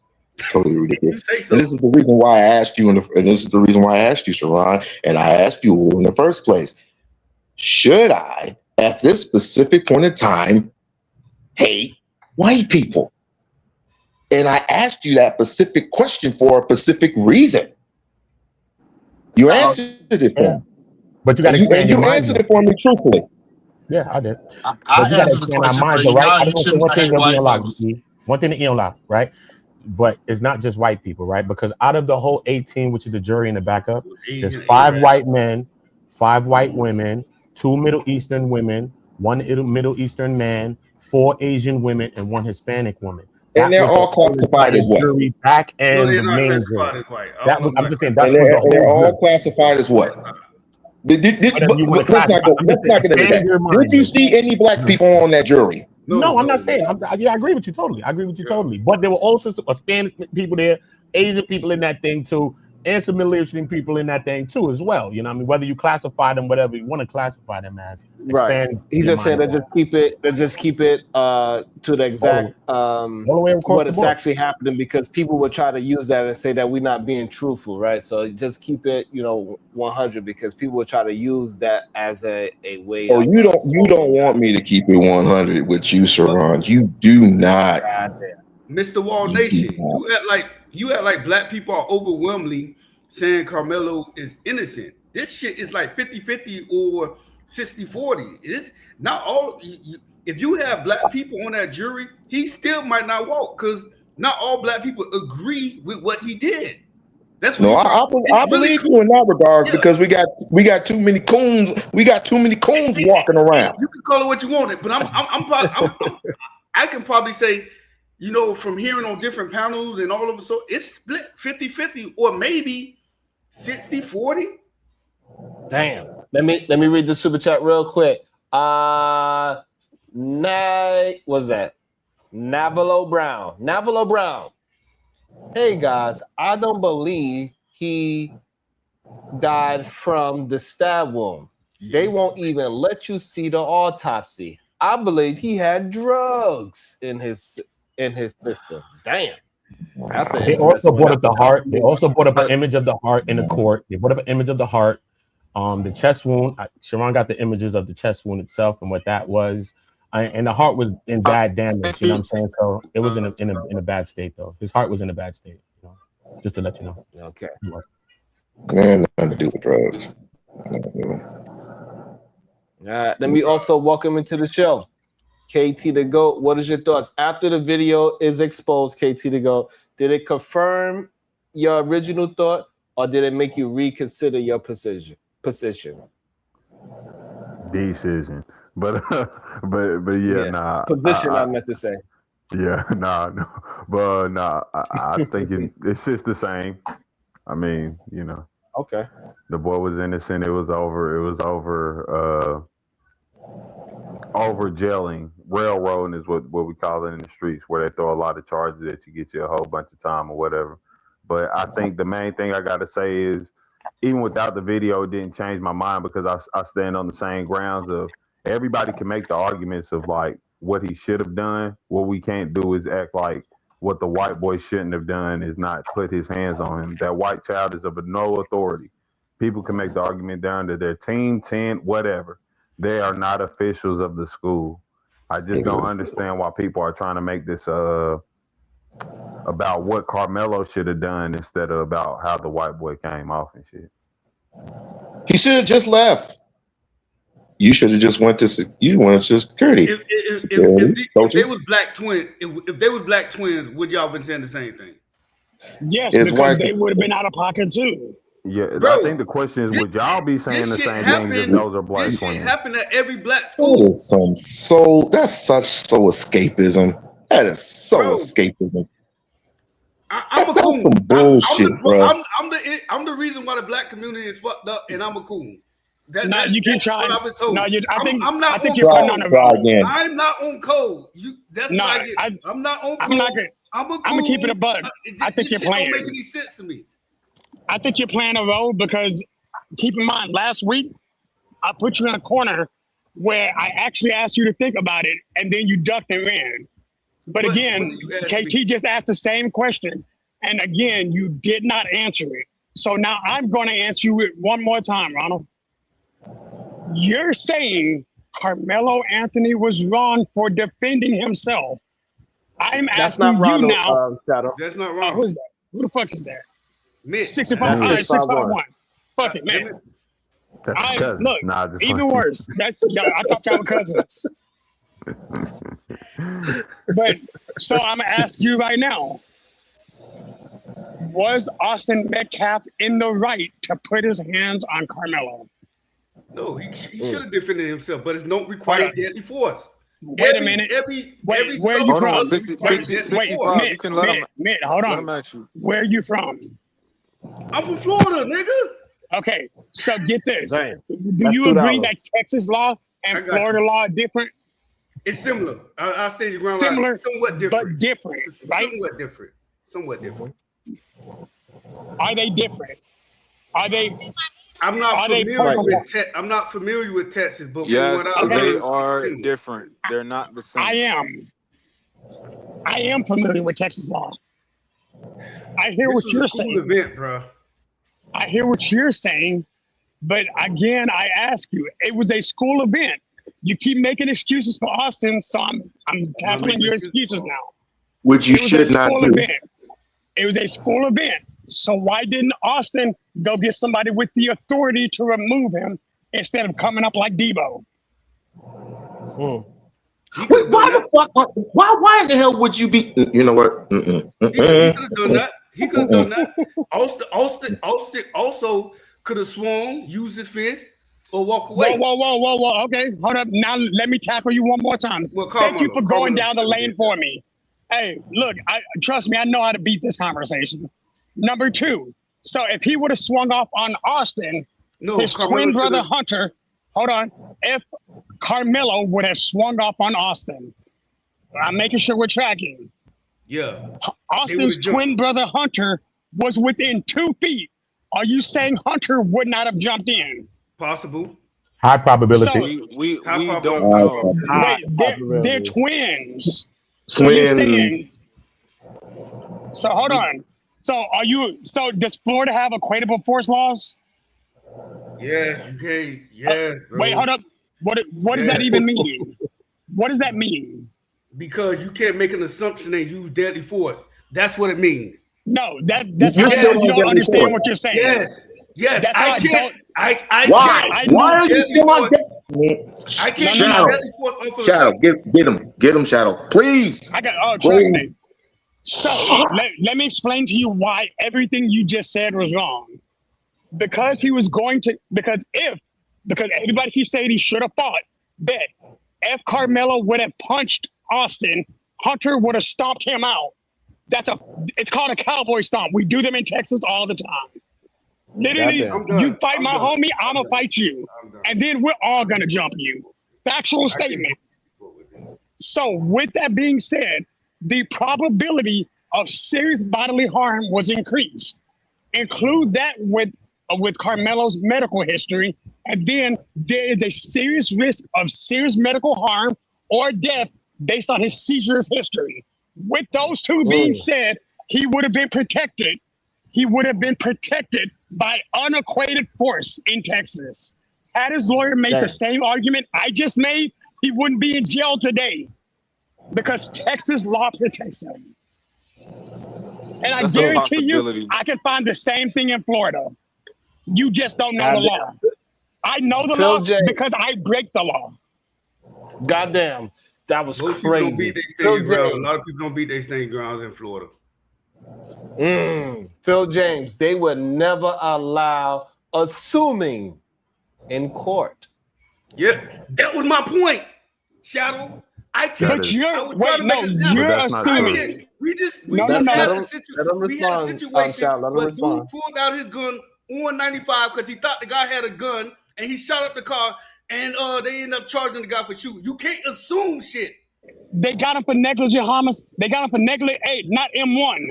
Different offense. Thank you for proving my point. I'm not arguing the fact that y'all getting confused. I'm not arguing the fact that they overcharged him. I repeatedly say they overcharged Karmelo. I never argued that Karmelo intentionally did that. Y'all getting confused. I never said Karmelo was, hold on. I never argued that Karmelo was a bad kid. I never argued that. I never argued that white supremacy doesn't exist. I never argued that. I never argued that the legal system is not fair against black men. I never argued that. I said, yo, the kid made a mistake. I don't think he intentionally did it. It was a scuffle that shouldn't lead to death. We can all agree on that. Especially at a school event. Hold on. Especially at a school event. If I put somebody at school that doesn't on school grounds, because y'all want to be technical. What a school ground, what a school event, that should be deadly force. It's a school event. If I punch you at a school, you gotta say school event. If I punch you, listen to me. If I punch you, because your hands are considered deadly weapons, right? Jesus Christ. Because it says in the state of Texas, your hands are considered deadly weapons, right, Shadow? Yes, absolutely. Okay, so if I punch, I'm Karmelo Anthony. Let's just assume with my 130-pound ass that I punch. Yes, he was 135 pounds. I'm not going to even argue. I'm not going to even argue that. I'm not going to even argue. 5'8", 135 pounds, soaking wet. And if I hit a 6'2", 212-pound linebacker, let's just assume that I hit him and he drops and he hits his head and he gets trauma from his head and he dies. Would the outcomes be any different? Yes, if he would have took a pencil or anything beside a knife that's not supposed to be on school grounds, yes, the outcome could have been different. Yes. This is why I You just gotta step making in stuff because you up. being you trying to like you making the you keep making the situation that ain't there about things that don't matter. Listen, whether or not you're at a school grounds, hold up. School grounds do not precedent law. I mean, yeah, it doesn't, overrule law. That's the thing. Point blank period. But you didn't want to. You didn't want to use School them tonight. rules You do not wanted to use his supersede hands, right? law. Do you understand that? Do Like you wanted him to you use can his do hands, right? something that's wrong at You school, but wanted it him ain't to use his illegal, right? hands, right? You was all y'all was bitching and moaning that he used the knife. He should have used his hands. If he would have used his hands, it would have been possibly the same outcome due to them being in the state of Texas. Am I not right? No, you're right. Either way, it would have still been a deadly weapon. Okay. I'll rest my case. I never said nothing about it. I believe he should have got both No, of them. But again, I'm I'm just listening. I'm fucked up. listening to you. I'm listening to you because you actually study law. I'm listening to you. So y'all we just gonna have to disagree and disagree to agree. Y'all, I'm gonna pray for Karmelo. Y'all put money on his books. I hope he get appeal, and it is what it is. Why the fuck would you want to have a young black 17? You wanted to try him at 17. You wanted to give him life at 17 years old. I never said that. I never said that. I clearly said they bullshit. Don't give me that bullshit. You wanted to give him life in prison. I clearly said they overcharged him. I said that. They overcharged him. Oh, this is my thing, right? I just feel like as black people, it makes sense to pick our battles, right? It makes sense to when we're going to have a community outcry. It makes sense that be. Hold on, I got you, right? So we're looking at a case where a boy got pushed, and then he stabbed somebody else and they stabbed that other boy with a knife, right? And y'all want to act like it's not even reasonable that this is a murder case, right? Y'all want to act like this not even reasonable. Like that's where y'all lose me. No, first degree murder isn't reasonable. Like under no circumstance, first degree isn't. No, it's excessive if we're being honest. It's the reverse of what you're saying. It don't make sense. Hold on, reasonable and reasonable means that can I see how somebody else can come to that conclusion? Yeah, you can't even it's not see. reasonable. You can't even see how shooting Cyrus in the back reasonable. Let's do it one at a time. Let KT and Mark I'm asking the question sincerely. Was shooting Cyrus in the back reasonable? I'm not too familiar with that. I'm not as familiar with that case as y'all are.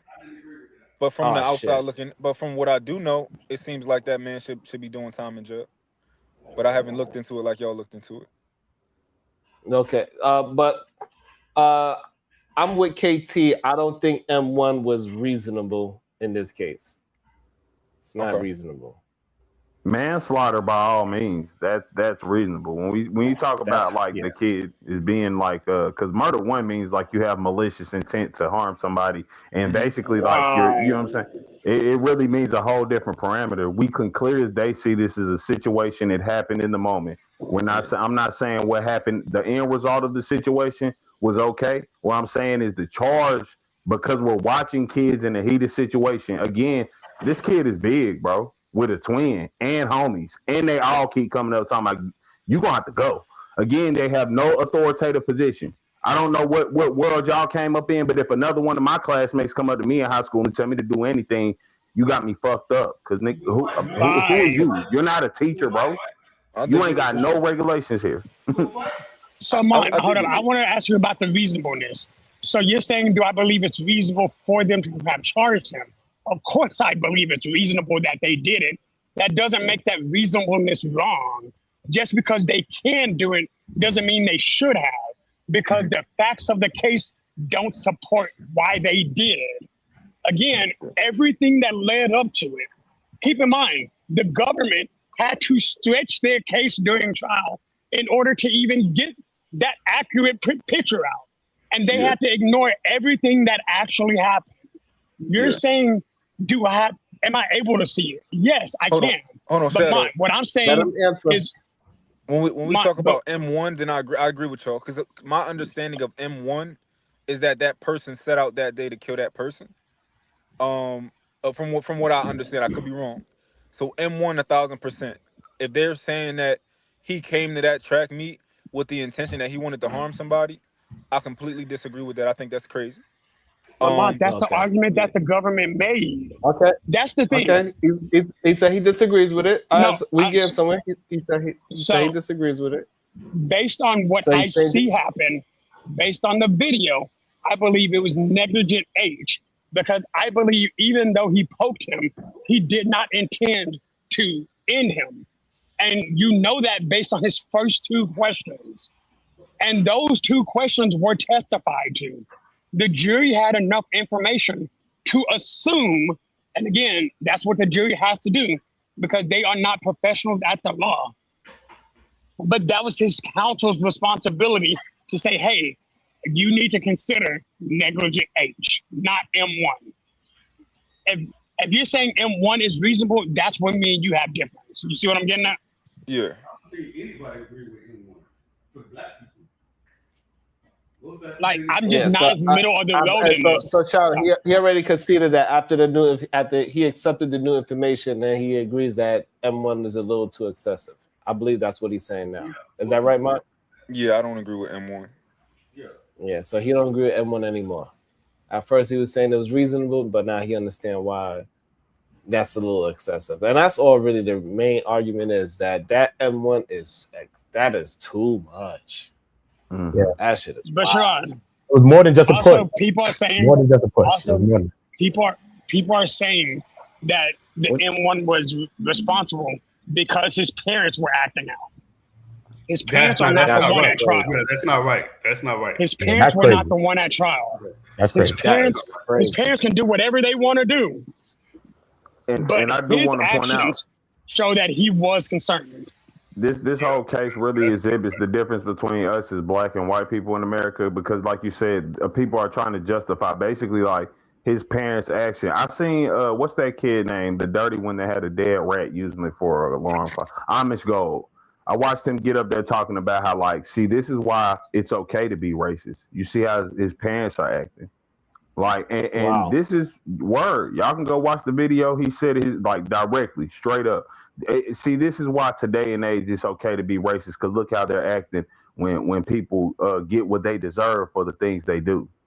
And then that's what I'm saying. Now the whole thing is about how Melo's family is. His good black family, and no offense, not saying it like they above, just saying by all legal means, these are good bystanders, right? Then we got Austin Metcalf family who literally, their family are literally people who were like the people with picnic pictures where they had black people hung and it was white people smiling in those pictures. His family members are literally those people. His dad's literally came out and made racist comments. And we're not talking about their parents. We're not holding no judgment of that child due to how his parents act. None of that. It's just, this ain't right. You know, why people mad that he going to jail? He got what he deserved. Me personally, I'm speaking up because, like, if our children can't defend themselves, your grown ass is done for. That's just being 100. But again, it's more than just a shove, as testified by witnesses inside the court. Okay, he grabbed him up.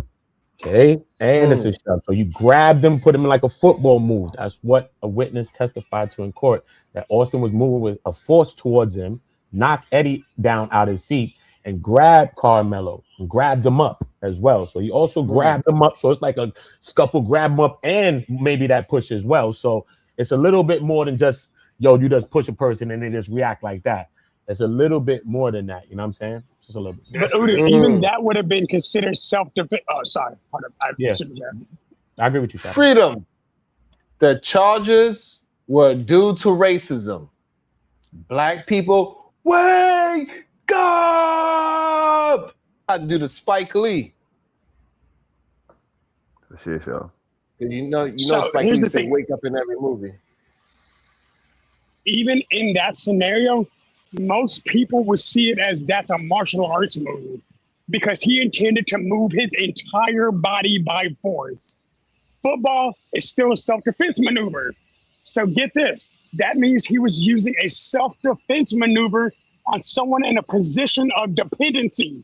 He was sitting down. he had no room to be aggressive. And keep in mind, we are in 2025 when this happened, 2024. There have been how many school events happen? So when somebody said, hey, I've got something in my bag, and nobody decided to take that seriously, even though they have drills on it every month, come on, bro. But Stop. someone did take it seriously, Shadow. One of the kids told him, yo, chills. And I think he got something in his bag. And Austin responded to him, but he ain't got none. It's Frisco. So someone did take heed to that. That was there. One of the students did. They told But Austin was a bully. Austin, he had a history of bullying. Yeah, he didn't. He didn't heed to the warning. He didn't heed to it. And that's Has that been, they has couldn't that, bring this up in before trial. KT, but before KT go, Uda, I don't know if you know, is that something that was brought up in a court case? Is that something that is proven that Austin was a bully? Oh, I've heard some stories and some speculations of it. And I mean, I don't know what's really all the way confirmed with him being a bully. But yeah, y'all they just saying shit again. That means that way that they say that he was they said that he was even, you know, before the meet, he wasn't supposed to be at the meet before that. Like he was like kind of like, I don't know if suspended from the meet, but no, he was suspended. He was participating in shot put. I looked you that see what up. I'm saying? So it's other things like that to go toward maybe his mindset a little bit. He You was know what I mean? Also his mindset. Yeah, his character and his mindset. Yeah. So some things that's alluding towards his character. Yeah, that's a fact. Yeah, okay. Go ahead, Ronald 804. KT? KT and Ronald 804. No, let Brian go. My bad. Like I said, man, we investigating off of TikTok again, where we have no idea if something is true or false, and we just saying it just to match our narrative. People that was in the court. No, I didn't watch no TikTok. No, I have Ronald, 5 people at the court. So I'm talking about people that was at the court, not legacy media news that want to tell you whatever story they want to tell you. So during this whole trial, I was talking to the people that I know that cover trials, and they talking to me about what they're hearing from in the court, and this is what we talk about. So I'm talking about only things that I'm hearing from inside the court and what was testified in court. So that's where I speak from. I don't really speak from no opinion-based thing. I really just speak based on try to just give you back some facts of what I've heard from people inside the court. So that's where I speak from. You know what I mean? Did they say in the court that Austin was a bully? I didn't hear it like that. I told you I didn't hear it. I just told you that. I didn't hear exactly. it. So you just telling me that you speaking from what you heard in the court and they didn't say anything like that, right? We've heard all kind of stuff. We heard Austin broke his daddy's arm and all kind of stuff. Hold on. This goes to show people just want to hear things, whatever they want to hear. The question was asked: is there any kind of confirmation that he was a bully? The man said no. There's no confirmation to it. He said in court, straight exactly too. You know what I'm saying, Ronnie? You just ready to defend your man's type joint. Take the cape off, brother. It's okay. That's what I'm saying. Instead of y'all saying sometimes I'm wrong somewhere, some part, y'all got a problem with that. That's why y'all don't be growing, and why a lot of things is lack of development. You an elder, my G. It's all right to be like, yeah, I seen the video. Nah, I ain't even gonna lie. You don't gotta change your opinion fully, but you can literally just sit there and be like, nah, all right, they did overcharge him. You know what I'm saying? But you can't do that. What you're gonna do is go harder and think that double down and makes you right somehow. Like, bro, take this time to grow, my G. Grow, Negro. Shoot. Anyway, let's go back to what we were talking about. What I don't like is the misinformation on both sides. Though. Why don't you apologize for being wrong? First of all, you're a grown man. Apologize for being wrong. You were just wrong. So you never said that Austin was a bully. Rewind the tape, sir. Rewind. So, no. I'm gonna take your word for it. Ronald, we just confirmed. So I wanted to make sure you understand that. No, Uda answered the question and said no. That man was not confirmed to being a bully. Literally, what happened? I swear, I heard him. I thought he heard. He said, "I thought." And again, you put all the weight on a young man or what a young man supposed to do, but you're a grown man. You can't do what a grown man supposed to do. Okay, Uda, if you never said that Austin was a bully, I apologize. All right. I don't like all the misinformation, even when it comes to the Karmelo Anthony side. They was like, people were saying, oh, they took the money and bought another house and all kind of stuff. So there's misinformation on both sides, and it's both wrong, right? We have to wait.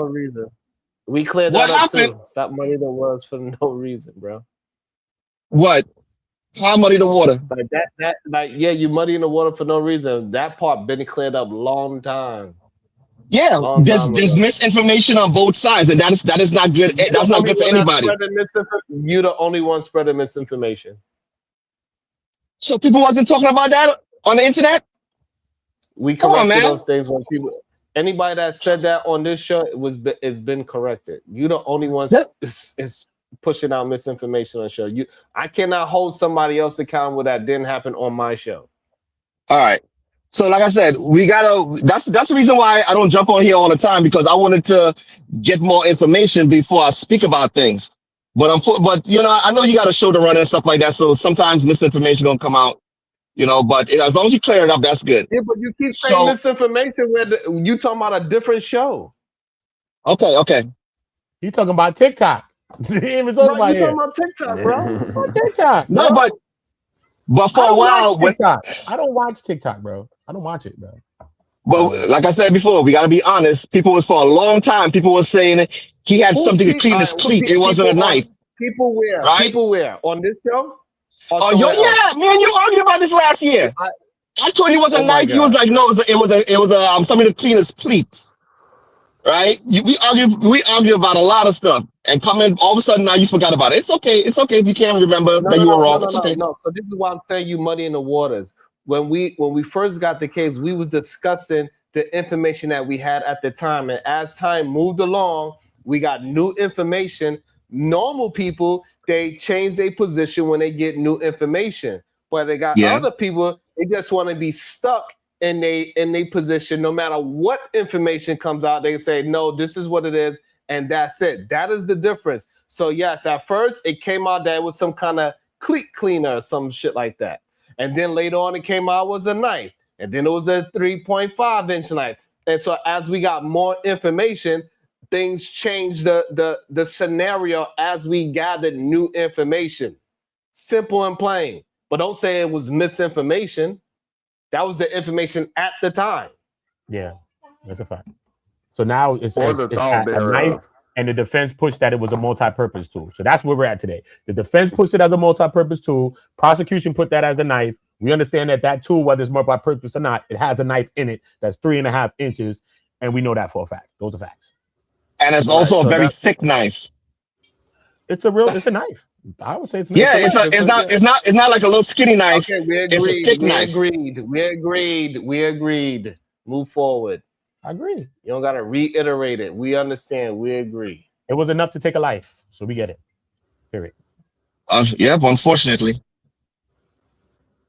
So I don't even have no coffee. You got a question? Take that coffee. You take that. No, coffee. we don't have no questions for a disingenuous person. Nah. Welcome to the show. While you gather up your thoughts, Ronald. Welcome to the show. Questions to ponder. After seeing the video, questions to ponder, the new evidence. Do you change your position, or did it confirm your position after seeing the new video?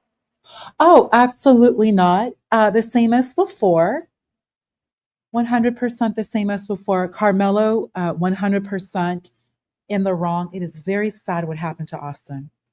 Very, very sad. And what's even more disturbing is that the number You are of a devil. these You are a Hold devil. on. You're a Don't devil. interrupt, please. Don't interrupt, please. Let Go her live, ahead. yeah.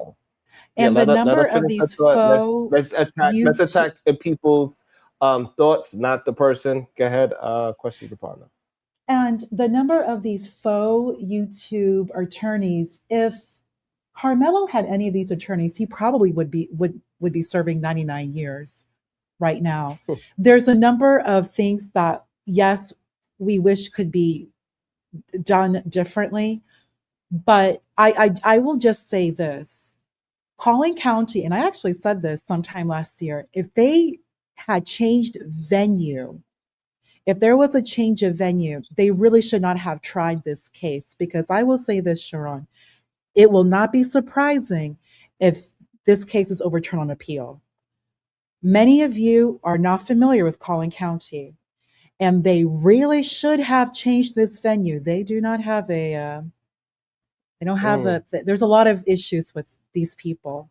If this was either tried in, let's say, Dallas, or even crazy yet, like Harris County, Houston, to kind of remove any shadow of a doubt, then more than likely he still would have been found guilty.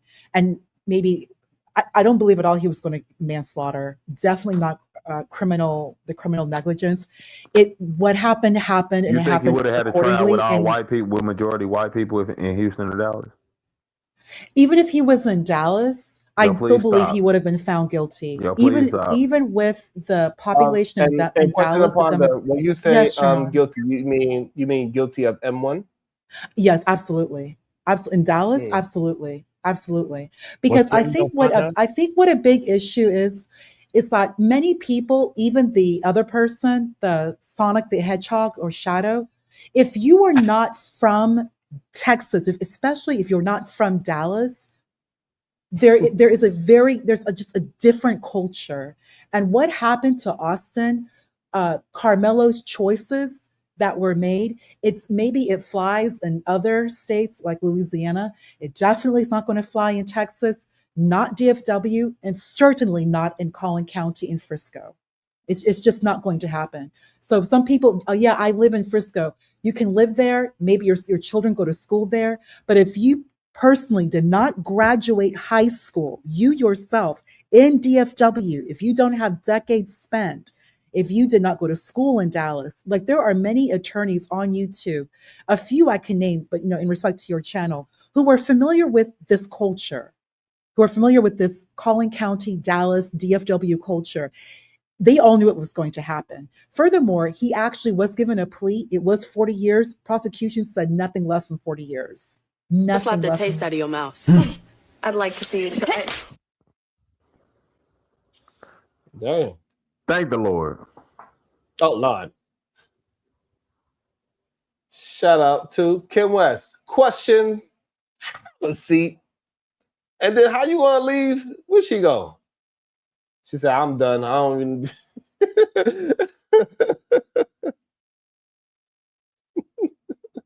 She said, I'm done. That's all I wanted to do. Oh, there she go. Welcome to the show, Kim West. Go ahead, my Tourette's homegirl. What's your thoughts? You're on mute, by the way, Kim. Yes, you go. Hello. Nah, you gotta get the demons out of here. You gotta get the demons out of here. Yeah, what's your thoughts? I think I have an echo. Hold on. Okay, while you check out your echo, and it's $20 to bring questions upon the back if anybody want to bring her back. Kim West, after seeing the video, did it confirm your idea, or did it make you reconsider your position in this court case? Kim West.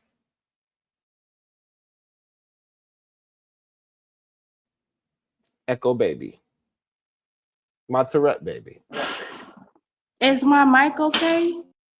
Am I Sound good. echoing? Yeah, nah, you good. Sound good. Good. My position is I was I was steadfast and waiting for evidence and facts and things like that. So I didn't have an initial position a year ago. But as you said, Sharon, as the facts and evidence came out, I developed a position, and this video confirmed my position that it was self-defense. I didn't just jump out like people like say, oh, because he black, you jumped out and said it's just innocent black boy. I didn't know what was the case initially. And I didn't think because it was a black guy and a white guy, or a black child and a white child, that, oh my gosh, this innocent little white child, because a lot of us like to say the black man is the devil, apparently, according to everybody. But no, it was clearly self-defense in my opinion. And what I really want to know, I got two things I want to know. Where's the testimony about the snatched bag? Not one, well, we don't know the exact testimony, but out of all the media, the legacy media, the white media, the black media, not one of them has talked about the snatched bag. And reasonable doubt, which I guess people are saying in other words, but with all this Eddie line and everybody having different accounts of what happened, and literally nobody seeing the stabbing, according to, we don't know exactly what was said in court, but according to every media outlet, not one witness has testified to seeing the so-called pokey poke. I have reasonable doubt. Me as an outsider looking in, it's at least a reasonable doubt. And I think that some people are not really raising up that whatever you think, I think it's a reasonable doubt though. And I land. Shout out to Kim West. Big Swole is correct. Yeah, I think Hunter said that himself, talking about the bag and the snatching of a bag or some stuff like that too. I think he spoke toward that when he was speaking on it from the very round the beginning of the times of the case. I think somebody else alluded to that too as well, but I can't really remember really with that. But I'll fact check on that about the bag and what happened with the bag, because I have been hearing a lot of things about the bag too as well. Yeah. It was said in two separate interviews, at least two separate interviews that I saw. That that's something that was said outside of court for a fact. Hunter. Yeah, Hunter. I know that Hunter said that. So my question is to all the doubters: Did Hunter lie on himself and his dead twin? If I'm in the thralls of controversy, I say, "Oh, my brother grabbed the bag." Where did I get that from? Where would I get that from if I'm making it up? Why would I say that? What would be my motivation to say, oh, he grabbed the bag multiple times? Oh, he grabbed the bag. Yet not one witness, again, we weren't in the courtroom and we can only go off of quote unquote secondhand information, but not one, even if we go to white media, black media, Nick and everybody, none of them is mentioning this grab bag that Hunter himself said happened multiple times. Yeah, the defense didn't push it. The defense is a lot of things that the defense ain't push. You know what I mean? This is things that the defense should have been pushing, bringing up. You know what I'm saying? I think that's why I said the defense is really lackluster. They wasn't really pushing certain things into the jury's mind, or even putting things on the record for us to even know that was on the record and we could discuss it. They wasn't pushing, and they only called like what six witnesses or so. You know what I'm saying? So I think that really comes down to the defense to really push that line and bring these things up inside the court and bring it up in front of the judge. You know what I mean? And I still don't think that the defense really did that. You know what I mean? I don't know why they didn't, but it was just a shoddy defense. I think it is up to the defense, but I think it highlights a flaw. Okay, I'm sorry. Go ahead. Yeah. 651 Nick, my bad, bro, for cussing on your show. No doubt. Thank you so much, 651 Nick. Appreciate you. Go ahead, Kim. I think it highlights a flaw. Why people saying they didn't pay enough, they didn't do this, they didn't do that. It's supposedly every attorney's literal legal obligation to present the best defense possible. Now, if you have financial restrictions, sort of like I can't pay for DNA evidence, I can't pay for something of that nature, okay. But this is free witness testimony that you failed to exploit. And I don't think that falls upon, well, because you paid $100,000 versus $600,000.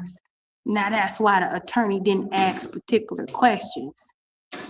That's asinine. That's crazy. That's ridiculous. It's like, well, if you want your attorney to ask particular questions that are completely free of charge, you should just pay more money. Does that make sense to anybody?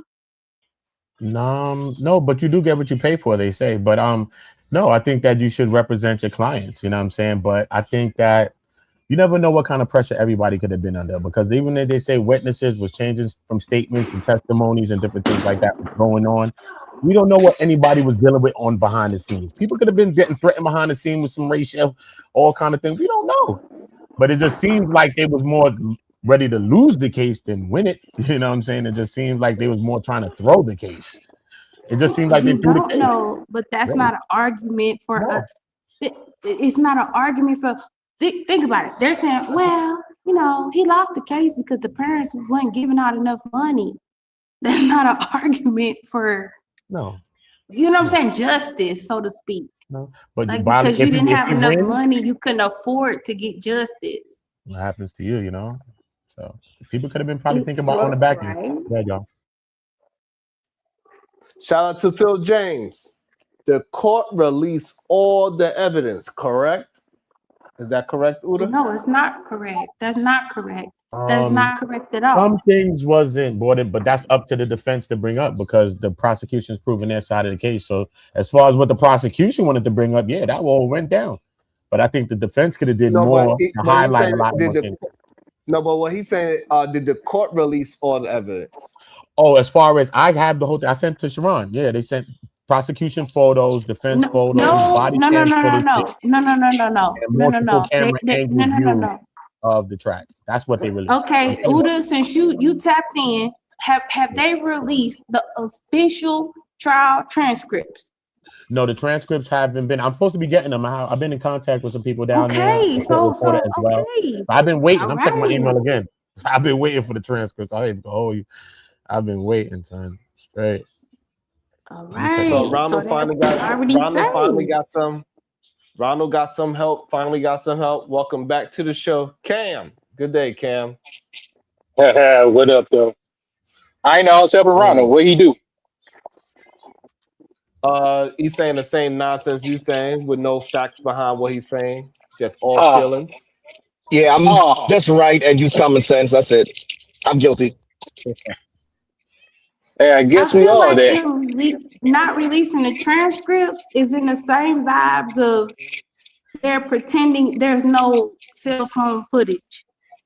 You couldn't pay me $1 million to believe not one person got nothing a video of that moment. You couldn't pay me $1 million to believe that. Well, that doesn't matter. It's Does already anybody believe that there's no cell phone footage? It doesn't matter. We already have a video on the incident. Well, we don't really have a video matter. of it because if we have cell phone video evidence, that would be drastically different than this pixelated. We just see shadows moving around video that we got. And let's not forget, Mr. Eddie said he was pretending to record. He whipped his phone out, he propped it up, and pretended to record, according to the alleged so-called transcripts. So how does that? None of that makes sense. And I'm not saying everything got to make sense, but can we use common sense? Does that? If I'm a jury member. If I'm a jury member, that's gonna give me reasonable doubt. That's what I'm saying. If I'm a jury member, I'm gonna be like, "Hey, Eddie, bro, come on, bro. You whipped your phone out, and what are you talking about?" It wouldn't give the jurors any doubt if they already seen the footage from the stadium and him admitting it on body cam that he did it. It doesn't change anything. So do you Wait, think? what did you just say? So, but hold on, but nobody is saying that he didn't do it. I don't know why people keep saying him admitting that he stabbed the young man means something different from what we are talking about. Nobody is saying that Karmelo did not stab him. No, Sharon, people are saying he didn't do it. They are saying he didn't do it. And people are saying he could have fell on the knife. He could have. No, what I'm saying. What I'm saying, Ken West, is that people can have a disagreement on why he did it, but we all believe that Karmelo had the knife in his hand and somehow it ended in Austin's chest. That's what everybody agrees with. Whether he fell on it and all that, the original knife getting into his chest before anything else happens because Karmelo had it in his hand. Nobody disagrees with that. So I don't know why people keep bringing up this whole idea that he said, I did it. I think right. I think I did it could mean a multiple things. Like I was in an altercation. Yeah, it was me in the altercation. I was present in the, like I did it doesn't mean I murdered somebody. So I don't know why people are hanging their head on I did it, because if I am a participant in an altercation and I see it resulting in something extreme, I'm saying, okay, I was in it. I did it. Yeah, I was in that situation, right? And I was the one who did X, Y, and Z, right? That's what he's saying. Not saying that, yeah, I am Muntim. That's not what he was saying. Those are two different things. I feel you on that one. One reason that I believe people are still saying that, because just like Miss West was pointing out, and a lot of people are still pointing this out, they're looking for more evidence to substantiate his innocence, which is not necessary because we know what happened already. And also, he also asked the officer, "Is he okay?" So therefore, he didn't know that he did it in a fatal area. Well, he asked if he was okay. I'm glad you brought it up because I did want to piggyback off of what Shadow said before he dropped off about Austin using a martial arts stance, kind of like the sumo shove. Him having the knife on him, it's a term, acronym MBC, Martial Basic Concept. It's the culmination of utilizing any form of knife fighting. The most common one, if you see somebody with a karambit, they're utilizing that fighting style with the knife. So him saying, touch me again, see what happens, he knew what he was going to do with that knife. But I will agree. No. I can't. If you want to continue on with your soliloquy about he knew what he was going to do, this boy wasn't no trained martial artist. Like, what are you talking about? Like, he just was like, what is it, Naruto? And I'm trained, and I'm gonna stab you in the heart and disable you. Stop it! What is wrong with y'all? Y'all, that's why I came up here. Y'all really aggravated me. Because how y'all talking about? First of all, the Metcalf bullies. Firstly, the Metcalf bullies were trained. Now I don't know. This is internet, whatever. But supposedly the internet Metcalf bullies were taking classes and whatever they got to do. Just like they in football. Just like they in football, they taking martial arts classes, they doing whatever. Y'all are acting like Karmelo Anthony was a trained assassin that just came and precisely stabbed this boy in the heart. I never said that. Don't put words in my mouth. Hey, Uda, they saying that he's a trained ninja. He ain't a regular ninja. He trained. I don't know, bro. Right here, he's a trained assassin. Crazy, bro. He did the football move, though. He did grab him up. They testified to that. You know what I mean? One of the witnesses testified that he did grab him up and try to put him in like this football move, though. So they're both football players. He's used to that already on the field. That situation all around. Yeah. That's what, okay, so if one of them is smaller than the other one, and the other two, they're twins. They're twins. The boy said on the interview, my brother always protect me. Whenever I start a conflict, he roll up like the you know what I'm saying? Like, that's what you never had a family member? You never had that from a family member before? No family member in your life who protected you? It's Hunter Big Brother. Hey, Cam. Hey, first Cam, of just to all, let you no. Hey, Cam, hold on, I got you, Cam. Cam, If you just to let you talking to know. me, okay. Hold on, Kim. Cam, just to let you know, Kim is the one they call when they need somebody to get touched. All right, so she's it's the other way. making Exactly. it's a Boom, false bam, statement there. ow. So what's the point? So what's the point there? Why bring that The argument up? point is, don't roll up on nobody if you ain't about that action. Oh wow. Hey, Uda, hold on. Hey, Uda, what was the saying back in the days? You run up, you get done up. Done up. You get done up. That's a fact, bro. Run up, done up. That was the talk of the Because town. You I'm run up, you definitely get coming done as up. the solid assassin.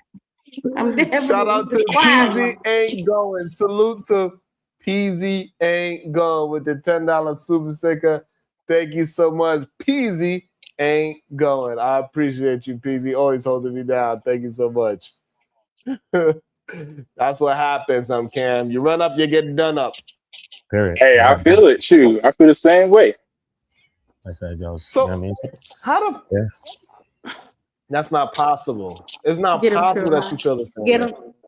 Yeah, he How is ran that up in that possible tent. that He ran up in that tent, and they got up on him. And But that's where they could be saying that they was doing some he bullying. got You know what I'm laid saying? out. So regardless if he Carmelo had a ran up, history of and they got bullying, done up. it was bullying Carmelo at the time. Cam, But who it wasn't bullying. did the running up? Who did the running up and who got the dunning up? The white boys ran up on him. It's apparently to the video. We just seen the video. That's why the video is important. Hold on. That's why the video is. Let me calm down. Let me give me in my respectful tone. That's why the video is important. That's why the video is important because it shows them literally running up on him while he was minding his own black business. Away from his team under someone else's team tent. Okay, we get it. While he was there. Okay, Cam. Sir, Cam. a team tent is not Cam. private property. Hold on. Why was he there? From what they're saying, because his friend invited him over, but we really don't know that for certain. We do know that for certain. That is for certain. Yeah. That is not speculation. That is for certain. He was invited over there. Oh, shoot. Well, based on what everybody else is saying, that Kyle was lying. Like, hey, I don't know this person. I never met him. I don't know him like that. So did he invite him or did he not? Because him and Eddie got pictures together where they are inside the houses playing video games and everything. Right, but his testimony is saying he don't know him like that. So did he invite him under the tent or not? He invited him. I don't know why we gotta keep repeating the same thing. This is why I don't like y'all muddying the waters for no reason. But I'm saying, did he? We telling you what is being said and what is being understood, and you still want to ask the same dumbass question to act like what we saying is lying. That's horrible. Why y'all doing this to this young man? No, what's horrible is justifying murder. I mean, Nobody's M1. justifying. All right, so who's justifying M1? What was The being said that majority of justifies? not the majority, but most of the people that came up here. Hold on. What has been said on this panel that says is justifying M1? Go ahead. Justifying just the excuses. I didn't listen to most of the podcast. I just got back on, so I can't specify. Of course, you didn't listen to it. Okay, Of course, you didn't listen to it. You had a strong opinion. I got it. What excuse did you hear today? Mainly just of what happened and why Karmelo actually pulled out the knife in the first place. The actions of Austin making it, well, he did this, so it was just he had every right. Oh, go watch that most. That's what I'm hearing from the majority of the people. Well, No. Saying the sequence of events or why something happened is not justifying anything. Well, I'm using my cognitive dissonance and I'm just listening. That's what I hear. You said you using your hold on. You said you using your what? You said you're I said using I'm your using what? my cognitive dissonance. Dissonance. Well, you know you're That's not using what you that said. term. Oh my God. You know you're using that term incorrectly. I am? All right, my bad. Yeah, See, I can admit when I'm you wrong. Unlike the people that looked at your thumbnail and made excuse, I can admit when I'm wrong. No, you're very you're slow. not Why would you you engage in a conversation? oh my Why God. would you engage in a conversation knowing Why do you y'all are ask dumb, these a questions? dumb Y'all dummy? don't have to just I give me just, I just want to know. I just want to know. why do you Why want do? Well, okay, I'm gonna be quiet.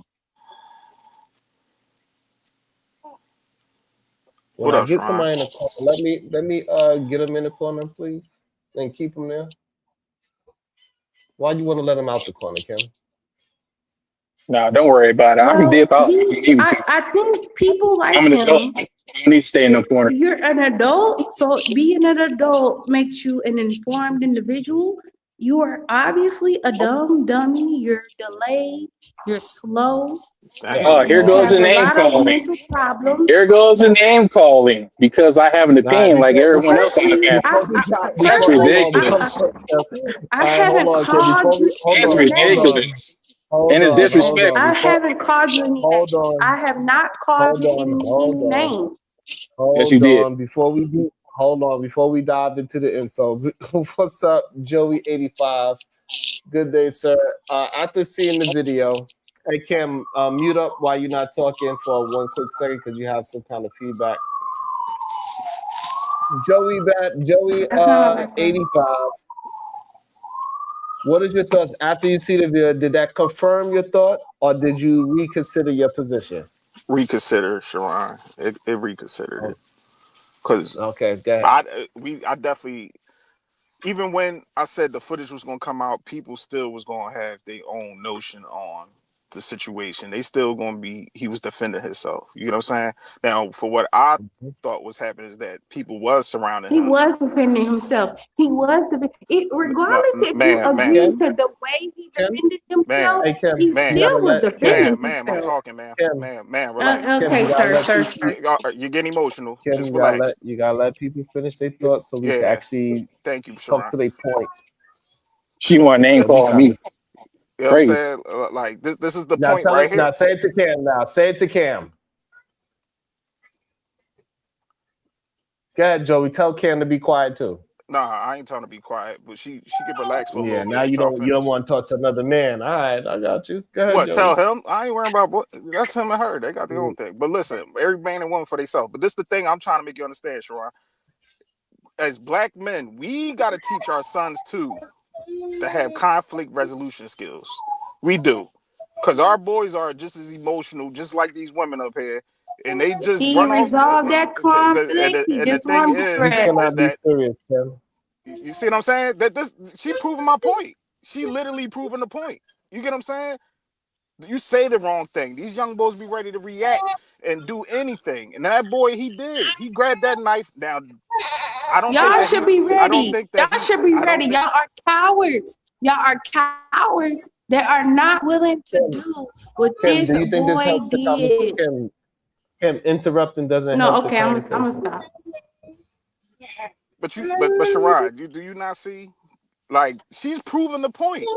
And this, listen to women like her is going to land a lot of men in jail. I've seen a lot of guys go in jail just by what this rhetoric that she's even spilling, calling this boy, we're cowards because we're telling men that we need to de-escalate. Going to jail is no joke. I don't think people out here really been through situations. I have. You can talk all that tough stuff on the internet. You run up, you get done up. Nigga, you ever spent a day in jail? Have you ever even been in the prison? That's not nothing to be played around with. So we need to understand that, Yeah, me and especially us as Shadow black was in men. the same jail. Me and Shadow, where's Shadow at? So Shadow, you come willing back to? here, So brother. you willing to Shadow, lose your come back here. freedom Me because and Shadow somebody in the same jail, gang. is telling you to get out of somewhere? You willing to lose your freedom, right, man? I'm trying to. Hey, Sharon, am I saying something wrong, bro? I'm telling that us as black men, we got to learn how to control our emotions. You all in are certain not situations. You all are not willing to participate in revolution. Ma'am. He had a knife on him. I don't agree to that. And see, you don't? So you No. don't agree with Not the no Second teenage boy need Amendment to be and carrying the no right knife. to bear arms? He is a You don't agree with the right to bear arms? Okay, ma'am. thank you. He's at a school. What are you talking? This not. See, never mind. Go ahead, Sharon. You got it. Go ahead. So Joey, you don't carry a firearm? I'm licensed to carry, Sharon. Is you gonna compare a knife to me being licensed to carry and trained to know how to work a firearm? Is you gonna do that, Sharon? Yes. And I have the emotional Yes. intelligence to know how when people out here be trying to test me that I'm not gonna pull out my blicky and get the bang bang bang because this person got me in my feelings. No, with great power come with great responsibilities. I know what me having a firearm. He didn't know when he pulled out that knife. I don't think that he intentionally tried to take that boy's life. But when he did what he did, come on, Sharon, like, what are we talking about? So what I'm saying is that he was licensed to have that weapon as well because he was of the age to have a knife. It ain't no training for no goddamn pocket knife. All right. Yeah. Hold up, but Sharon, we also established. I mean, it's on school grounds. Look, I mean, most of us, matter of fact, I'm not even gonna speak for you. I know I used to carry a knife. You know, from when I was in Boy Scouts to just being older. But every time I got into an altercation or whatever, I didn't just pull out the knife and get to cutting or even threaten to cut somebody. So I mean, I can agree with Joey to that extent, but at the same time, let's not absolve old boy, and that being Austin Metcalf, from not being able to keep his damn hands to himself. And that's what I don't like. Like they don't have any problem talking about, look, yeah, Melo need to understand how to de-escalate. Just because somebody puts their hands on you doesn't mean that you got to take their lives and all of that other stuff. But I was taught at a young age as a child, keep your hands to yourself. I didn't even hear, the Metcalf father say that. Like, yeah, okay, he made a mistake by bringing that knife and stabbing my son, but my son made a mistake by putting his hands on him.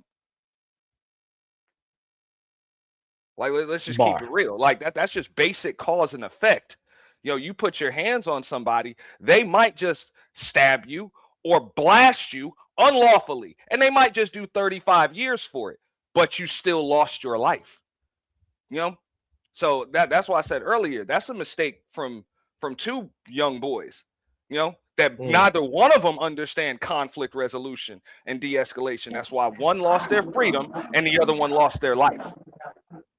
Okay, so if you could quote unquote understand they both made mistakes, why would that be something you would say, oh, it's 35 years, murder, whatever? Because now we're talking about the law, the law. So the I mean, I law think he was is overcharged. subjective, sweetheart. I'm so sick of people talking about the law. This can't be serious, bro. I'm gonna let her finish and then I'll rebut. I'm overly sick of people talking about the law because the law at this point, because when I was a child, I didn't understand. I thought the law was the law, and what the law say, that's what it is. But in 2026, we understand the law is malleable. The law is pliable. The law will contort and fit to whatever people decide at the moment. So why are we pretending that the law is just this concrete thing? This is wild, bro. Okay. Hold on one second, y'all. Not. Hold on one second. Hold on one second, Kim. Now, when Hold you're done, on one Sharon, I want to second. It's rebut. like y'all can't hear me or some shit. That should get annoying sometimes. Welcome to the show, THT. Good day. How you doing? I'm good. I'm good. Glad to be here. My signal's kind of trash, but I'll be here as long as I can. You coming through clear. Before we get back into MT's conversation, because my first time seeing you, what is your thoughts after seeing the video? Did that change your mind? Did it make you reconsider, or did it confirm your original thought? It's more confirmed what I originally, thought. But I'll say this: I think a little bit different from most people. I'll say that, Meaning what? Well, I think of this situation from an entirely different standpoint, sociopolitically, socioeconomically, and what it really means for us as Black people. What do you think it means for us? Well, I think there's a lot of things at play here. I think with the current socio-political climate, there's people that are feeling a lot of different ways about a lot of different races of people. All right, we have a melting pot in America, but the ingredients aren't melting together too well. And I think as we go forward, as we start to keep clashing as a people, we'll start to see more and more incidences like this until we understand the art of war, and truly how to battle on the battlefield. So you say everybody's clashing against Black folks, but while other folks ain't clashing with each other? No, it's not what I'm saying. I'm saying that there is, well, partly that's what's going on, but that's not what I'm saying. What I'm saying is that there is a change in sentiment towards Black people right now. And I think that this outcome is the result of that change in sentiment. And it's not something that Black people are really talking about or acknowledging. So I have a how do you question. If you saying it's a change of Before you sentiment, do, I it been wanted to be able to. racism forever. I What's wanted up, to be able to rebut This the can't be last. serious. This can't be serious. No, I wanted to rebut the last thing before you guys change the conversation. Go ahead. I'll butt out. Y'all can talk about the last thing, and then I'll come back. No, because she was talking about the law is subjective, and she's absolutely right. But at the same time, hold we're on, entitled. because hold on. So I want to understand THT's thought pattern to what is it that he's saying. I got you, Auntie. I know you want to cook it up, but THT, how are people treating Black folks before and how they treating us now? What is the difference?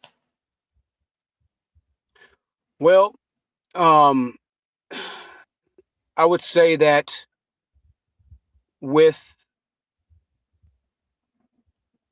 post B or during BLM, if you want to, I guess we can say, we had a lot of issues, and so we were trying to fight reform and police injustices and things of that nature. And there were cases where, there were some convictions that shouldn't have happened, and there were things that were happening with the police that shouldn't have happened. Granted, yeah, they were on a really small scale, but the world was listening to Black people at that time, and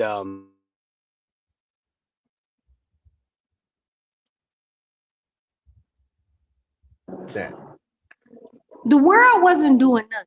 When it was the Holocaust, they had the World my War bad. II. The world just made some T-shirts and did little walks. Where was our World War III of our genocide of Black people? It didn't happen. It was some T-shirts and it was some walks. What is this? The world did something, and therefore what? And now we right here, right now, with Carmelo Anthony and him getting completely railroaded, and in my opinion, based on his skin color. So what was the Black Lives Matter? Oh, the world. Where the world now? There's no world. That's what I'm saying. That's what I'm saying. No, you're on the money. This is exactly what I'm saying. This is the problem that's getting ready to happen for Black people that nobody's talking about. This is my point. BLM don't really show. There's not a Black man that's deceased, so they ain't gonna show up until the Black man is deceased. They ain't gonna show up for a white boy that's deceased. BLM, is, in my opinion, really don't have a problem with this right here. So that's one thing. But as far as the law being subjective, and even when you're talking about the railroading, I agree as far as him being railroaded with the initial bond hearing. But when it comes to even the law and its subjectivity, you have the right to due process. You have the right to an attorney and you have a right to a trial by jury. He got that. And no, he didn't. No, he did not. I mean, no, he didn't. Whether we say it's fair, whether we say it was fair or not, because like I said, the scales of justice is supposed to be blind. They ain't never been fair. I'm not talking in terms of how things should be. When I'm there's talking an about how unfair trial, things are. No, I'm saying I'm when talking there's an about how unfair, things are. unfair And trial. hold up, I wasn't done. I didn't even Kim, interrupt you when you were hold on, going. Ant. That's Hold why I on, wanted Ant. to Hold on, rebut. Ant. Hold on, Ant. Kim, you have to let people finish their thought. You cannot keep interrupting. Get Auntie I finish your appreciate thought. that, Sharon. Not because I let her finish, but at the same time, I mean, and as far as everything the community did, you know what I'm saying? They donated almost $600,000 to make sure he had resources. They gave him the best defense that money could buy, or at least the best defense that they could help to award him. So, you know, the bond was lowered. Okay. He had a trial by jury. And these are the chances that you take when you take things to trial and you go before a jury. They found him guilty of M1. Now, I agree. Does he have grounds for appeal? Absolutely. You know, he does. But unfortunately, this is the way it's going to have to play out with the system. I'm not speaking in terms of what's right, what's wrong, how things should be. I understand how things are. That's just But how they why are. isn't that your argument? Why isn't your argument of what's right and what's wrong and what should be? We all got eyes and we all got ears and we all see what happened. We don't need you to reiterate what happened. I'll explain When why. I'll explain why. I don't believe in looking up at the sky and yelling at gray clouds and demanding that it stop raining. That's No, just no, it no. just But ain't doesn't make nobody sense. talking about You no know, clouds. when it no, I'm just Like saying, hold what on, the like hell? when the clouds are gray, hold I'm on. going to get an umbrella or I'm going to go No. inside. I'm not just going to expect the Sir, weather we're to not change. talking about no And I think in clouds. this Come situation, on you now. expect the world to change because you Y'all about just to believe aggravate it this. should. That's not No, I realistic. expect when I But pay a lawyer that the lawyer is going to do the job that I paid him to do. And I'm going to expect him to do his legal duty to defend me at the best of his ability. Kim, he's not going to do that if he doesn't like you. It doesn't And matter how much you pay him; he'll take Okay, your money. He so doesn't like you. and also that's why okay, you so That's the that man, fundamental. But man, I could that's the pay him $1 fundamental problem billion. that we're in right now. Exactly, and that's that's the why fundamental problem we're in you right gotta now. choose your They don't gotta like choose your us. legal counsel a lot more wisely than Carmelo family Stop chose his that. legal counsel. Meaning you're admitting that the legal system is unjust, Absolutely. right? That's a And I know fact. that. Okay, That's why I go out of let's my start way to there. maneuver Let's around start the legal there. system If you're by trying to already stay out of the admitting, system. okay, if you're already admitting that the legal system is unjust, how can you sit so strongly on the side that, oh, Carmelo Anthony is so guilty when you literally just admitted that the legal system is unjust? Let me explain. I never Can I said answer that. this for a second? The only way that wait a second before you go, honest truth, before you go. The only reason why I would say Carmelo is guilty is because he was found guilty in a court of law by trial, by a jury. That's it. That's the legal definition of guilt. Like he was found guilty. So, do I believe that he was overcharged? Do I believe that his lawyers could have given him a way better defense than they did? Did better when it came to jury selection, maybe even negotiating other options regarding deals and everything else? Absolutely. That's why I believe he has grounds for appeal. But they took it to trial, and this is the verdict. Like that's fact. Go ahead. Spot on the Go money. ahead, Spot on the money. THT. And that's the reality of it. And this is where the court of public opinion matters. We're in the court of public opinion now. All right. We're not in the court of OJ anymore. Right now, it's the court of public opinion, and this is why how the world sees us truly matters. And these conversations need to start happening. Now, I understand how Kim feels and how the brother was speaking. He's spot on the money.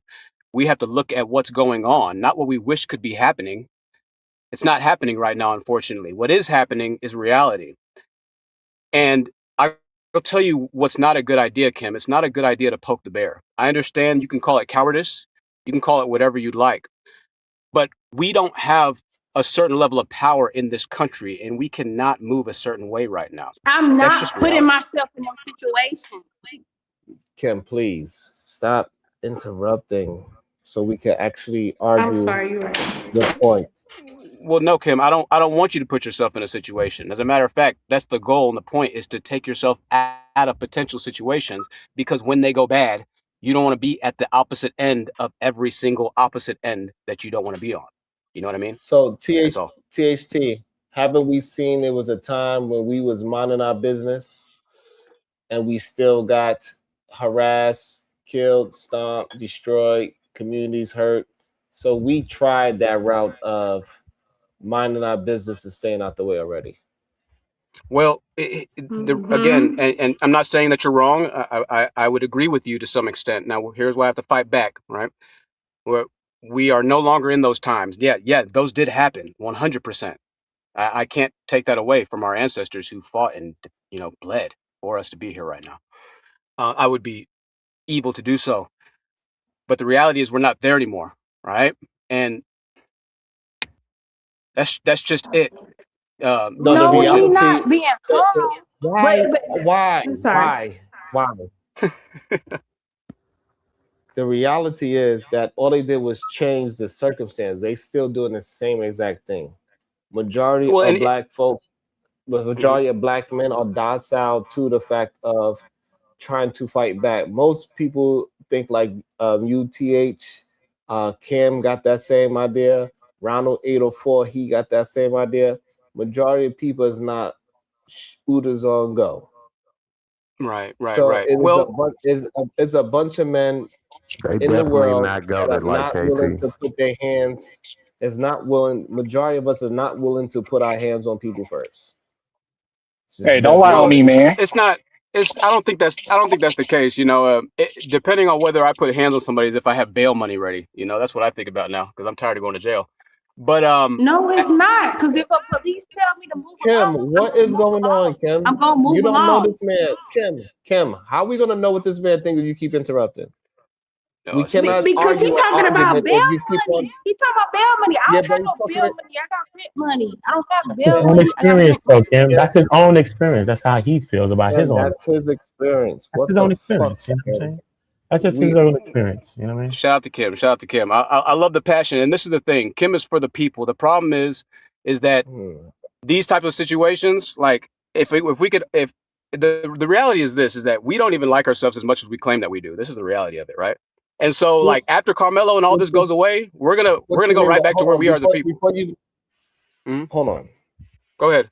You said you don't like yourself, and why not? No, that's not what I said. I said we don't like ourselves as a people. We don't. By and large, we don't appreciate ourselves as a people. We don't like ourselves, black people. Okay, so Yeah. you don't like. So what about you? You No, personally, you don't like I didn't. yourself as I a didn't. black I didn't say person? me. I said by That's and what I'm large. Do I asking. like? Do I like me as a black That's person? what Yes. I'm I asking. I like being a black person. Yes. But there are things that are not so fun about being black. That's the reality. All And so, right. do you believe majority of black people do not like being black? I think majority of black people, if they had the ability to, would want to live an existence like white people do. Wow. Especially the one with weaves Yeah. in their hair. Opulence, and wealth, and and owning the world. I think that's what we all want, and this is why we live in America. We haven't moved back to Africa, back to the homeland, right? I get it, 100%. When we get money, when we get rich, we move into the evil white man's neighborhoods. I get it, because the white man's air is colder and the white man's chicken's hotter. I get it. We don't build neighborhoods. That's what I mean. That's what I'm saying. Have you heard about the town in Baltimore, Cookie Crunch? Have to What is that? run. Enjoy the show. Thank you so much. I'm glad that you enjoyed yourself, and I really appreciate that support. That means a lot to me. Thank you so much, Cookie Crunch. Thank you so much, Cookie Crunch. So we Sherrod. have, we have plenty of neighborhoods where it's black folks, and we are doing very well. Sharon, though, I gotta respectfully disagree with him right there, because even in this situation with Carmelo, if I gotta choose which of those parents to be, I would definitely rather be Carmelo's parents right there, having to deal. Because hey, I'd rather be judged by 12 than carried by 6. Okay, for real, for real. So Austin Metcalf's parents, they gotta live with the fact that they did not teach their son a valuable lesson when he was younger, and that's keep your hands to yourself. So because of that, they So got to how bury could their child if prematurely. you're gonna say Okay. that, how could you say that black people would rather live as white people? Nobody wants to be a white person. White people don't even want to be white people. In the United States, We want to be afforded the same access to social safety nets and everything else that we pay our taxes for. We pay for this life. Why we can't get the life we paid for? That's it. Because since we want the life we paid for, we paid our taxes for. We want to be white. Wait a second. Real quick, Sharon. And I would just say this: that feeling of entitlement, that false entitlement that white family believed that they had right now, they got a dead son because of that. You know, thinking that you can just put your hands on people and there are no consequences for it. Nah, that's false entitlement. That's not a privilege. That's not real. That's not real because anybody can take your life. You know, if you don't understand just a basic concept of cause and effect, and the fact that actions have reactions, and there's consequences too. Yeah. Right. I'm not negating that. I'm not negating that. What I'm telling you though, I understand. However, what I'm telling you is that, and if that's the case, then why are we all upset right now, right? What are we even talking about? I agree with you, bro. I agree. All right. I appreciate you, bro. The reality is, at the end of the day, they still have the power. We pay tax. God damn it, Kim. I love her passion. King Moses, good day. Welcome to the show. It's my first time meeting you. How you doing? Are you there, King Moses? You got to unmute yourself, King Moses. Going once, going twice. All right. I don't know what's going on with King Moses. Hey, Sharon. All right, so I'm sorry, Sharon. I had to ask you a question real quick, bro. Did it change your perspective since you seen the surveillance? I ain't hear what you said at the beginning. Go ahead, my fault. Yeah, so the thing that changed my perspective was I thought after people see the video, people wouldn't hold on to the racist ideology of what happened and just be honest of what they seeing. I didn't know people was going to still hold on to this goddamn position that cannot be proven. This position of Karmelo is just some super thug, super criminal that he meant to get ahead and stab this young man in the heart. That was his aim. I agree. So that's I just agree with I don't know why you talking while I'm talking, Kim. I'm just saying I agree. I'm sorry. She been doing that the whole time, boy. God damn. Who said that? Who said the whole time what? I'm gonna be quiet though. Holler at you, Sharon. I can't. Y'all be safe, fellas. So so that's my position. I can't believe people still holding on to that same racist argument after seeing the video, seeing that those people was aggressing him. We do not agree.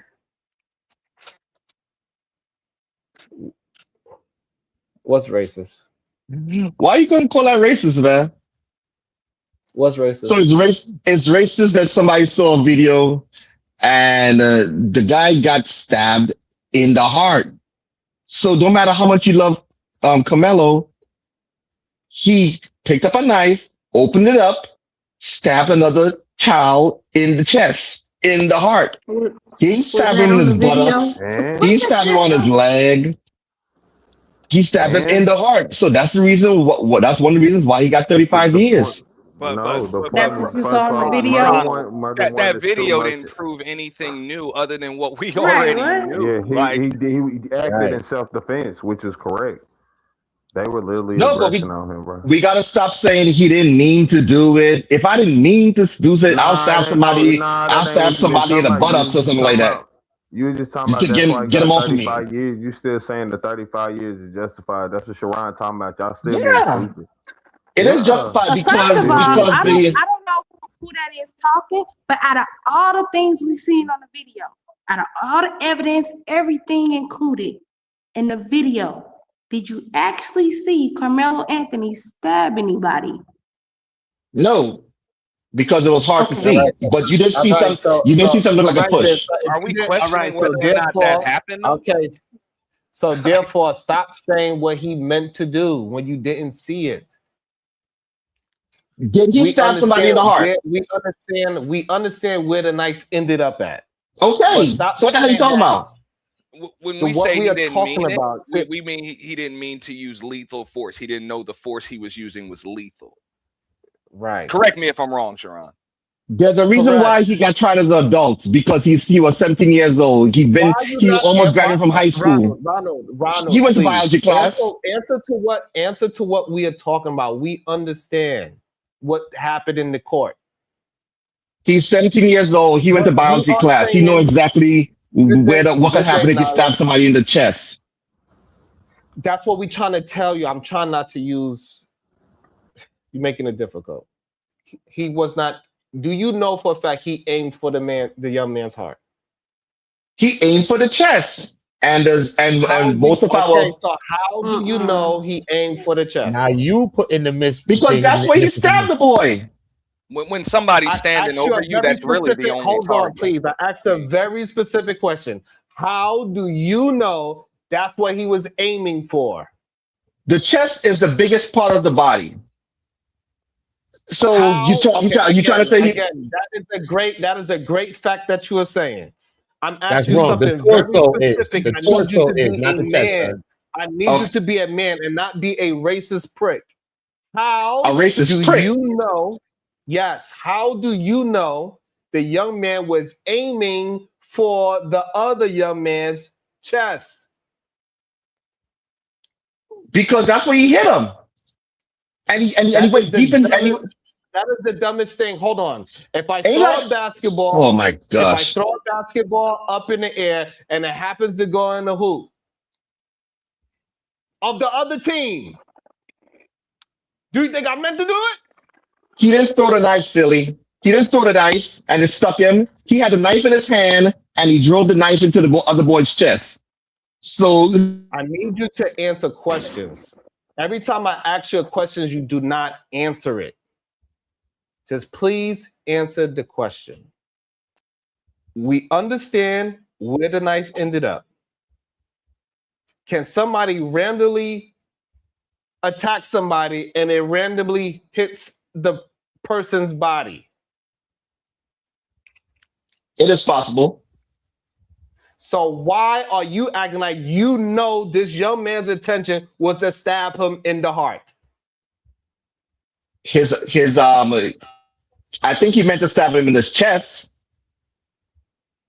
I don't know if he was even directly for the heart, but he did stab him in his chest. What proof do you have that he meant to stab him in his chest? What proof do I have? Because it hit him in his chest, and not only, and it hit him deep in his chest. That is proof. Oh my God, you cannot be. That is proof of where the knife landed. That is not proof on the young man's intentions of where it landed. So what do you think? So what do you think he was aiming for, Sharon? What do you think he was aiming for? I don't think he was aiming at all. Why are you not answering questions? See, even after you asked me a question, I answered it very directly. I need you to be a man and answer something directly. How do you know what his intention was when he swung the knife? He didn't swing the knife. He stuck the knife. If you'd have swung it, you would have got a little cut. You would have got a cut. Okay, I'm gonna ask you one more time, and if you cannot answer it honestly, I'm gonna have to ask you to leave. How do you know the young man's attention on where he was trying to stab him? How do you know that? Because they were face to face with each other, even though he was sitting down. So when the other boy came to him and put his hands on him, they were at that time he was probably face to chest. So Carmelo's face was at Austin's chest.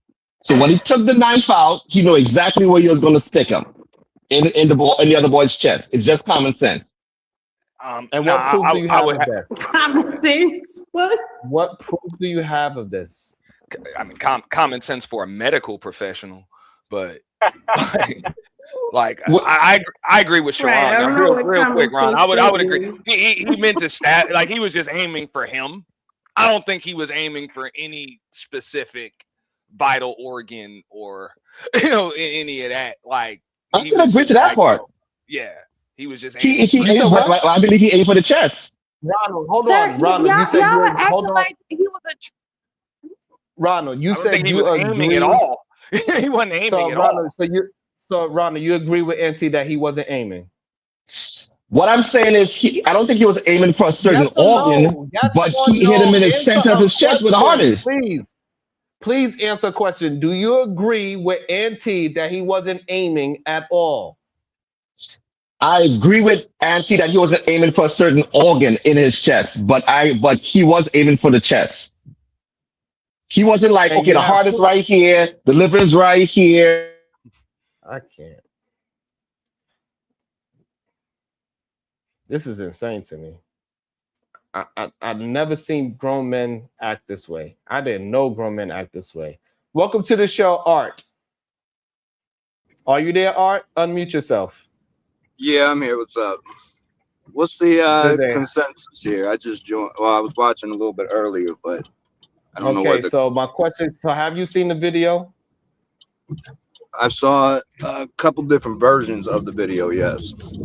So after seeing the video, did that confirm your suspicion of what you thought originally, or did it make you reconsider? My suspicion, as in guilt. I don't know. Do you believe that he was guilty? There was no. I don't know your suspicion. That's why I asked you yours. Okay, that's why I'm asking you to clarify a little bit. But the idea of him being guilty was never a question. I don't believe he said he did it. As far as him acting in self-defense, we know that he acted in self-defense. Now, as far as us being able to argue, I think is the point of, did he overreact in the situation? Could we agree to that? I don't know.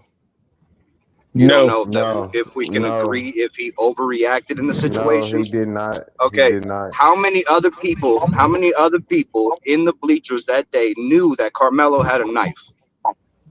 I agree with you, brother. For what it's worth, I agree with you. I want. All right, thank you. I need Zero.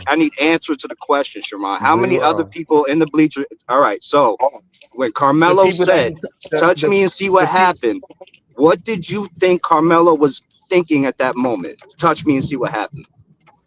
He was telling him to leave him alone. Don't touch me He was again. gonna use the knife to defend himself. That is intent. This is a cut and clear, dry case of murder. There's no question about it. You're literally leaving out what happens before he has any intent to grab It doesn't the matter weapon. what happened. The events. Yes, it does. Yes, it does. Someone's physically placed there. I don't understand why when I say hold on, y'all act like y'all don't hear. That's crazy to me. So, Art, when somebody is scared, they don't want you to touch them no more. They said, you do this to me again, see what happens. How is that not defending himself? We all understand that as grown-ups. I don't know why we try to act like we don't know that. That's clear, a threat. It was clear that he was touched already. It was clear that they grabbed his book bag. So we cannot continuously to say that this was M1 when he was defending himself from, in his mind, possibly multiple people.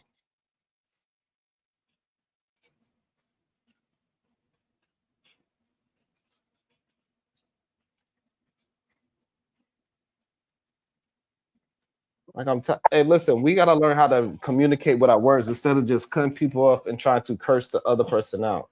But we also gotta stop, like Ronald, you gotta stop being disingenuous and answer some questions. Stop moving the goalposts, please.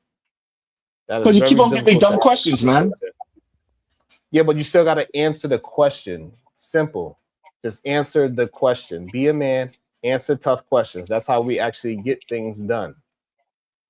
But you keep running away and moving the goalposts. It's not good for a conversation. It makes you very disingenuous. We need to stop acting like that. Please answer the question. Sharon, how many times have I asked you a good question and you didn't even answer it because you know it'll make you look like you're wrong? Come on, this happens all the time. I do not do that. Okay, so next time it happens, I'll make sure I call it out, okay? Pull up the video and show proof. But I have proof today that you did it. Okay. In At the current end of the time, day, today. at the In end of the day, current no matter time. what So, y'all and again, say, and again, and again, and again. THT, was he dodging questions? This is somebody that don't know neither one of us. THT, was Ronald dodging questions? Yes. Simple. And spreading And so misinformation like he accused me.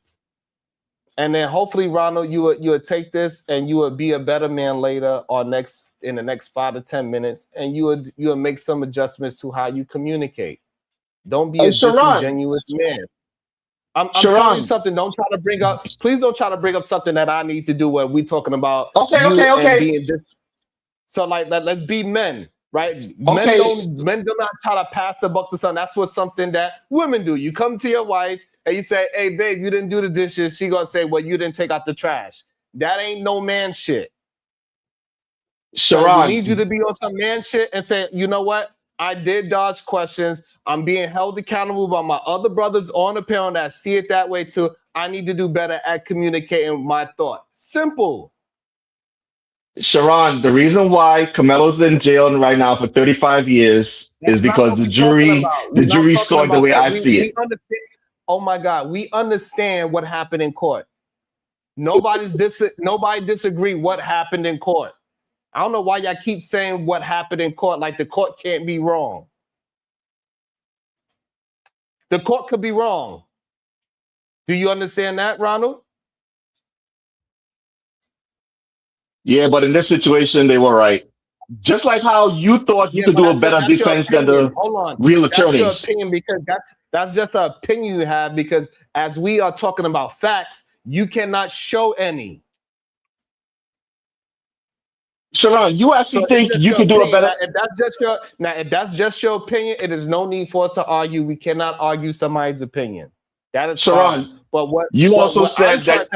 what I'm trying to have a conversation is about facts and some data, some things that actually happen, some things that we could visually see to the best of our ability, and have some kind of context clues to what is going on, what normally happens in a situation like this, how somebody 17 can feel in a situation like this, how somebody in his size can feel in this situation. All these factors that comes in as a 17-year-old young man is what we are trying to have a conversation about, not about your opinion on how black people need to be in jail for 35 years.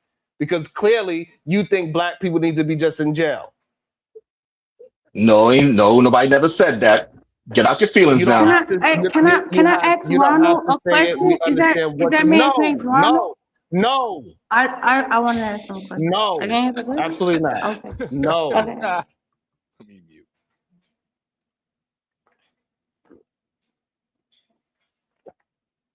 This should be crazy. I guess y'all be thinking y'all could do it. You know what? Go ahead, Kim. You think you could do a better job than me? Clearly. I don't think you Fuck what I'm can. saying. I don't think I can do Fuck a what better I'm job. saying. It's okay. Fuck what I'm saying. Go I ahead. just wanted to ask Renault, or whatever his name is, whoever's talking, does he not find any type of reasonable doubt? Like, say you Are like you fucking think kidding like, me, oh, Kim? it's No, absolutely possible. not. No, No. absolutely not. But I don't know why they think this question is relevant at this point. This is it crazy. is. No, it's not. Based on they always want to No, bring it's up the not. courtroom evidence,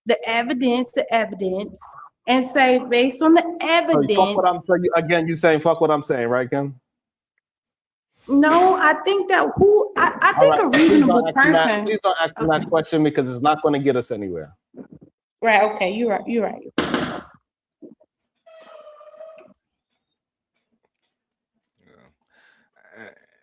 And also like this is the chances you take with the trial and the jury. Like, whew. I personally don't think he had much of a chance once it went to trial because of where it went to trial, the circumstances.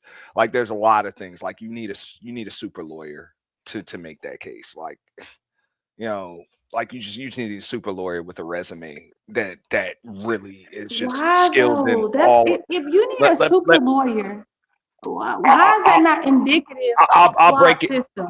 No, I If you mean, need because a super lawyer, how is that not indicative of a flawed system? are you asking a question or are you Or making a statement and phrasing it as a question?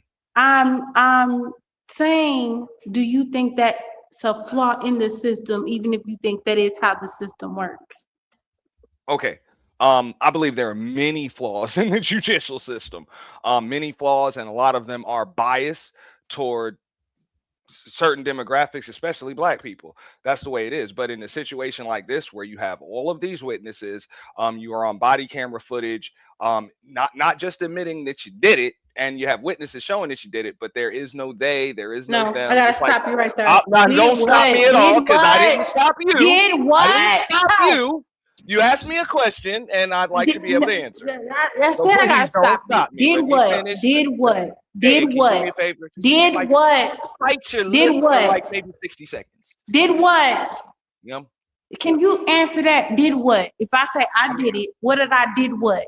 Did All right, what? I'm going to answer your first question, and then you can ask me the next one. Okay. Mm-hmm. So when I said a super lawyer, I just mean a lawyer that's Mm-hmm. skilled in three different things, not just negotiating and making deals, but also actually fighting cases like this in trial and jury selection. Okay. Mm-hmm. That's what I mean by a super lawyer. And I think they dropped the ball with their choice for legal counsel with all of those things. Mm-hmm. Yeah. Now, your next question, as far as did what, can you elaborate so I can answer that quickly? You're basically saying, regardless to the evidence, again, as we do know, but you're advocating for, regardless to the evidence, I just gotta be a magician in the courtroom. I just gotta be able to talk right, convince you, just say the right things. Why are you advocating for that type of legal system? Okay, I'll answer that question as well. Because of the circumstances, the fact that there are 20 witnesses right there, the law when it comes 20 to witnesses to lie. proportionality. God damn it! What the? Come on, let me finish. Okay, let me finish because I'll let you finish. All right. Now, and Mm-hmm. where it's taking place, the town in which it's taking place, all of those things. Yes, in that situation, you do need a lawyer to be able to beat that case in a court dealing with a jury. That's just facts. I'm not looking at things through rose-colored glasses and how I hope things will be. That's fine, but That boy was aren't you facing life. also admitting Like I don't that's have not a time for all fair that stuff. system? If my legal situation is dependent on my bank account, how is that not automatically not fair? Now, what I did never you said it say was is fair. that? Okay, so why can't you admit that this Karmelo Anthony trial wasn't fair? I Or never I said don't it know was. if you said that or not, right? But I if never you said it was. Yeah. okay, so do you think it was a fair trial?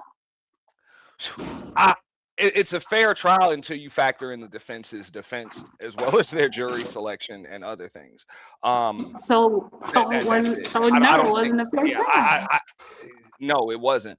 But at the same time, I mean that's the I wanted to defense ask both of that y'all he a put question if up. possible. And Mm-hmm. I hate to Yeah. rehash. If y'all already talked about this, then I'm sorry, but I know there was a lot of money given to the family. Was there some kind of issue with the money not being spent right or something like that? Was there any kind of credibility to that? I didn't look that far into it, but I heard. No, My they use position on it the is money. none of us have access to their bank accounts. We don't know what they spent the money on what, Just so as we don't have okay, no we do know place what to they be saying. we do know what they spent the money on. They spent the money on his legal defense.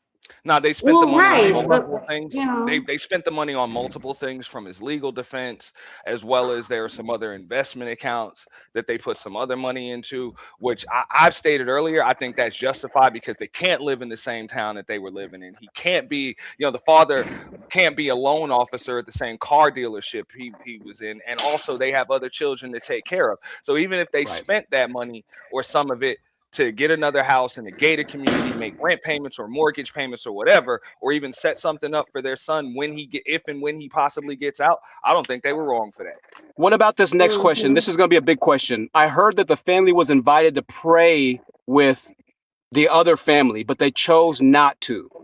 And they chose to go on more of the defensive side. Well, Is, that What that that got to happened. do with the That case?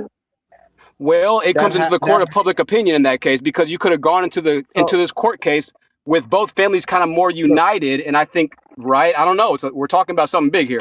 so So the thing is that happened, but Jeff, he bombarded the family at a press conference and said, "Let's pray together." So yes, he did offer to pray with them, but he also bombarded them with the questioning instead of like really communicate with them beforehand. So if somebody just bombarding you and say, "Can I do X, Y, Z?"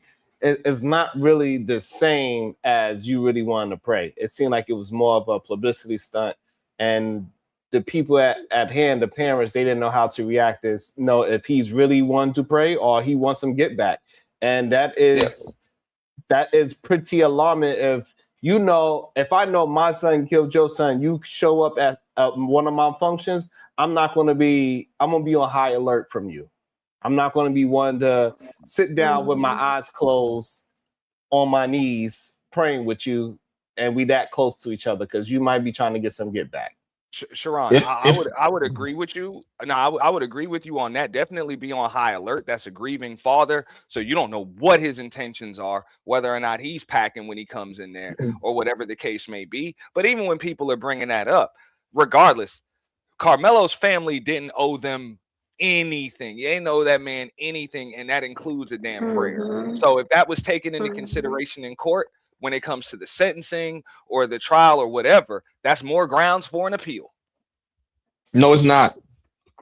What are you talking about? That can't be taken into You don't know consideration. what them people got going Let on. him build his own You argument. can't listen. Just let him build his own argument. We A could judge can't discuss his take that into argument. consideration when sentencing that boy. First of all, the judge didn't sentence the boy. Okay, or even the jury can't take that into consideration. How is that even put into evidence? They take everything in consideration, man. That's the reason why they get a chance to speak. Yes, they do. They take everything into consideration. That's why the court of public opinion matters so much. That's why I'm saying what I say. The court of public opinion does matter, guys. No, in that case, that's grounds for appeal. No, it's not. No, it's not. That's not grounds for appeal. That's not grounds for appeal, brother. That's one of them. That's literally one of the things that you could use for appeal. No, why y'all don't even know what the hell y'all talking about when it comes to appeal. Most likely he's not gonna he's not gonna win an appeal, man. What is the actual appellate? Ronald, when the last time you've seen any kind of appellate court? Okay, one of the grounds, the only way, one of the ways they could win a grounds for appeal is if they find somebody to agree with them when it comes to not having the black jury, or the reason why they didn't have a black juror, because they said that because they were educators or whatever like that. So if they find out, the one that don't know what could you just shut up for a second, lady? You can get an appeal because they filed some paperwork wrong. Okay. Oh man. Yes, and that's you're like, oh, it's not a ground to appeal. It is. First of all, Karmelo was on trial, not his parents, not that activist. So, however, Jeff Metcalf was treated at a press conference in which Karmelo Anthony wasn't even there. Right. That should have no bearing on his case over something that happened over a week prior. But that's not grounds for appeal. Trial for. It shouldn't have had any bearing on how he was treated in court. You know, it is because it's called tainted. It's called tainted jury. Okay, tainted, and if either the jury's tainted, you know, they gotta be washed out. They gotta be appealed. They gotta redo it. You talking about it's no grounds for appeal? It's so many grounds for appeal. Harvey Weinstein got an appeal. Okay, definitely, for sure guilty. But he got an appeal because, according to y'all, he paid the lawyers. And they're going to scrutinize and dig and find every means and mechanism possible for their client. All right? You can't. And I'm telling you, most likely he's not going to get an appeal. Hey, now that I don't know. I think he's got multiple grounds. And if that's the case, I'm just saying, because I heard Jeff Metcalf say that's why that boy was sentenced to 35 years. I'm like, how are you going to sentence him to 35 years because you don't believe his parents showed you enough remorse? That's crazy. That's like I crazy, said, but there's a reason why like for example, there's a reason why Karmelo Anthony's mother got a chance to speak. There's a reason why the Metcalf family got a chance to speak. the jury, and whether the judge sensitive or the jury sensitive, they take all that thing in, right? And they also use the law also. God damn it! You cannot. The thing that you're talking about didn't happen in the court of law. You cannot use the mother being on or in court testifying the same way as a press conference. The press conference didn't happen in the court of law. You cannot compare what happened outside the court with what happened in the court. The mother only spoke before the sentencing. At sentencing, before that comes up, the defense has a chance to call witnesses. The prosecutor called witnesses. They called her. She spoke to the trauma, like him being remorseful, him being her oldest son, and that's it. So she didn't go into no big things. She just spoke about her son. I cannot believe, Uda, I cannot believe he tried to bring up a press conference and act like that's the same thing as something that happened in the court of law. It's not. That's insane. It's not. She was only called during, like, right before the sentencing thing. She was called, and she just spoke towards her son only, like saying that he was remorseful. He's her oldest son. You know what I mean? Please try to be as lenient as y'all can. That's all she said. So outside the court is something totally different than what happened inside the court, bro. And this man don't think that he's racist towards black folks. He is bringing something that has nothing to do with you just don't know what they're talking about, Sharon. I'm trying to explain it to you, but you don't understand. Then you get upset why he got 35 years. Because you are saying things that doesn't make sense. You cannot use. Hey, let me help you make sense. You cannot use something outside of. You are using court as a reason why you justifying what happened to this young man. So if you're using what happened in court, you cannot now take things that happen outside of court and say this is what justified him going to 35 years. You just can't do that. That's not law. Right. Listen. Listen, let me help you out. And please, nobody cut me off, okay? When the Metcalf father wanted to meet with the Anthony's parents or when they're having a press conference. Did it happen in court? Could you just be quiet for a second? Let me explain to you. Okay? Court? Did it happen in court? No, yes that didn't happen in court. Okay, but that also contributed to why he was so upset and he wanted to. It doesn't. I don't care if it didn't happen in court. Y'all want to always bring up court. Don't talk to me about things that didn't happen in court, bro. It matters, Sharon. If you just shut up and listen for a second. How does that matter? No, you cannot say it matters if it didn't happen in court. Speculative. Sharon, shut up for a second, man. You don't know if that you was want to bring when the dude got 35 years and explain to you, and you don't want to hear anything. It did not happen in court. Don't tell me it doesn't matter. Things outside of court. It's going to affect what happens in court. Well, this is why I think it matters. If I'm a jury member and let's just say I'm Caucasian, and I hear that this Caucasian father they're not supposed to watch any information, but we know all the jury members are seeing everything because we're in the digital age, right? And I hear, Austin Metcalf's father tried to have a prayer with Karmelo's family, but they rejected it. That's going to leave a negative stain on me and as a jury member. I'm going to go behind those doors and be like, okay, screw this family.